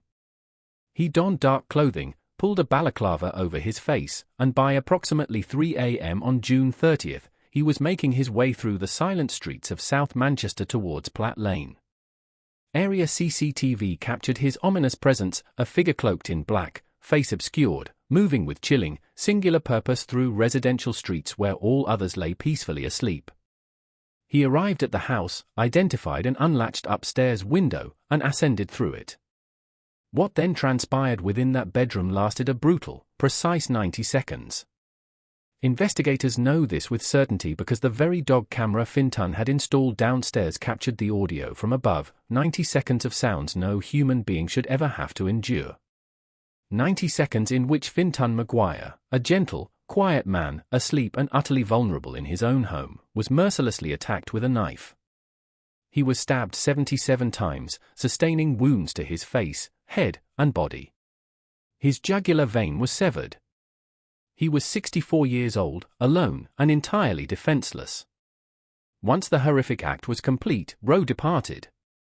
CCTV once again captured his escape, this time scaling the fences of neighboring gardens, moving rapidly away from the scene. The following morning, July 1st, Daniel returned home from the wedding, only to discover his father in a pool of blood. He immediately dialed emergency services. Paramedics arrived at 8:50 a.m., confirming what was undeniably clear from the scene's horrific state: Fintan Maguire was tragically deceased. Sammy the dog was carefully removed from the scene by officers and now resides with Fintan's eldest son, Jonathan. However, Rowe had left more than just devastation behind. Detectives from Greater Manchester Police commenced piecing together the events almost instantly after Daniel's distraught call. The extensive CCTV network surrounding Platt Lane had already provided much of the initial groundwork. Footage clearly depicted a masked figure, clad in black with his face entirely covered, navigating the surrounding streets in the early hours of June 30th, moving purposefully towards the house. The very same cameras captured him making his escape, scaling garden fences in the properties directly behind, moving away with urgency. As officers meticulously searched the gardens along Rowe's probable escape route, they discovered a crucial item he had inadvertently dropped, a small torch found in one of the neighboring gardens. This unassuming object yielded two pieces of evidence that would prove utterly decisive in court: Fintan Maguire's blood and Dyers Rowe's DNA. A blood smear on a nearby concrete post further corroborated the direction of his flight. His weapon, trainers, and balaclava were never recovered, presumably disposed of somewhere between Platt Lane and his ultimate destination. Yet, the dog camera Fintan had installed in the living room, simply to observe Sammy, had captured something else entirely: chilling audio from the bedroom directly above. This provided investigators with an exact timeline of the unfolding horror, precisely how long it had lasted: 90 seconds. By cross-referencing the compelling CCTV footage, the meticulous forensic evidence recovered from the escape route, and the chilling audio recording, detectives meticulously constructed a picture that pointed unequivocally in one direction. Just 5 days after the murder, on the 6th of July, 2024, Dyers Rowe was arrested. He sat opposite investigators, maintaining an absolute silence, offering no comment from start to finish. Whatever intricate calculations were unfolding behind his steadfast refusal to speak, he had evidently decided that the narrative he intended to weave would be reserved for the solemn setting of a courtroom, not the confines of a police interview room. The trial of Dyers Rowe at Manchester Crown Court in 2025 was, at its core, not a dispute about whether he had killed Fintan Maguire. Rowe readily admitted his presence at the scene and, indeed, admitted to the killing itself. What he vehemently contested, and what necessitated a jury's deliberation, was his motive, the why. Rowe's defense strategy rested upon two intricately interlocking claims. Firstly, he alleged that Fintan Maguire had sexually abused him as a child. Secondly, he claimed that on the night of the murder, Maguire had suddenly run at him with a knife, prompting a simultaneous loss of control, a legal concept which, if accepted, could potentially reduce a murder charge to manslaughter. Earlier, in one of his police explanations, he had also claimed he had merely gone to the house to steal Sammy, the dog named after his mother. The prosecution, spearheaded by the formidable Bill Baker KC, systematically dismantled each element of Rowe's defense. Regarding the grave abuse allegation, Baker informed the court that police had conducted a thorough investigation, and the evidence gathered unequivocally refuted them. The allegations, he asserted, simply did not align with what was known about Fintan Maguire's life and unimpeachable character. His sons, who had known their father their entire lives, condemned the claims as slanderous, blatant lies fabricated by a man who had run out of other options. Baker presented it plainly to the jury: these allegations had been callously manufactured to construct a false defense. On the complex question of motive, Baker posited another possibility. Rowe's mother had tragically taken her own life, and in her suicide letter, she had written of being abused by an uncle. Baker noted there were 13 potential individuals she could have been referring to. The chilling suggestion was that Rowe may have incorrectly identified Fintan Maguire as the perpetrator, a catastrophic, murderous error born of grief and a dangerous misinterpretation of an old letter. However, even if true, this emotional context did not constitute a legal defense for the heinous act he had committed. The loss of control defense required the jury to believe the improbable, that a 64-year-old man, peacefully asleep when his home was violently invaded in the dead of night, had somehow then aggressively charged at his attacker with a knife. The jury, predictably, did not believe it. Furthermore, the CPS successfully applied for Rowe's previous murder conviction to be presented to the jury, allowing them to fully grasp the character of the man sitting before them. This was not an individual acting out of trauma or momentary confusion, but a man who had killed before, who understood precisely how to do it, and who had chillingly done it again. The jury ultimately convicted him of murder. And what followed was a sentence reserved for a vanishingly small number, fewer than 100, of prisoners within the entire UK penal system. At Manchester Crown Court in September 2025, Mr. Justice Bright sentenced Dyers Rowe to a whole life order. This sentence means precisely what it states: Rowe will never again be considered for parole. He will, unequivocally, die in prison. He joins an exclusive and grim cohort of fewer than 100 prisoners among an approximate prison population of 80,000, all serving the same exceptional sentence. This list includes individuals such as Lucy Letby, convicted of murdering babies in her care, Mark Fellows, notoriously known as the Iceman, a contract killer, and Wayne Couzens, the former police officer who abducted and murdered Sarah Everard. The whole life order is reserved for cases that reside in a category of their own, where both the egregious nature of the crime and the inherent character of the perpetrator render any prospect of future release utterly unconscionable. Mr. Justice Bright characterized Fintan Maguire as an entirely innocent person.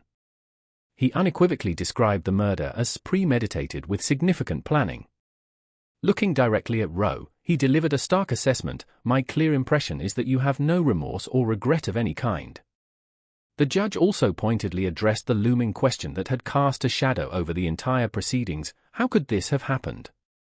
How could a man with a prior murder conviction, caught carrying a knife while on day release, have been granted parole and subsequently returned to the streets? The judge acknowledged that the case would rightly raise questions about why Rowe had ever been released, but he also offered a careful, nuanced observation. He expressed sympathy for those who had made that fateful decision, attributing it to the fact that Rowe had been deeply deceptive.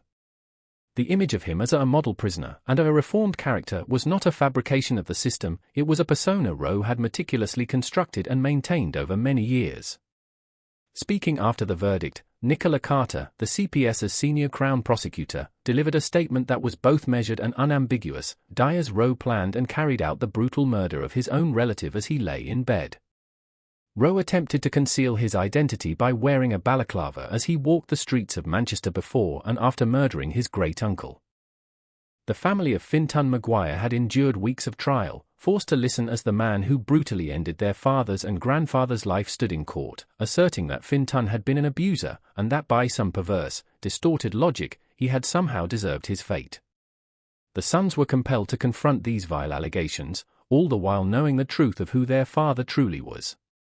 Jonathan, the eldest, bravely delivered the family's victim impact statement: "On July 1, 2024, the life of our family changed forever. You took away my leader, my hero, the most gentle and loving father I could ask for. My role model gone." He emphasized that Rowe had concocted blatant lies about his father, allegations that only surfaced when Rowe found himself cornered by overwhelming evidence. Daniel Maguire spoke with profound grief: "No one should ever think they have the right to take someone's life. You thought that justice was served, but ultimately you cowardly killed an elderly man while he was sleeping." Ryan, the youngest, offered a raw condemnation: "You are a coward for doing what you did to my dad, knowing he was not able to defend himself. I genuinely hope you never see the light of day again." In that solemn courtroom, their wish was granted. Dyers Rowe will never again experience daylight as a free man. At the heart of this tragic narrative lie two entirely innocent victims. Adam Steele, a 23-year-old dedicated care worker who attended a New Year's Eve party and never returned home. And Fintan Maguire, 64, a gentle soul who cared devotedly for a dog named after a woman who had died far too young, brutally murdered in his own bed by a man with whom he shared a family bond. Neither of them chose to become a part of this devastating story. The enduring question that looms over the Dyers Rowe case, and will continue to haunt it for years to come, is not whether the parole system failed in the conventional sense. Instead, it highlights that the system operated based on the information it possessed, and that information was fatally flawed, precisely because the individual providing it was a master of deception. The discovery of a lock knife during day release should, arguably, have been sufficient to trigger an immediate recall. That specific decision will undoubtedly be meticulously examined and re-examined by those with greater authority over such matters than this narrative can provide. But what remains unequivocally certain is this: the fundamental principle of rehabilitation is not inherently flawed. People can change. The system must uphold this belief, for the alternative, incarcerating every convicted killer indefinitely, with no prospect of review, carries its own profound and morally complex injustices. The overwhelming majority of individuals who serve time for violent offenses do not go on to kill again. Dyers Rowe, however, did. And the ultimate, immeasurable cost of that failure was Fintan Maguire's life. For Jonathan, Daniel, and Ryan, and for the family of Adam Steele, whose unfathomable loss stretches back to that cold New Year's morning in 2011, the whole life order is not, and can never be, closure. Such a concept simply does not exist for those left behind. It is merely the conclusion of the legal process, and the harrowing commencement of the long, silent aftermath that victims' families are left to bear, often alone. The courts have now delivered their definitive answer: Dyers Rowe will die in prison. And two families will forever carry the crushing weight of what he did. Thank you for taking the time to listen to this story. Cases such as this leave an indelible mark, and rightly so. If it resonated with you, please consider sharing it. Others need to hear this powerful account. Until next time. At 7 p.m. on January 28, 2022, police units descended upon Vale Green in Norwich. There, in the dim evening light, they discovered an 18-year-old boy, bleeding and dying in the road. His name was Joe Dix. He lay clutching a 24-inch sword, a formidable weapon he certainly hadn't brought to the confrontation. 7 brutal stab wounds marred his body. He had been relentlessly pursued, viciously attacked, and then abandoned to bleed out on a street less than a mile from the sanctuary of his own home. Within the hour, his young life would be tragically extinguished. To comprehend the devastating sequence of events that led Joe Dix to that unforgiving road, one must first rewind the clock by merely 60 minutes, to 6:48 p.m. Joe was at home in Mile Cross when his phone rang. On the other end was an acquaintance, a drug dealer operating from a flat in Vale Green. 3 men had just forced their way in, attempting a robbery. The dealer, overwhelmed and alone, couldn't repel them. He desperately needed help. Joe answered the call. Joe rose to his feet. Joe departed. That fateful decision was made in less time than it takes to describe it, and it is precisely where this harrowing narrative truly begins. Not in a solemn courtroom many months later, nor within the sterile confines of a police interview room where 3 teenagers would later sit in defiant silence, refusing to utter a single word. It all started with a phone call and a choice. Joe Dix ran directly towards danger, motivated by a need to help someone else. The 3 young men who ultimately took his life, Benjamin Gill, Cameron Palmer, and Hans B. Harry, had arrived at Vale Green with a meticulously crafted plan, a car, and an arsenal of 4 weapons, including that same 24-inch sword. 60 minutes later, Joe would be dead. These 3 young men had been meticulously planning their evening for several hours. This is the stark account of how a planned robbery escalated into a cold-blooded murder. Welcome to UK True Crime Files, where we delve deep into the cases that leave indelible scars upon Britain's communities, striving always to give a voice to the victims at their very heart. If you are new to our channel, please consider subscribing. Your invaluable support ensures that these vital stories continue to reach your feed, and it helps guarantee that families like Joe's are not forgotten amidst the relentless churn of news cycles. We encourage you to leave a comment below with your reflections on this case. Your thoughts initiate important conversations that truly matter. This is the Joe Dix case, and we are committed to guiding you through every distressing detail of it. Joe Dix was just 18 years old. He resided in Mile Cross, a working-class housing estate situated on the northern fringes of Norwich. It is not the kind of place that typically garners headlines in tabloids unless something catastrophic occurs. It is not a postcode that commands much attention at all until, tragically, a teenager loses their life there. Joe was not, by any means, a saint. Yet, neither was he simply a statistic.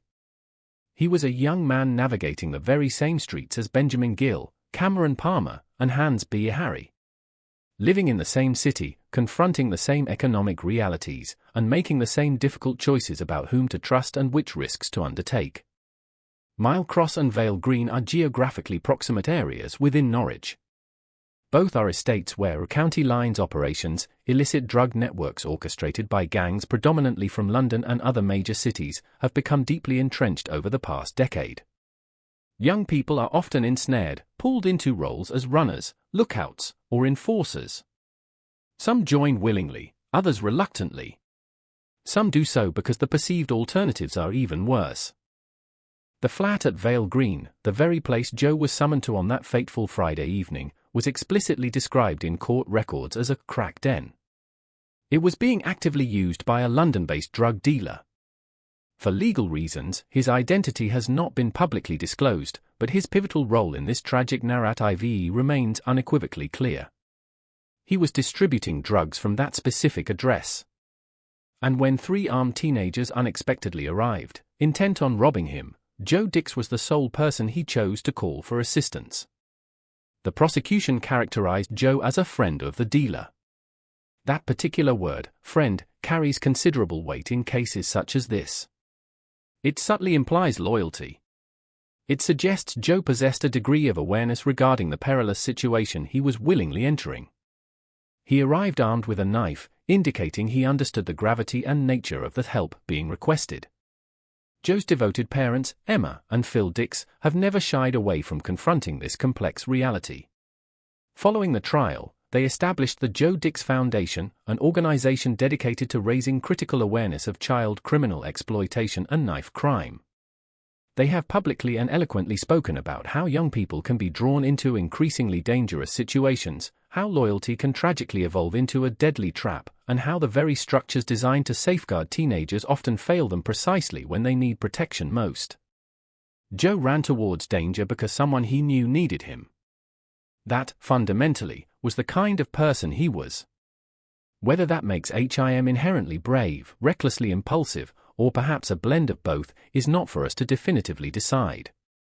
What truly matters is that on January 28, 2022, when his phone rang, he answered without hesitation. However, Joe was not the only teenager moving through the streets of Norwich that Friday evening.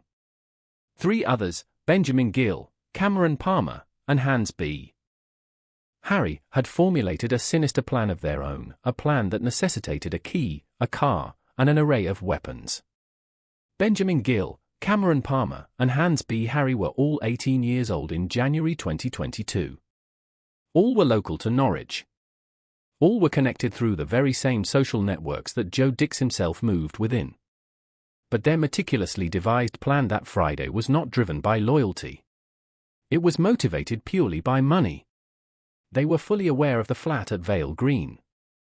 They knew it functioned as a county lines hub, which inherently meant drugs, and crucially, cash, perceiving it, mistakenly, as a soft target. Hans B. Harry had somehow obtained a key to the property. Court records do not definitively specify how he acquired it, whether it was stolen, borrowed under deceitful pretenses, or provided by someone connected within the network, but he undeniably possessed it. And that key formed the very foundation of their malevolent scheme. Shortly before 7 p.m, the trio were driven to Slowbottom Park, which is merely a short walk from Vale Green. The precise identity of the driver was never fully ascertained in open court, merely an associate, someone who knew enough to drop them off but either knew too little or was unwilling to be publicly named. They then walked from the park to the flat, carrying an alarming total of 4 weapons between them. 4 weapons. Allow that GRIM detail to fully resonate for a moment. One of those weapons was a 24-inch sword, a chilling 61 centimeters of polished steel. This was not an item one simply picks up on a sudden impulse, nor something easily concealed in a pocket on the way out the door. Someone looked at that menacing blade and deliberately thought, "Bring that." Someone then purposefully carried it through the ordinary streets of Norwich in the early evening, past suburban houses, past people casually walking their dogs, past the kind of everyday life that absolutely does not anticipate a teenager to be openly carrying a sword. That speaks volumes of premeditation. That was not a spontaneous fight that tragically spiraled out of control. That was a calculated plan. They finally reached the flat. B. Harry attempted to use the key. It did not work. The door remained stubbornly shut. The dealer, safely ensconced inside, was not about to emerge. Gill, Palmer, and B. Harry now stood outside a locked door, burdened with 4 dangerous weapons, denied access, and with a plan that had fundamentally collapsed before it had even begun. The dealer, now trapped inside, resorted to the only available option. He called Joe Dix, and Joe, residing less than a mile away, came running without hesitation. Joe Dix arrived at Vale Green armed with a knife. He was not naive in the slightest. He understood the perilous nature of the situation he was walking into. When one receives a call claiming 3 men are attempting to rob a drug dealer, one does not, under any circumstances, show up empty-handed. Joe arrived prepared to defend someone, or himself, or perhaps both. What transpired next was partially captured on CCTV footage, not the entirety of the brutal attack itself, but the crucial movements immediately preceding and surrounding it. This footage would later be meticulously played in court, frame by agonizing frame, for a jury to forensically dissect. 3 men are seen chasing one. Joe runs. He is severely outnumbered, significantly outarmed. He desperately attempts to escape his pursuers. Then, mere minutes later, Joe reappears on camera, no longer running, but staggeringly, moving with the kind of determined focus that emanates from someone grievously wounded who instinctively knows they must get home. He is heading back towards Mile Cross, back towards his parents' house, back towards a safety that is now tantalizingly just out of his reach. He does not make it. The post-mortem examination, meticulously conducted in the days following Joe's tragic death, revealed 7 distinct stab wounds on his body. The fatal injury proved to be a singular stab wound to the torso, which induced hypovolemic shock, a catastrophic and ultimately fatal blood loss that caused his vital organs to shut down. He was literally bleeding out as he attempted to walk. At some undetermined point during, or immediately after, the horrific attack, Joe somehow acquired the 24-inch sword.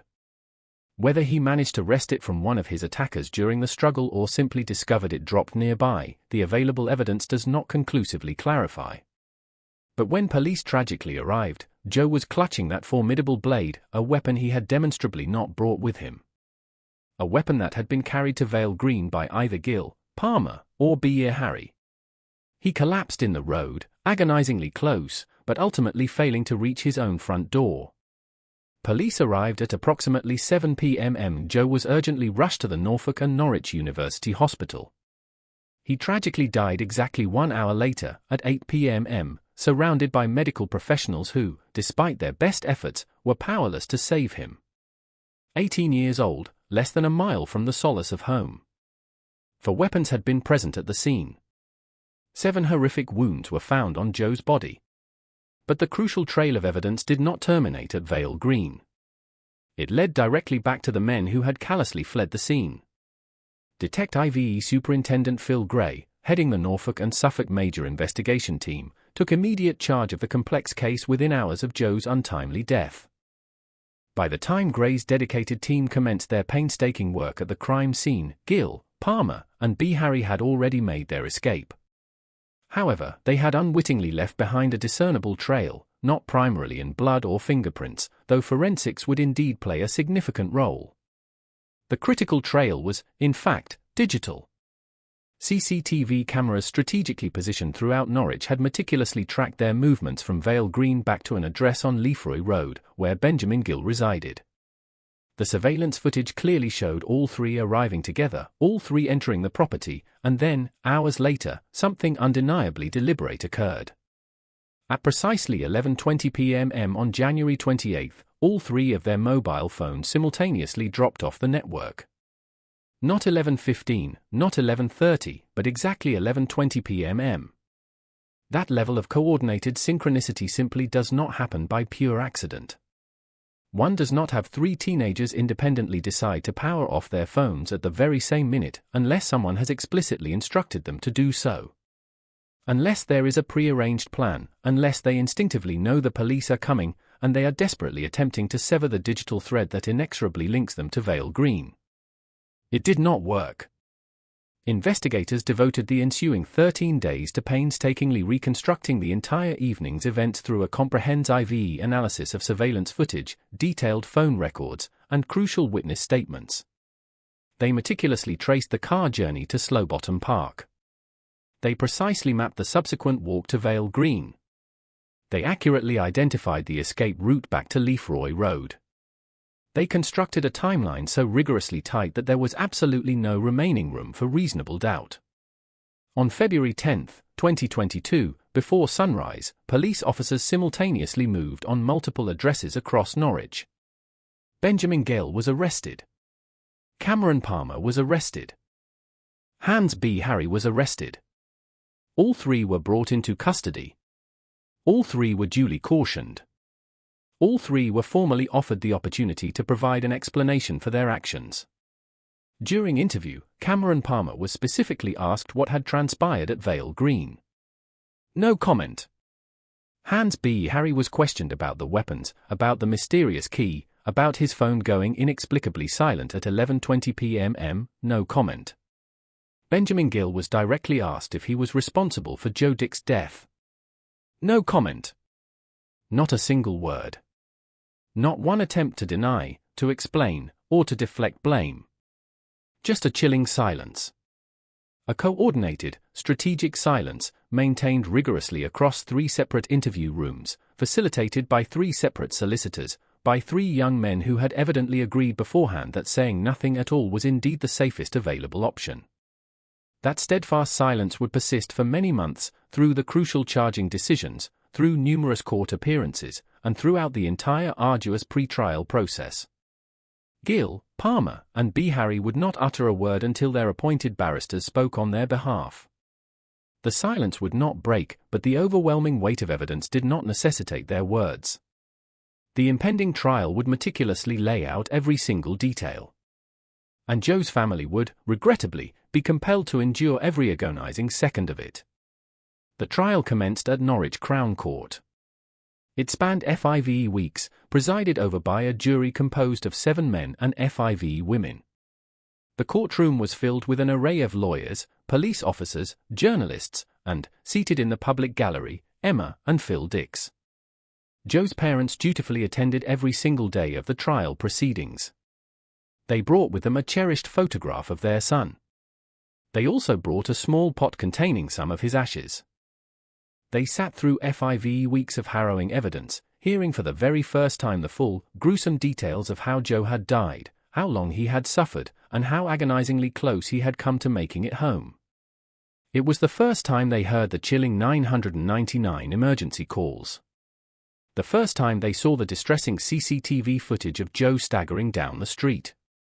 The first time they learned precisely what weapons had been carried to Vale Green that tragic night, and crucially, which one had ultimately killed their beloved son.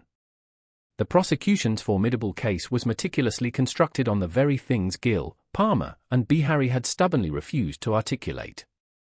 CCTV footage unequivocally showing their movements to and from the crime scene. Mobile phone data unequivocally demonstrating the coordinated shutdown at 11:20 p.m. Forensic evidence definitively linking the recovered weapons to the brutal attack. Witness testimony unequivocally placing all 3 at Vale Green during the critical period when Joe was fatally stabbed. The defense entered not guilty pleas on behalf of all 3 defendants. The specific legal arguments they advanced are not fully detailed in public records, but the plea itself compelled the prosecution to rigorously prove every single element of their case. It forced Emma and Phil Dix to sit through a protracted trial that could have been mercifully avoided had guilty pleas been entered. It meant Joe's death was debated, contested, and meticulously picked apart for 5 excruciating weeks before a verdict could finally be reached. The jury eventually retired to deliberate. 10 long hours later, they returned. On Benjamin Gill. Guilty of murder. Cameron Palmer. Guilty of murder. Hans B. Harry. Guilty of murder.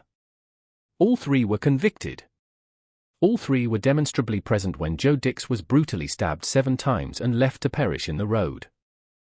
All 3 were legally held responsible for his death under the principles of joint enterprise laws, irrespective of whether each individual man personally wielded a blade. There was a 4th defendant, Yaman Yuslu, aged 19, who was charged with assisting an offender. The prosecution alleged he had aided Gill, Palmer, and B. Harry after the attack, either by concealing evidence or by providing support that allowed them to evade arrest for 13 days. The jury, however, acquitted him. What Yuslu knew, what actions he took, whether he was genuinely uninvolved or simply not provable beyond reasonable doubt, remains an unanswered question. But for Gill, Palmer, and B. Harry, the verdict was unequivocally final. By the time it was delivered on August 30, 2023, they were 19 years old. A year and 7 months had painfully elapsed since Joe's death. Now, all that remained was the solemn task of sentencing. Guilty. But the verdict, while a form of justice, was merely the beginning of what Emma and Phil Dix had already endured. and what they would continue to endure for years to come. Sentencing eventually took place on October 4, 2023, more than a year after the guilty verdicts had been delivered. In English law, a murder committed with a knife carries a statutory starting point of 25 years before parole eligibility can even be considered. That serves as the baseline. From that point, judges meticulously consider aggravating factors that can justifiably push the sentence higher, or mitigating factors that might, in some rare instances, reduce it. For Benjamin Gill, Cameron Palmer, and Hans B. Harry, the court found no compelling mitigating factors substantial enough to reduce their sentences. However, there were several significant aggravating factors. Firstly, premeditation. They did not merely stumble into an unplanned fight. They were deliberately driven to Vale Green with a clear, preconceived plan to commit robbery. They intentionally brought for dangerous weapons, including that chilling 24-inch sword. They had even obtained a key in advance. This was unequivocally not a spontaneous act of violence. It was meticulously organized. Secondly, the sheer number of offenders, 3 against 1. Joe Dix was severely outnumbered from the very moment he arrived on the scene. The ensuing attack was not, in any sense, a fair fight. It was a coordinated and merciless assault. Thirdly, post-offense conduct. The deliberate act of their phones going silent at 11:20 p.m. The subsequent 13 days of actively evading arrest. The unwavering no-comment interviews. The not guilty pleas that cruelly forced a full trial, compelling Joe's grieving family to sit through 5 weeks of distressing evidence when a guilty plea could have spared them that immense ordeal. All of these factors were meticulously weighed by the presiding judge. Benjamin Gill received a minimum term of 27 years. He was specifically identified as the primary organizer, the individual who had brought the others together, and the one whose address they had returned to following the attack. The additional 2 years above the baseline sentence precisely reflected his leadership role in the heinous crime. Cameron Palmer received a minimum term of 25 years. Hans B. Harry received a minimum term of 24 years, slightly lower, perhaps due to his age or a slightly lesser role, but still a sentence that will stretch for decades into the future. All 3 were just 19 years old at the time of their sentencing. They will not even be considered for parole until they reach their mid-40s. Benjamin Gill will be 46. Cameron Palmer, 44. Hans B. Harry, 43. And parole is not, by any means, guaranteed. It is not an automatic right. After serving their minimum terms, they will appear before a parole board, which will rigorously assess whether they are genuinely safe to be released back into society. If the board deems them unsafe, they will remain incarcerated. If they are released and subsequently reoffend, they will be returned to prison. A life sentence in England truly means life. The minimum term merely signifies the point at which the prison door might potentially open. It is not a promise. Joe Dix was just 18 years old when he died. He will not have a middle age. He will not have a parole hearing. He does not get a second chance at life. While those sentences were being calculated in terms of years and decades, Joe's family were measuring time in a profoundly different way, in vandalized memorials, in insidious social media messages maliciously pretending to be their deceased son. On February 11, 2022, a mere 2 weeks after Joe's tragic death, Emma and Phil Dix organized a heartfelt balloon release at Vale Green. Friends, neighbors, and countless individuals who had known Joe gathered to remember him, to mark the exact place where he had fallen, to do something, anything, in the face of a grief that had not yet found an outlet. That very same evening, the police called. Benjamin Gill, Cameron Palmer, and Hans B. Harry had been formally charged with murder. Grief and judicial process delivered in the same devastating phone call. Your son is gone. The men who killed him are now in custody. You will need to prepare for a trial. Emma and Phil had no way of knowing then that it would take 18 excruciating months for that trial to even begin. No way of knowing they would be compelled to spend 5 harrowing weeks sitting in a courtroom, hearing in intimate detail exactly how their son had died. No way of knowing what relentless torment would follow the verdict. During the trial itself, Emma and Phil began receiving deeply disturbing messages on social media from accounts brazenly pretending to be Joe. Trolls, anonymous strangers, individuals with seemingly nothing better to do than to torment grieving parents by cruelly impersonating their dead child. The messages were not overtly threats. They were far worse. They were simply cruel for cruelty's sake, designed purely to inflict pain. Joe's memorial garden in Mile Cross was senselessly vandalized, flowers torn up, heartfelt tributes destroyed.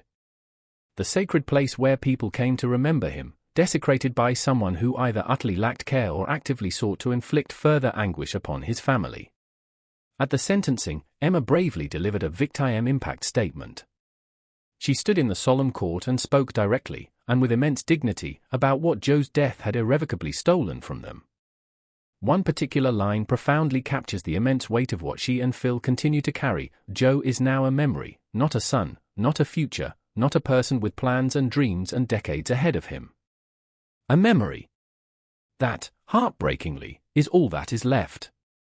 Photographs, cherished stories, a small pot of ashes they brought to court because they desperately needed him there, in whatever tangible form they could manage. But Emma and Phil did not merely succumb to grief. They did not stop at simply seeking justice. After the conclusion of the trial, they founded the Joe Dix Foundation. Its noble mission is to raise critical awareness of child criminal exploitation and the pervasive issue of knife crime, and specifically to educate young people about these inherent risks, and to tirelessly advocate for systemic change that might prevent another family from enduring the trauma of sitting in a courtroom, clutching a photograph and a pot of ashes. They have spoken publicly and passionately about county lines, about how vulnerable young people are insidiously drawn into dangerous drug networks, about how loyalty and fear, coupled with a dire lack of viable alternatives, can trap teenagers in situations that can turn lethal in mere seconds. They have bravely transformed Joe's tragic death into something that might, if their vital work continues, ultimately save someone else's life. It is not closure. There is no such thing as closure, but there is purpose. Yet the foundation, however vital, cannot definitively answer the deeper question the trial never quite asked. How did an 18-year-old end up in that street in the first place?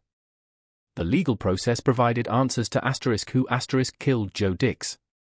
It provided answers to how It even, to some extent, answered why they went to Vale Green that night: robbery, money, drugs, the usual GRIM calculus of street-level crime. But there remains a more profound why that the criminal trial was simply not designed or equipped to address. Not because the evidence was missing, but because it falls outside the purview of what the criminal justice system is intended to answer. Why did 3 18-year-olds have ready access to 4 dangerous weapons, including a formidable 24-inch sword, and genuinely believe that robbing a drug dealer on a Friday evening constituted a viable and sensible plan? Why was a London-based dealer running a crack den in Norwich with no apparent protection whatsoever, save for a desperate phone call to another vulnerable teenager? Why was Joe Dix's loyalty, his admirable willingness to assist a friend perceived to be in danger, the only safety net available to him? These are not rhetorical questions. They are deeply structural ones. Firstly, consider the deeply entrenched county lines infrastructure. Illicit drug networks originating from major urban centres like London, Liverpool, Manchester, and other cities have spent the last 15 years systematically embedding themselves in smaller towns and cities across Britain. They exploit local teenagers as runners, as vigilant lookouts, and as muscle because teenagers are often perceived as cheaper, more disposable, and crucially, less likely to be on the immediate radar of law enforcement. The flat at Vale Green was merely one node in an extensive and predatory network that stretches right across the entire country. The dealer inside that flat had no real security, no established backup, no contingency plan whatsoever, except to call Joe. That is not an accident of circumstance. That is precisely how this insidious system functions. Young people, tragically, often become the system's shock absorbers. Secondly, the weapons. From where did a 24-inch sword originate? Who sold it? Who stored it? Who ultimately handed it over to a teenager on the evening of January 28, 2022? Swords of that considerable size are indeed legal to own in the UK, provided they are kept strictly at home. However, carrying one in public without a valid and justifiable reason is unequivocally illegal. Someone purchased that dangerous blade. Someone maintained its accessibility. Someone made it readily available to Gill, Palmer, or B. Harry. The intricate supply chain for weapons within street-level crime rarely gets thoroughly interrogated in murder trials, primarily because the focus is, rightly, placed squarely on the act of violence itself. But that formidable sword did not simply materialize out of thin air. Thirdly, the complex question of peer loyalty versus effective intervention. Joe ran directly towards danger because someone he knew desperately needed him. That impulse is, in one frame, undeniably admirable, in another, profoundly tragic. What systemic structures failed so catastrophically that Joe's peer loyalty became the only available option for help? Where were the responsible adults? Where were the crucial services that should have effectively de-escalated the volatile situation before a teenager, armed with a knife, had to make an appearance? County lines operations thrive and expand in the significant gaps left when vital youth services, essential mental health support, and robust community infrastructure have been systematically stripped away. Joe's fateful choice to help was not made in a vacuum of ideal conditions. It was made in a world where helping tragically meant going armed to a known drug den because there was genuinely no one else left to call. Detective Superintendent Phil Gray, speaking publicly after the verdict, unequivocally stated that carrying knives is completely unacceptable and that lives have been changed forever. He is absolutely correct. But that statement is simultaneously both a desperate plea and a stark admission. It is a plea for people to cease carrying dangerous weapons. It is, disturbingly, an admission that this devastating pattern continues to happen, relentlessly. Joe Dix answered the phone. That is where this story begins and ends, but the urgent call he answered is still resonating loudly in housing estates across Britain. 6:48 p.m. January 28, 2022. It began with a single phone call, prompting a decision made in a heartbeat, in less time than it takes to recount. Joe Dix, with selfless courage, ran towards danger, not for himself, but for another. In stark contrast, Benjamin Gill, Cameron Palmer, and Hans B. Harry arrived in Vale Green armed with a sword, intent on their own violent agenda. This, then, is the harrowing moral architecture of this case, one profound act of loyalty pitted against one brutal act of predation. Both were actions undertaken by 18-year-olds, individuals navigating the very same city, walking the same streets, and caught within the same societal systems that had, in countless ways both overt and subtle, already failed them. Joe Dix is now a memory, yet his spirit endures. Emma and Phil Dix, his parents, tirelessly dedicate themselves to keeping that memory vibrantly alive through the Joe Dix Foundation. Their vital work raises crucial awareness of child criminal exploitation and the devastating scourge of knife crime, relentlessly pushing for meaningful change within a system that, all too often, moves with glacial slowness, if it moves at all. While their unwavering efforts cannot, tragically, bring Joe back, there is hope that their tireless advocacy might prevent another family from enduring the heart-wrenching agony of holding a pot of ashes in a silent courtroom, awaiting a verdict that can never truly undo what has already been irrevocably done. The protracted trial did, at least, provide definitive answers to the immediate legal questions. Who bore responsibility for Joe Dix's death? Benjamin Gill, Cameron Palmer, Hans B. Harry. And how long would they be made to serve for their unforgivable actions? A minimum of 27, 25, and 24 years respectively. Will they ever walk free again?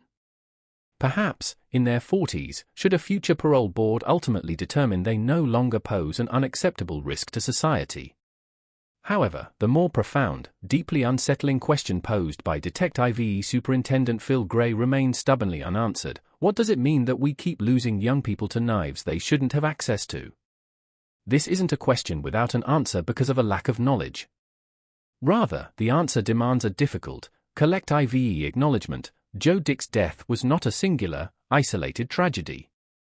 It was, chillingly, a predictable outcome within a fractured system.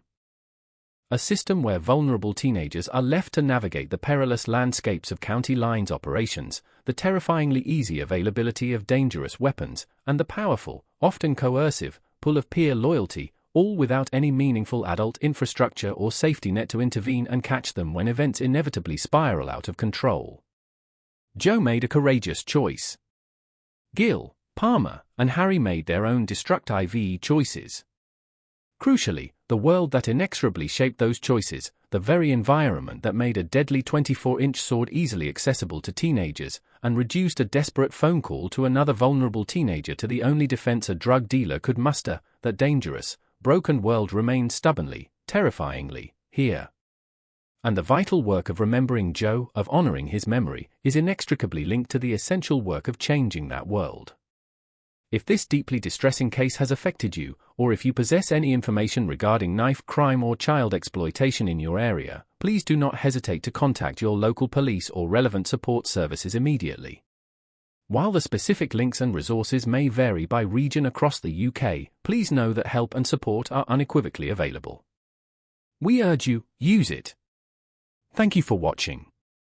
Thank you for actively engaging and helping us to give a powerful voice to victims and their families. That is precisely why we are here. If you truly believe that careful, thoroughly researched, and distinctly UK-focused reporting on cases such as this matters profoundly, if you are convinced that families like the Dicks deserve far more than a fleeting news cycle and a quickly forgotten headline, then please consider subscribing now. Share this video widely. And, if you feel moved to do so, leave a respectful comment below. Particularly if you are from Norwich, or if this case has resonated deeply with you, know that your conversations and contributions here truly matter. We will see you in the next one. Within moments of brutally stabbing a woman 30 times, Jeffrey Hutton reached for his mobile phone. His imperative was to contact his drug dealer without delay. He swiftly composed a message, pressed send, and in that split second, committed a critical error that would unequivocally cement his conviction. He had sent the text to the wrong number. In an astonishing oversight, it had landed directly on his victim's phone. Just 20 minutes prior, Tina Cantello had been alive. This account delves into the chilling sequence of events that unfolded during those fateful 20 minutes. This narrative explores how a singular, careless mistake ultimately unraveled the entire, horrific aftermath, and why the individual responsible for Tina's death never truly faced justice in the way her grieving family had desperately hoped. On the 8th of June, 2018, a dedicated debt collector arrived at a residence in Essex, undertaking a seemingly routine loan payment collection. Tragically, she was savagely stabbed to death. The perpetrator, Jeffrey Hutton, brazenly claimed an unknown intruder was responsible for the heinous act, yet the truth was far more sinister, terrifyingly simpler, and underpinned by a trail of evidence so damning that it took a jury a mere 2 hours to reach a unanimous verdict. This is the compelling, devastating case of Tina Cantello, a routine professional engagement that culminated in 30 stab wounds, a crime scene that eloquently contradicted the killer's elaborate fiction, and a final, shocking act that left behind more unresolved questions than answers. Welcome to UK True Crime Files. If meticulous, in-depth reporting on genuine criminal investigations resonates with you, please consider subscribing. Your support enables this channel to continue covering cases such as Tina's with the utmost care and accuracy. Tina Cantello, 49 years old, resided in Basildon, Essex. Her profession as a doorstep loan collector demanded a quality often overlooked when one considers the title, courage. Doorstep lending, as its name clearly implies, involves visiting people in their homes, knocking on their doors, and collecting payments face-to-face. It is a profoundly personal and direct interaction, devoid of anonymity, unshielded by a desk or a digital payment portal. It necessitates a significant degree of mutual trust. Tina excelled at this demanding role. She was consistently reliable, highly professional, and renowned for fostering amicable relationships with her clientele. The individuals she visited were not abstract strangers, they were people she had encountered before, often on multiple occasions. She was familiar with their faces, their unique circumstances, and their routines, and they, in turn, knew hers. Her family affectionately described her as utterly dependable. If Tina stated she would be home at a specific hour, she unfailingly was. If she informed you of her destination, that is precisely where she had gone. She simply did not vanish without a trace or leave loved ones in anguished suspense. This very reliability would prove absolutely crucial when she tragically failed to return home on the evening of June 8, 2018. But before that chilling evening descended, there was the day itself and one final, innocuous appointment. On June 8, Tina had just one more collection to make. The morning of June 8, 2018, began like any other for Tina Cantello. She followed her usual routine, prepared for her working day, and reviewed her schedule. There were payments to collect, addresses to visit, and transactions to process. It was a perfectly ordinary day, the kind of work that feels inherently safe precisely because it has been performed dozens, sometimes hundreds, of times before without incident. One of those appointments was scheduled with a man named Geoffrey Hutton. Hutton, a former civil servant, resided in Derby Close, Langdon Hills, a quiet, unremarkable residential area in Essex. He had previously taken out a doorstep loan, and Tina had visited him before to collect installments. Their relationship, by all accounts, had been entirely amicable. He paid, she collected. There were no discernible disputes, no underlying tension, no visible red flags whatsoever.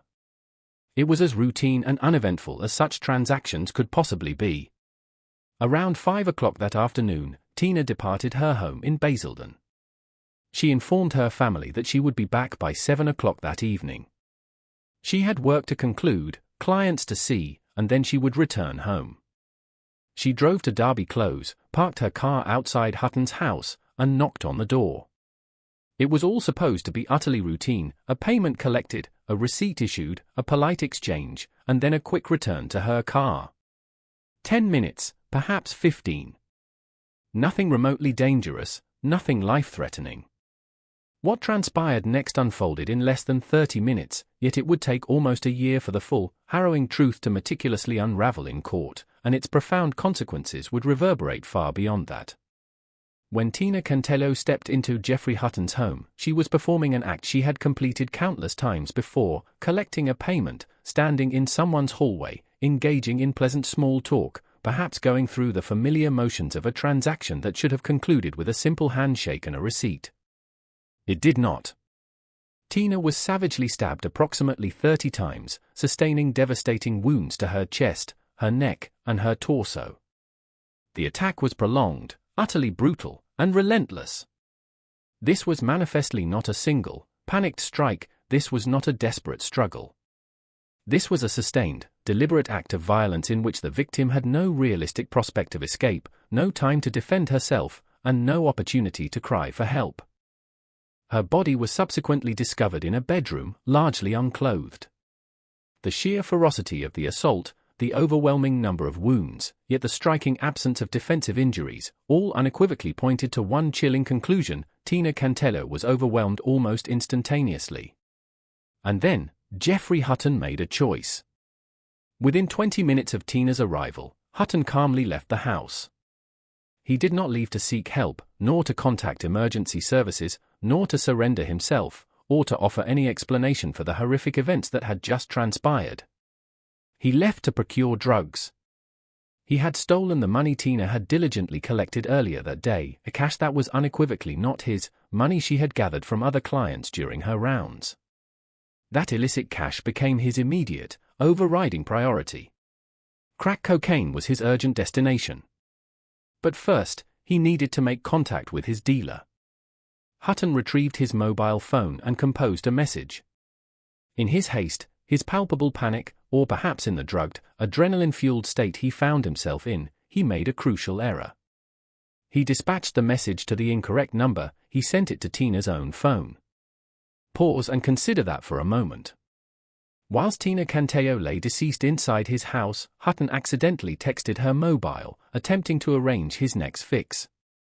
It was not remorse that consumed him in those minutes, it was not fear or guilt or the crushing weight of his monstrous deed. It was the desperate, all-consuming need to obtain more drugs. He successfully acquired them. Toxicology tests conducted subsequently would reveal significant levels of crack cocaine in his system, amounts that definitively ruled out casual use. This was evidently heavy, deliberate consumption. A witness who encountered Hutton shortly after he had left the house described him as looking utterly drenched, as if he had stood fully clothed in a shower. Whether this was water, profuse sweat, sheer panic, or some disturbing combination of all three, was never entirely elucidated. What remained indisputable, however, was this: he had just departed a brutal crime scene, yet he was visibly disheveled, soaking wet, and still sufficiently functional to pursue his addiction. He eventually returned to the house, Tina's body still lying upstairs. And then, at 6:25 in the evening, and again just 4 minutes later at 6:29, Jeffrey Hutton accessed adult escort websites. Twice within minutes of one another, whilst the woman he had just murdered lay dead in his home. These were not accidental clicks, these were deliberate visits, meticulously logged and time-stamped, digital evidence that would later be presented in court, not to speculate about motive, but to demonstrate something far more elemental: his chilling state of mind, his depraved priorities, and his utter, unadulterated lack of remorse in the moments that mattered most. Yet Hutton was not finished with his grim vigil in that house. He did not flee. He made no attempt to conceal what had happened. He simply waited. And waiting, as it transpired, was not going to save him. By early evening, Tina Canteo should have been safely home. She was not. Her family had anticipated her return by 7 p.m. That hour arrived and passed without her. Calls to her mobile went unanswered. There was no message, no plausible explanation, no comforting reassurance. Just a chilling, profound silence. Initial concern quickly escalated to worry, and worry intensified into genuine fear. Tina was, as they knew, unfailingly dependable. She did not simply vanish without a word. She never left her family waiting without good reason. Something was terribly, terribly wrong. Essex police promptly issued a missing person appeal, widely sharing Tina's details with the public, her description, her occupation, and the crucial fact that she had been visiting clients that day to collect loan payments. Significantly, they also disseminated details about her car, imploring anyone who had seen the vehicle or Tina herself to come forward. It was a desperate search for a woman who should have been sitting at home with her loving family. The appeal swiftly reached the public, disseminating through local news outlets and appearing prominently on social media platforms. Then, someone saw something. A neighbor residing in close proximity to Derby Close in Langdon Hills saw the appeal and recognized a deeply unsettling detail: Tina's car was still parked outside Jeffrey Hutton's house. It had been there since the previous evening, completely unmoved. It remained there, hours later, well into the next day. This was unequivocally wrong. A debt collector does not leave their car overnight at a client's address, they collect the payment and they leave, returning home. The astute neighbor made a call to Essex police. Officers were immediately dispatched to Derby Close. What they discovered upon their arrival would confirm the worst fears of Tina's family and definitively expose the fabric of lies Jeffrey Hutton was poised to tell. When police officers arrived at Jeffrey Hutton's address on Derby Close, they found him still inside the property. He emerged wearing clothes that were visibly stained with blood. There was a potent smell of urine emanating from him. His arms bore visible cuts, and his feet were soiled, streaked with a mixture of grass and blood.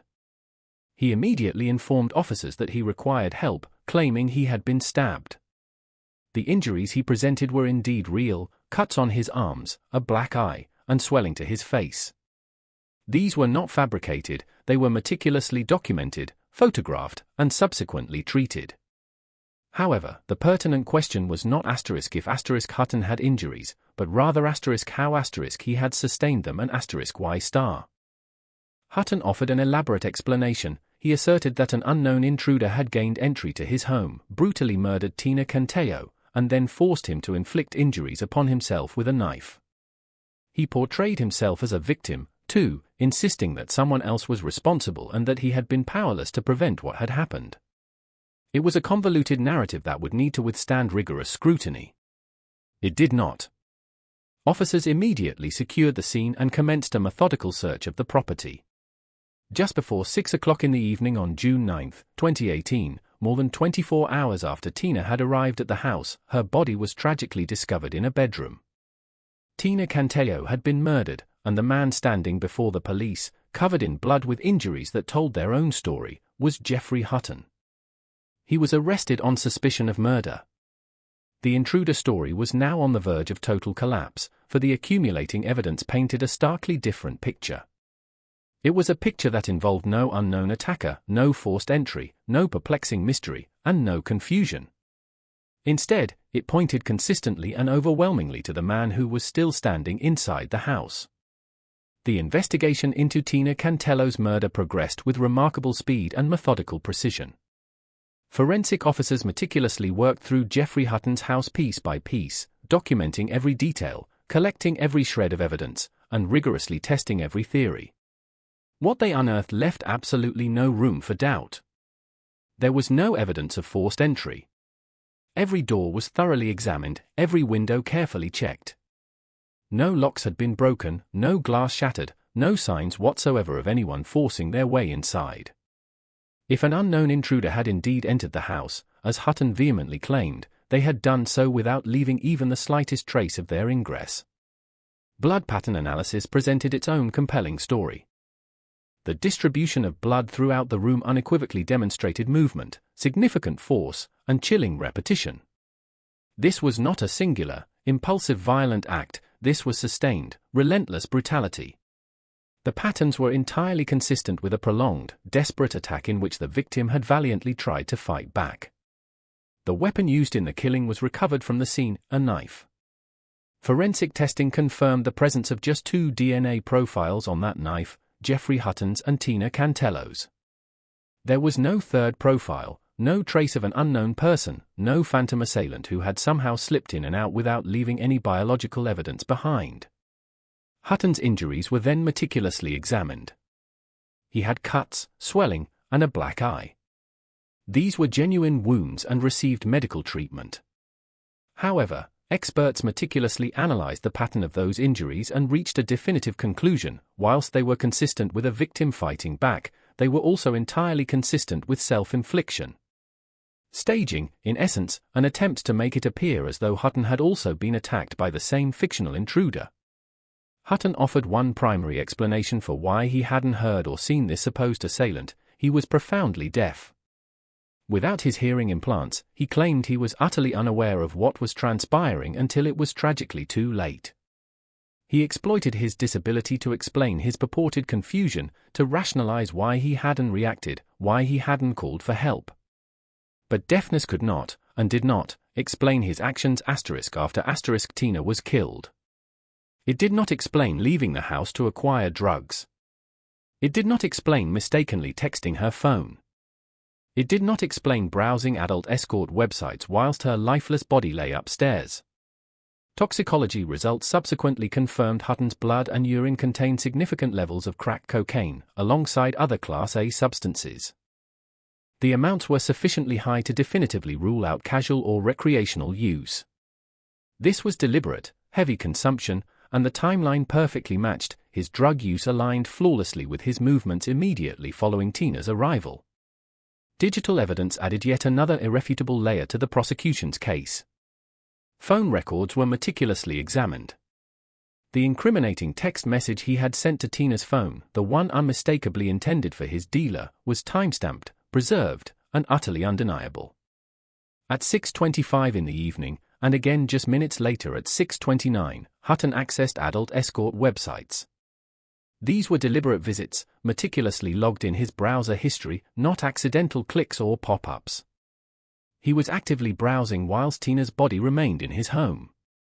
Witness statements provided invaluable context that forensics could not explicitly capture.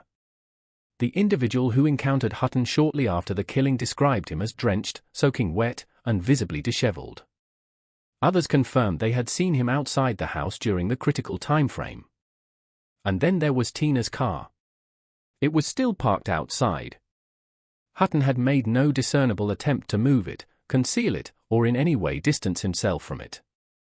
He had simply left it there, in plain sight, as though the vehicle's conspicuous presence didn't matter, as though no one would notice, as though he hadn't thought that far ahead. Every single piece of evidence pointed unequivocally in one direction. And none of it, not a single shred, supported the fantastical claim that an unknown intruder had entered Geoffrey Hutton's home and brutally murdered Tina Cantello. The fundamental question was no longer whether Hutton had killed her, the evidence had already answered that definitively. The question was whether he could possibly make a jury believe he hadn't. Geoffrey Hutton duly appeared at Snaresbrook Crown Court, formally charged with murder. The courtroom was prepared, the jury carefully assembled, and the voluminous evidence meticulously catalogued. Hutton sat silently in the dock, utilizing a tablet that displayed a live transcript of the proceedings, an accommodation specifically provided for his deafness. He kept his head bowed for the majority of the trial, his eyes fixed intently on the screen before him, as if sheer concentration alone might somehow alter the damning words being spoken. The prosecution's opening statement was direct, impactful, and devoid of unnecessary embellishment. The timeline, they argued, spoke powerfully for itself. They meticulously guided the jury through the harrowing events of June 8, 2018, step by painful step: Tina Cantello's arrival at Derby Close, the savage attack, the 30 stab wounds, the sustained and brutal violence, and then, crucially, Geoffrey Hutton's immediate subsequent actions. Within 20 minutes of Tina's arrival, he had left the house to obtain crack cocaine. He stole the money she had collected. He texted his drug dealer, accidentally sending the message to Tina's phone. He successfully purchased drugs. He then returned to the house, and at 6:25 and again at 6:29 that evening, he accessed adult escort websites. The prosecution systematically presented the forensic evidence: no forced entry, no unknown DNA. The weapon recovered at the scene bore only two profiles, Hutton's and Tina's. Blood pattern analysis clearly showed sustained, repeated violence. The injury patterns on Hutton's body were consistent with a victim fighting back and with self-inflicted staging. Toxicology reports confirmed significant levels of crack cocaine in Hutton's system. The digital trail was laid out piece by damning piece: the wrong number text, the escort website timestamps. The witness who described him as drenched, soaking wet, and visibly disturbed further bolstered their case. The prosecution's argument was crystal clear: this was not a fleeting moment of uncontrolled rage. This was brutal, deliberate violence, chillingly followed by calculated self-interest. Hutton did not call for help. He did not seek medical attention for Tina. He did not turn himself in. He went looking for drugs. And when that was accomplished, he browsed escort services. The defense, in response, offered Hutton's version of events: an unknown intruder had entered the house, murdered Tina Cantello, and subsequently forced Hutton to injure himself. The defense leaned heavily upon Hutton's deafness, arguing that without his hearing implants, he couldn't have heard the struggle, couldn't have heard an intruder, and therefore couldn't react in time to prevent what occurred. The prosecution's formidable rebuttal methodically dismantled this claim. There was absolutely no evidence of forced entry, no evidence of a third person, no missing weapon, and no unexplained DNA. Crucially, Hutton's behavior ***, the killing was entirely inconsistent with trauma, confusion, or fear. He stole money, he left to buy drugs, and he mistakenly texted the wrong number. He browsed adult websites. His deafness, the prosecution forcefully argued, explained none of that. The jury was instructed to carefully weigh all the presented evidence, to consider the credibility of the explanations offered, and to reach a verdict based solely on what could be proven beyond reasonable doubt. They retired to deliberate. The wait was not protracted. After just over 2 hours, the jury returned to the courtroom. The verdict was delivered, unanimous. Guilty of murder. Hutton displayed no visible reaction. There was no outburst, no collapse, no outward display of disbelief. The tablet positioned before him would have displayed the word as plainly as everyone else had heard it. Guilty. One stark word, utterly sufficient. Sentencing followed swiftly. The judge's remarks were measured, yet they left absolutely no ambiguity regarding the horrific severity of what had transpired. The killing, he stated, was brutal, sustained, and entirely without justification. Tina Cantello had simply been doing her job. She posed no threat whatsoever to Geoffrey Hutton. She was unarmed. She was not there to harm him or to provoke him. She was there to collect a payment, a routine transaction she had completed countless times before. The appalling violence inflicted upon her was not momentary, nor impulsive. It was prolonged, deliberate, and undeniably fatal. The judge sentenced Geoffrey Hutton to life imprisonment, imposing a minimum term of 30 years before he could even be considered for parole.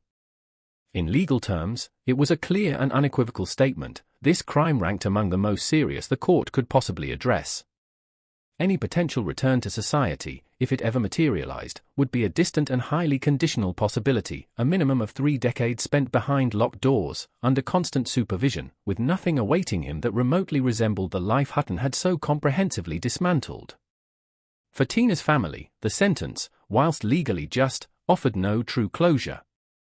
Courts do not, and cannot, provide that. A verdict represents a legal conclusion, not an emotional resolution. The profound loss remains. The gaping absence persists. A sentence, however lengthy, does not, and cannot, fill that void. Hutton was immediately taken into custody and transferred to HMP Long Lartin, a high-security prison in Worcestershire. It was February 9, 2019.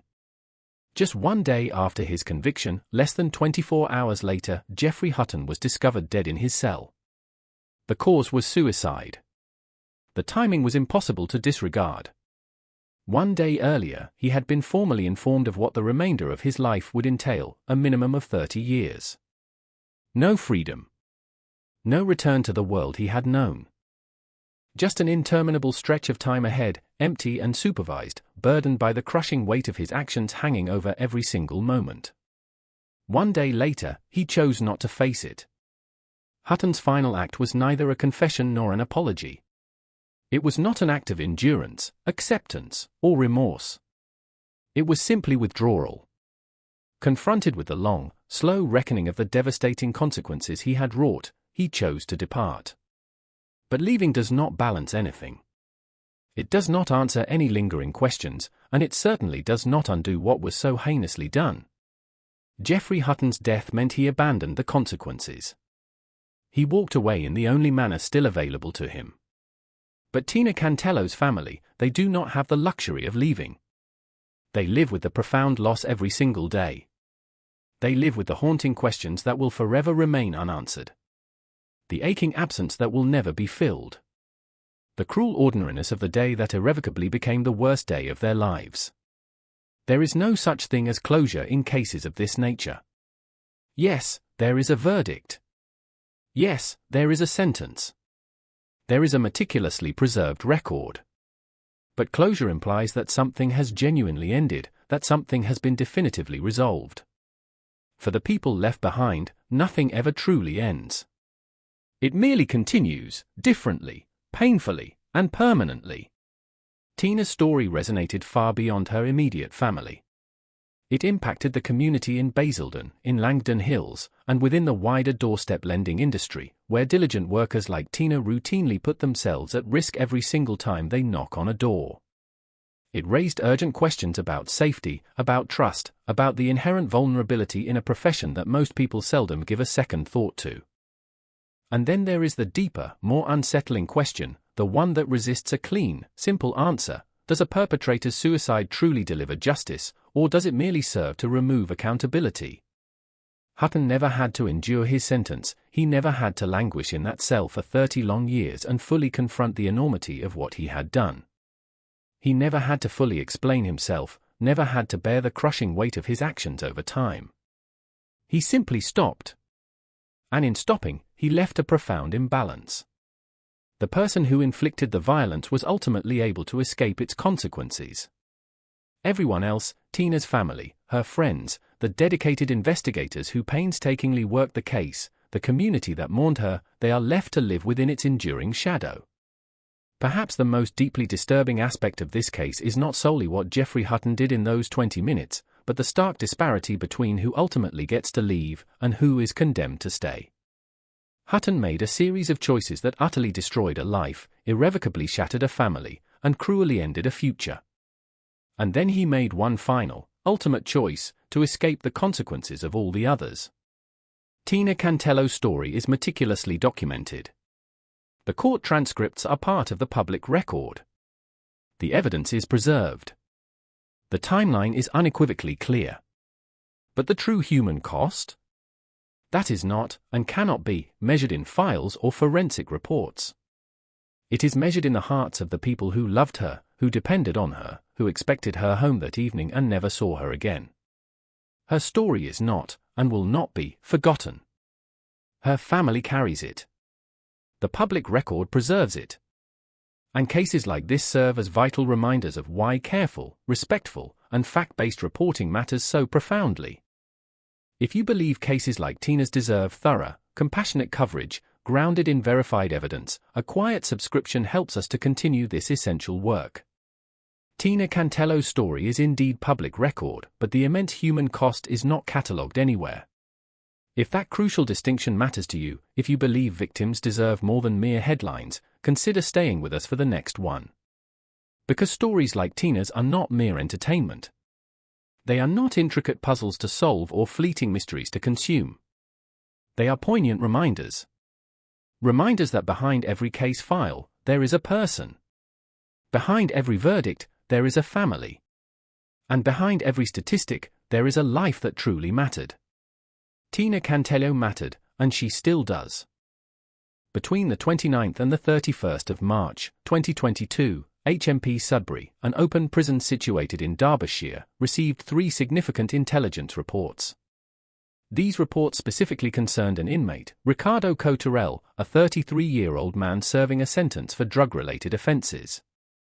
The intelligence indicated that Cotarel had access to a mobile phone within the prison walls and was potentially involved in the facility's illicit drug market.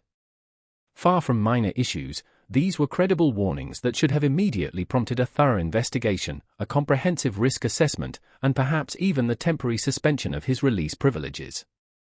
Regrettably, none of these actions were taken.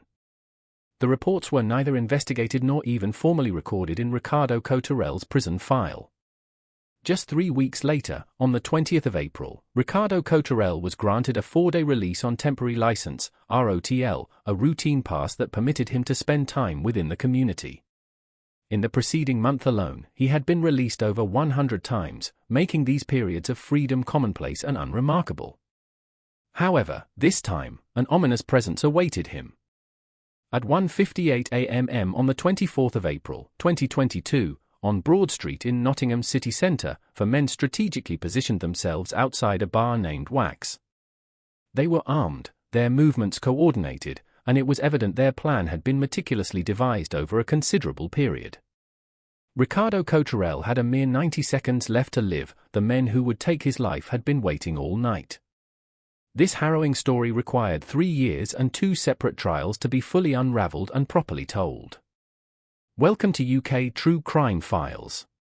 If in-depth reporting on real criminal investigations is important to you, please consider subscribing. Your support enables this channel to continue covering such cases with the necessary care and accuracy.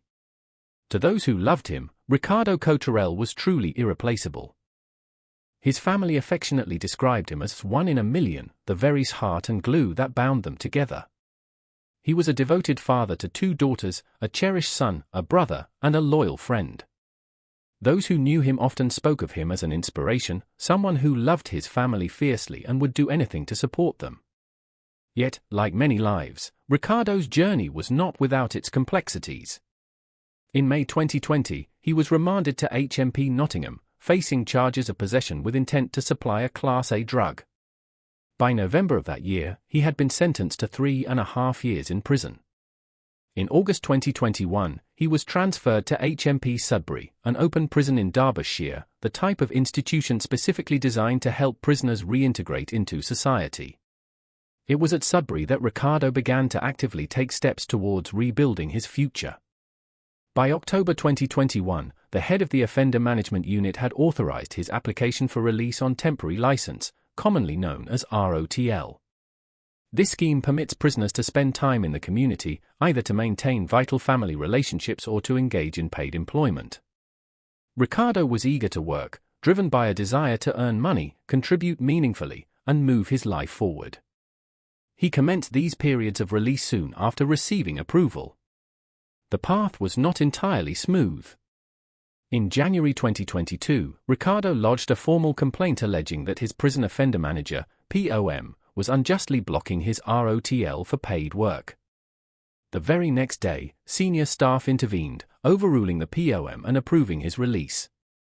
However, the complaint process itself was handled incorrectly. The officer Ricardo had complained about was improperly allowed to respond to that very complaint, a clear breach of policy.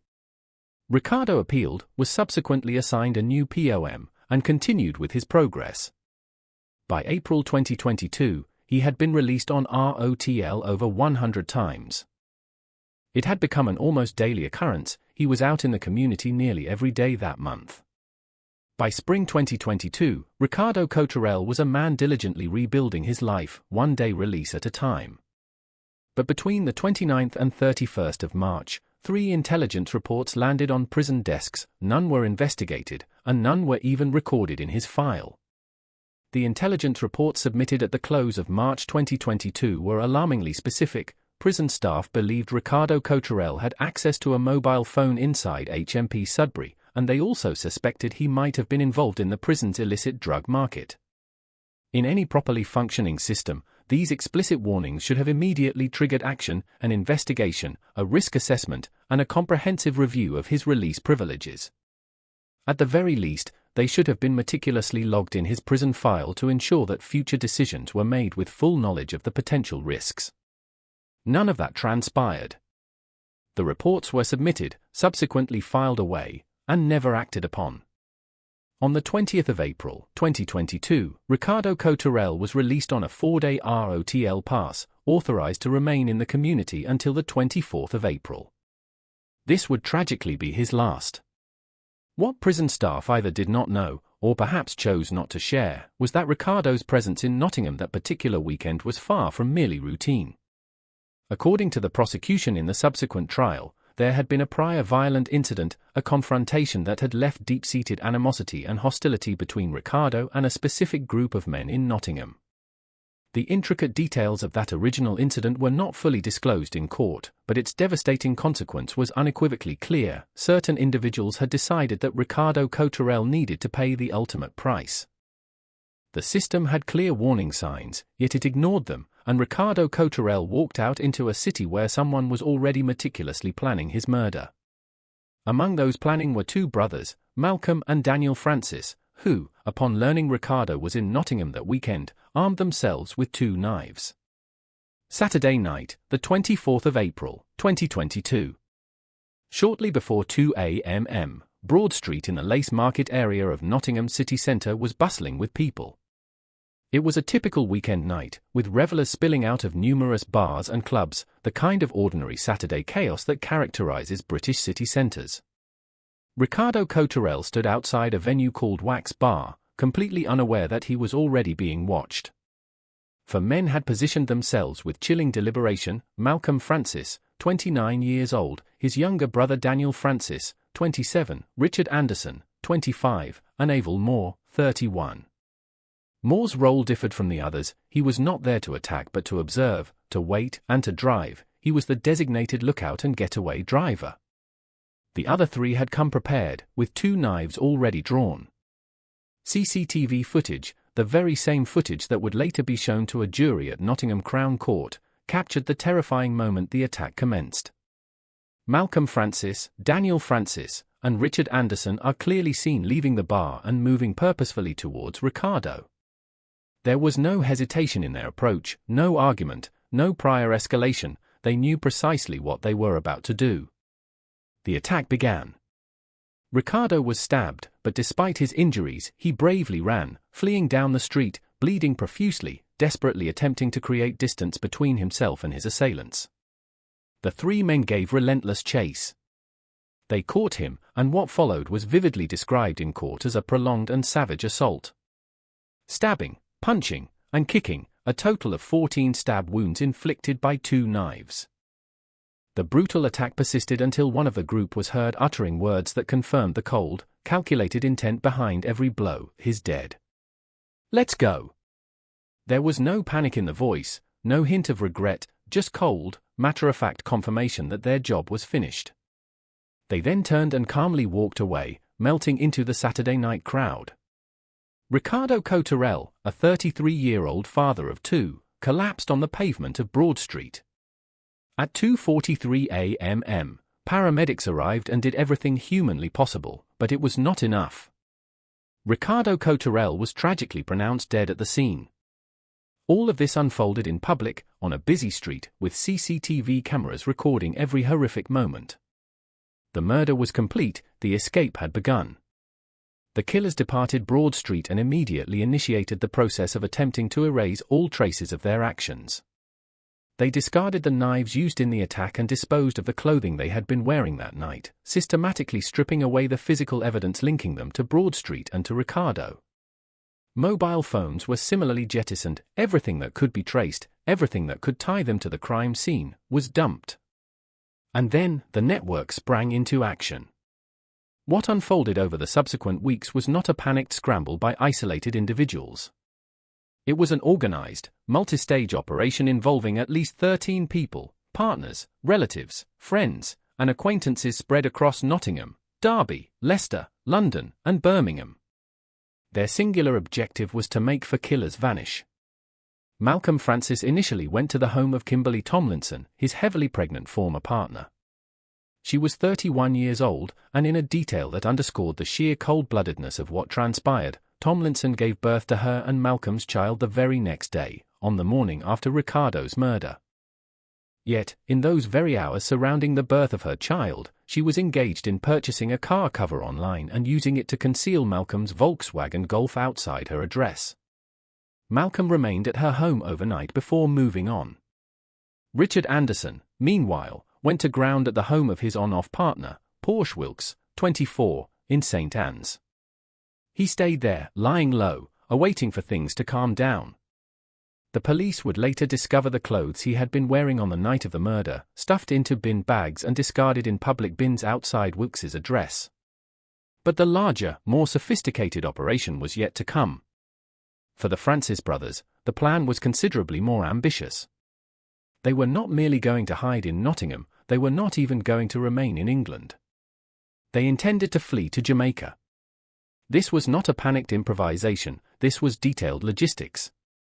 The first leg of their journey moved them entirely out of Nottingham and into the hands of 4 individuals who clearly understood their purpose: Julian MacDonald, 35, of Thurkeston Road in Leicester; Jermaine Oram, 40, of Robinswood Road in Arsplay; Hardeep Jas, 31, of Chadwick Road in Bobbas Mill; and Kamali Powell, 32, of Old Street in Radford. Collectively, these 4 individuals meticulously arranged and executed the initial phase of the escape. The Francis brothers were transported to a safe house in Sherwin Street in Derby, creating immediate distance between them and the unfolding Nottingham investigation. In Derby, they received another visitor, Leslie Robinson, 72 years old, of Haverhill Crescent in Rise Park. Robinson was a paralegal employed by a Nottingham law firm, but he was not present in any professional or legal capacity. He was not offering advice nor representing anyone. He was simply visiting 2 men who had just committed murder, at a safe house, merely days after the killing. From Derby, the operation continued. The Francis brothers were moved again, this time to Julian MacDonald's address in Leicester. From Leicester, their journey took them to London. Yeshua Moot, 58, a cousin of the Francis brothers, resided on Norwood Road in South London alongside his son, Junior Wildman, 39. Moot and Wildman provided sanctuary for the brothers while the next phase of the plan was meticulously executed. Flights were booked from Gatwick Airport, with their ultimate destination being Jamaica. However, for reasons not specified in detail during the proceedings, they never boarded the plane.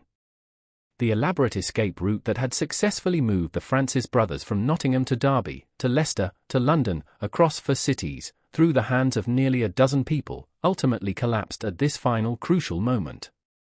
Malcolm Francis then left London and was collected by his new girlfriend, Alicia Fauna, 30, of Chudley Road in Erdington, Birmingham. She drove him to her home, where her mother, Julie Fauna, 63, of the same address, was also present. Malcolm remained hidden there for over a month following Ricardo Cotterell's murder. Both Alicia and Julie Fauna later pleaded guilty to assisting an offender before any trial took place. It was from that Birmingham address that Malcolm Francis was finally arrested, more than a month after Ricardo Cotterell's murder. From Nottingham to Derby, to Leicester, to London, to Birmingham, 4 cities, 13 people, with one singular objective, to make 4 killers vanish. However, while this elaborate network was actively moving suspects across the country, Nottinghamshire police were systematically dismantling it from the other end. Detective Chief Inspector Claire Dean led Nottinghamshire Police's major crime unit. She and her dedicated team faced a formidable challenge. Suspects had fled, crucial evidence had been disposed of, and a sophisticated support network was actively working against them. Yet, the evidence that remained was exceptionally powerful. CCTV footage from Broad Street had captured the entire attack in clear, damning detail: the calculated approach, the brutal assault, the desperate chase, and the chilling moment the killers confirmed Ricardo was dead. Forensic analysis meticulously linked the defendants physically to the crime scene. Mobile phone evidence meticulously tracked their movements, contacts, and communications in the immediate aftermath. Automatic number plate recognition (ANPR) systems had captured vehicles moving between cities, providing a digital breadcrumb trail. Financial records revealed pertinent transactions, such as the car cover purchased by Kimberly Tomlinson and the flights booked to Jamaica that were ultimately never taken. The suspects had discarded knives and disposed of their clothing in a concerted effort to eliminate forensic traces, but investigators worked methodically through every single thread. They painstakingly traced the relay, Derby, Leicester, London, Birmingham, and meticulously identified every single person who had played a role, however minor, in attempting to hide 4 killers. Within weeks of the murder, all 4 men directly responsible had been arrested. Given the sheer scale of what had been done to conceal them, the multiple cities, the staged journey, the attempted international escape, this represented a significant and hard-won result. The elaborate cover-up had stretched across 5 cities, yet the evidence trail had led directly back to them. The trial commenced in the summer of 2023, and the jury was presented with every detail. In the summer of 2023, at Nottingham Crown Court, the jury heard the full, harrowing account of what transpired outside Wax Bar on the 24th of April, 2022. They were told of the ambush, the desperate chase, and the fatal assault that only ceased when one attacker confirmed Ricardo was dead. They viewed the chilling CCTV footage, heard the meticulous forensic evidence, and listened to compelling witness testimony. The prosecution, led by John Lloyd Jones KC, made the case unequivocally clear: this was not merely a brawl that had spiraled out of control, nor was it a spontaneous act of rage in the heat of the moment. The men who brutally ended Ricardo Cotterell's life arrived prepared, with knives already drawn, a lookout strategically positioned, and a getaway driver patiently waiting. They had meticulously planned the kill. On the 25th of July, 2023, the jury returned its unanimous verdicts. Malcolm Francis was found guilty of murder. Daniel Francis was found guilty of murder. Richard Anderson was found guilty of murder. Avel Moore was also found guilty of murder. Despite not being part of the physical attack, not having stabbed Ricardo, nor having chased him down Broad Street, Moore's crucial role as lookout and getaway driver made the entire killing operation functionally possible. The jury thus found him equally responsible. A 5th defendant, Wade Smith, 37, was found not guilty of both murder and the alternative charge of manslaughter. On the 7th of September, 2023, Malcolm Francis, Daniel Francis, Richard Anderson, and Avel Moore were brought back to Nottingham Crown Court for sentencing. Prosecutor John Lloyd Jones KC addressed the court, reminding the judge of what the overwhelming evidence had unequivocally shown: Ricardo Cotterell had been stabbed, chased, and attacked again in a planned and premeditated killing. He was unarmed, defenseless, and the attack only ceased when one of his killers chillingly confirmed he was dead. Judge Stuart Rafferty KC did not employ euphemism. Whatever Mr. Cotterell had done in the past, he told the defendants, he did not deserve to die. He continued, the way in which he met his death was appalling from any number of perspectives. He then stated it plainly, each of you knew perfectly well what was going to happen that night. This was a careful killing in cold blood. The sentences handed down unequivocally reflected the severe gravity of the crime. Malcolm Francis, who delivered the fatal blow, was sentenced to life imprisonment with a minimum term of 30 years, meaning he would be in his late 50s before he could even apply for parole. Daniel Francis received a life sentence with a minimum term of 27 years. Richard Anderson also received life with a minimum of 27 years. Avil Moore, whose pivotal role as lookout and getaway driver made the killing operationally possible, received a life sentence with a minimum term of 25 years. For men convicted, for life sentences. But justice was not finished yet. Cases like this rarely conclude with a single verdict, and to truly comprehend the full picture, beyond just the headlines, you are in the right place. This is because 13 individuals had actively helped them evade capture. More than 3 years after Ricardo Cotterell's murder, a second trial commenced at Nottingham Crown Court. The charge for every defendant was identical, assisting an offender. The prosecution's case, opened by Sarah Knight, was straightforward in its logic. Each of these individuals had knowingly provided assistance to the killers in the aftermath of the murder, with a deliberate intent to impede the course of justice. The trial spanned more than 3 months, a duration that itself speaks volumes about the sheer scale and complexity of what was being meticulously unraveled.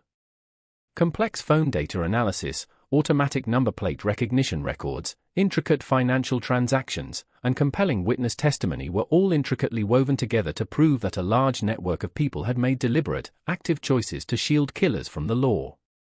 While Kimberly Tomlinson and Julian MacDonald contested the charges against them, Tomlinson's barrister argued that Malcolm Francis had been manipulative towards the women in his life and that her primary concern had consistently been the welfare of her children. MacDonald, for his part, denied playing the central organizing role the prosecution had attributed to him. Neither argument ultimately persuaded the jury. Both were unanimously found guilty of assisting an offender. Alicia Fauna and her mother, Julie Fauna, had already pleaded guilty before the trial began. The court heard a revealing detail that underscored just how consciously and for how long these women had known precisely what they were doing. Julie had been carrying out her own internet searches, actively tracking news coverage of the murder investigation while a convicted killer was living under her roof. On the 2nd of March, 2025, at Nottingham Crown Court, all 3 women were sentenced. Alicia Fauna was jailed for 3 years. Julie Fauna received 2.5 years imprisonment. Kimberly Tomlinson received a 2-year sentence, suspended for 2 years, coupled with 20 rehabilitation activity requirement sessions. Her immediate imprisonment was avoided, partly due to the considerable passage of time since the offense and the significant impact it would have on her children. Julian MacDonald, also found guilty, was due to be sentenced separately at a later date. Every single link in the chain, from the car cover bought at Argos to the failed Gatwick flights and the 5 weeks spent in a Birmingham house, had been meticulously traced, diligently prosecuted, and justly punished.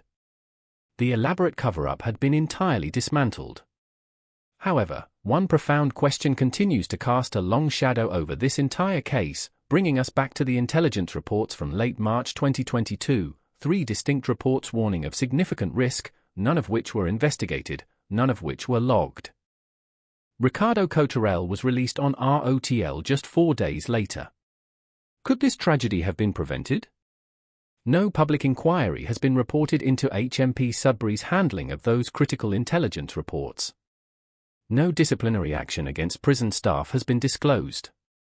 The system demonstrably failed to act on credible, clear warnings, and a man who should have been under much closer scrutiny walked directly into a situation that ultimately ended his life. Ricardo's past, whatever its complications, in no way justifies his brutal murder.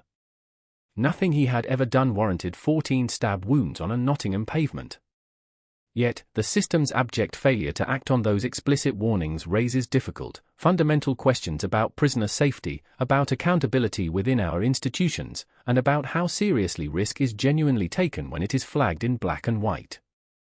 And then there is the accomplice network, ordinary people, partners, mothers, cousins, even a 72-year-old paralegal, individuals who chose loyalty over adherence to the law. The killers received life sentences, with minimum terms of 30, 27, 27, and 25 years before parole eligibility. The accomplices received sentences ranging from suspended terms to 3 years in prison. Is that balance truly equitable? Should the individuals who actively helped killers evade justice for weeks, who moved them across multiple cities, who concealed crucial evidence and provided safe houses, face heavier consequences? Or does the law already adequately recognize the fundamental difference between those who kill and those who merely hide them? These are complex questions without easy answers. This case exposed two glaring failures: a prison system that chose to ignore critical warnings, and a community network that actively shielded killers. But amidst all these failures, one vital thing must not be forgotten. Ricardo Cotarel's family lovingly described him as one in a million, the very heart and glue of their family. He was a devoted father to 2 daughters, a son, a brother, and a friend. His life had its complications, as many lives do, but he was loved, he mattered, and his name should still be known, not just for how he died, but for the profound questions his death leaves unanswered. Ricardo's family said he was the glue that held them together. If his story resonated with you, please share it, or leave a respectful thought below.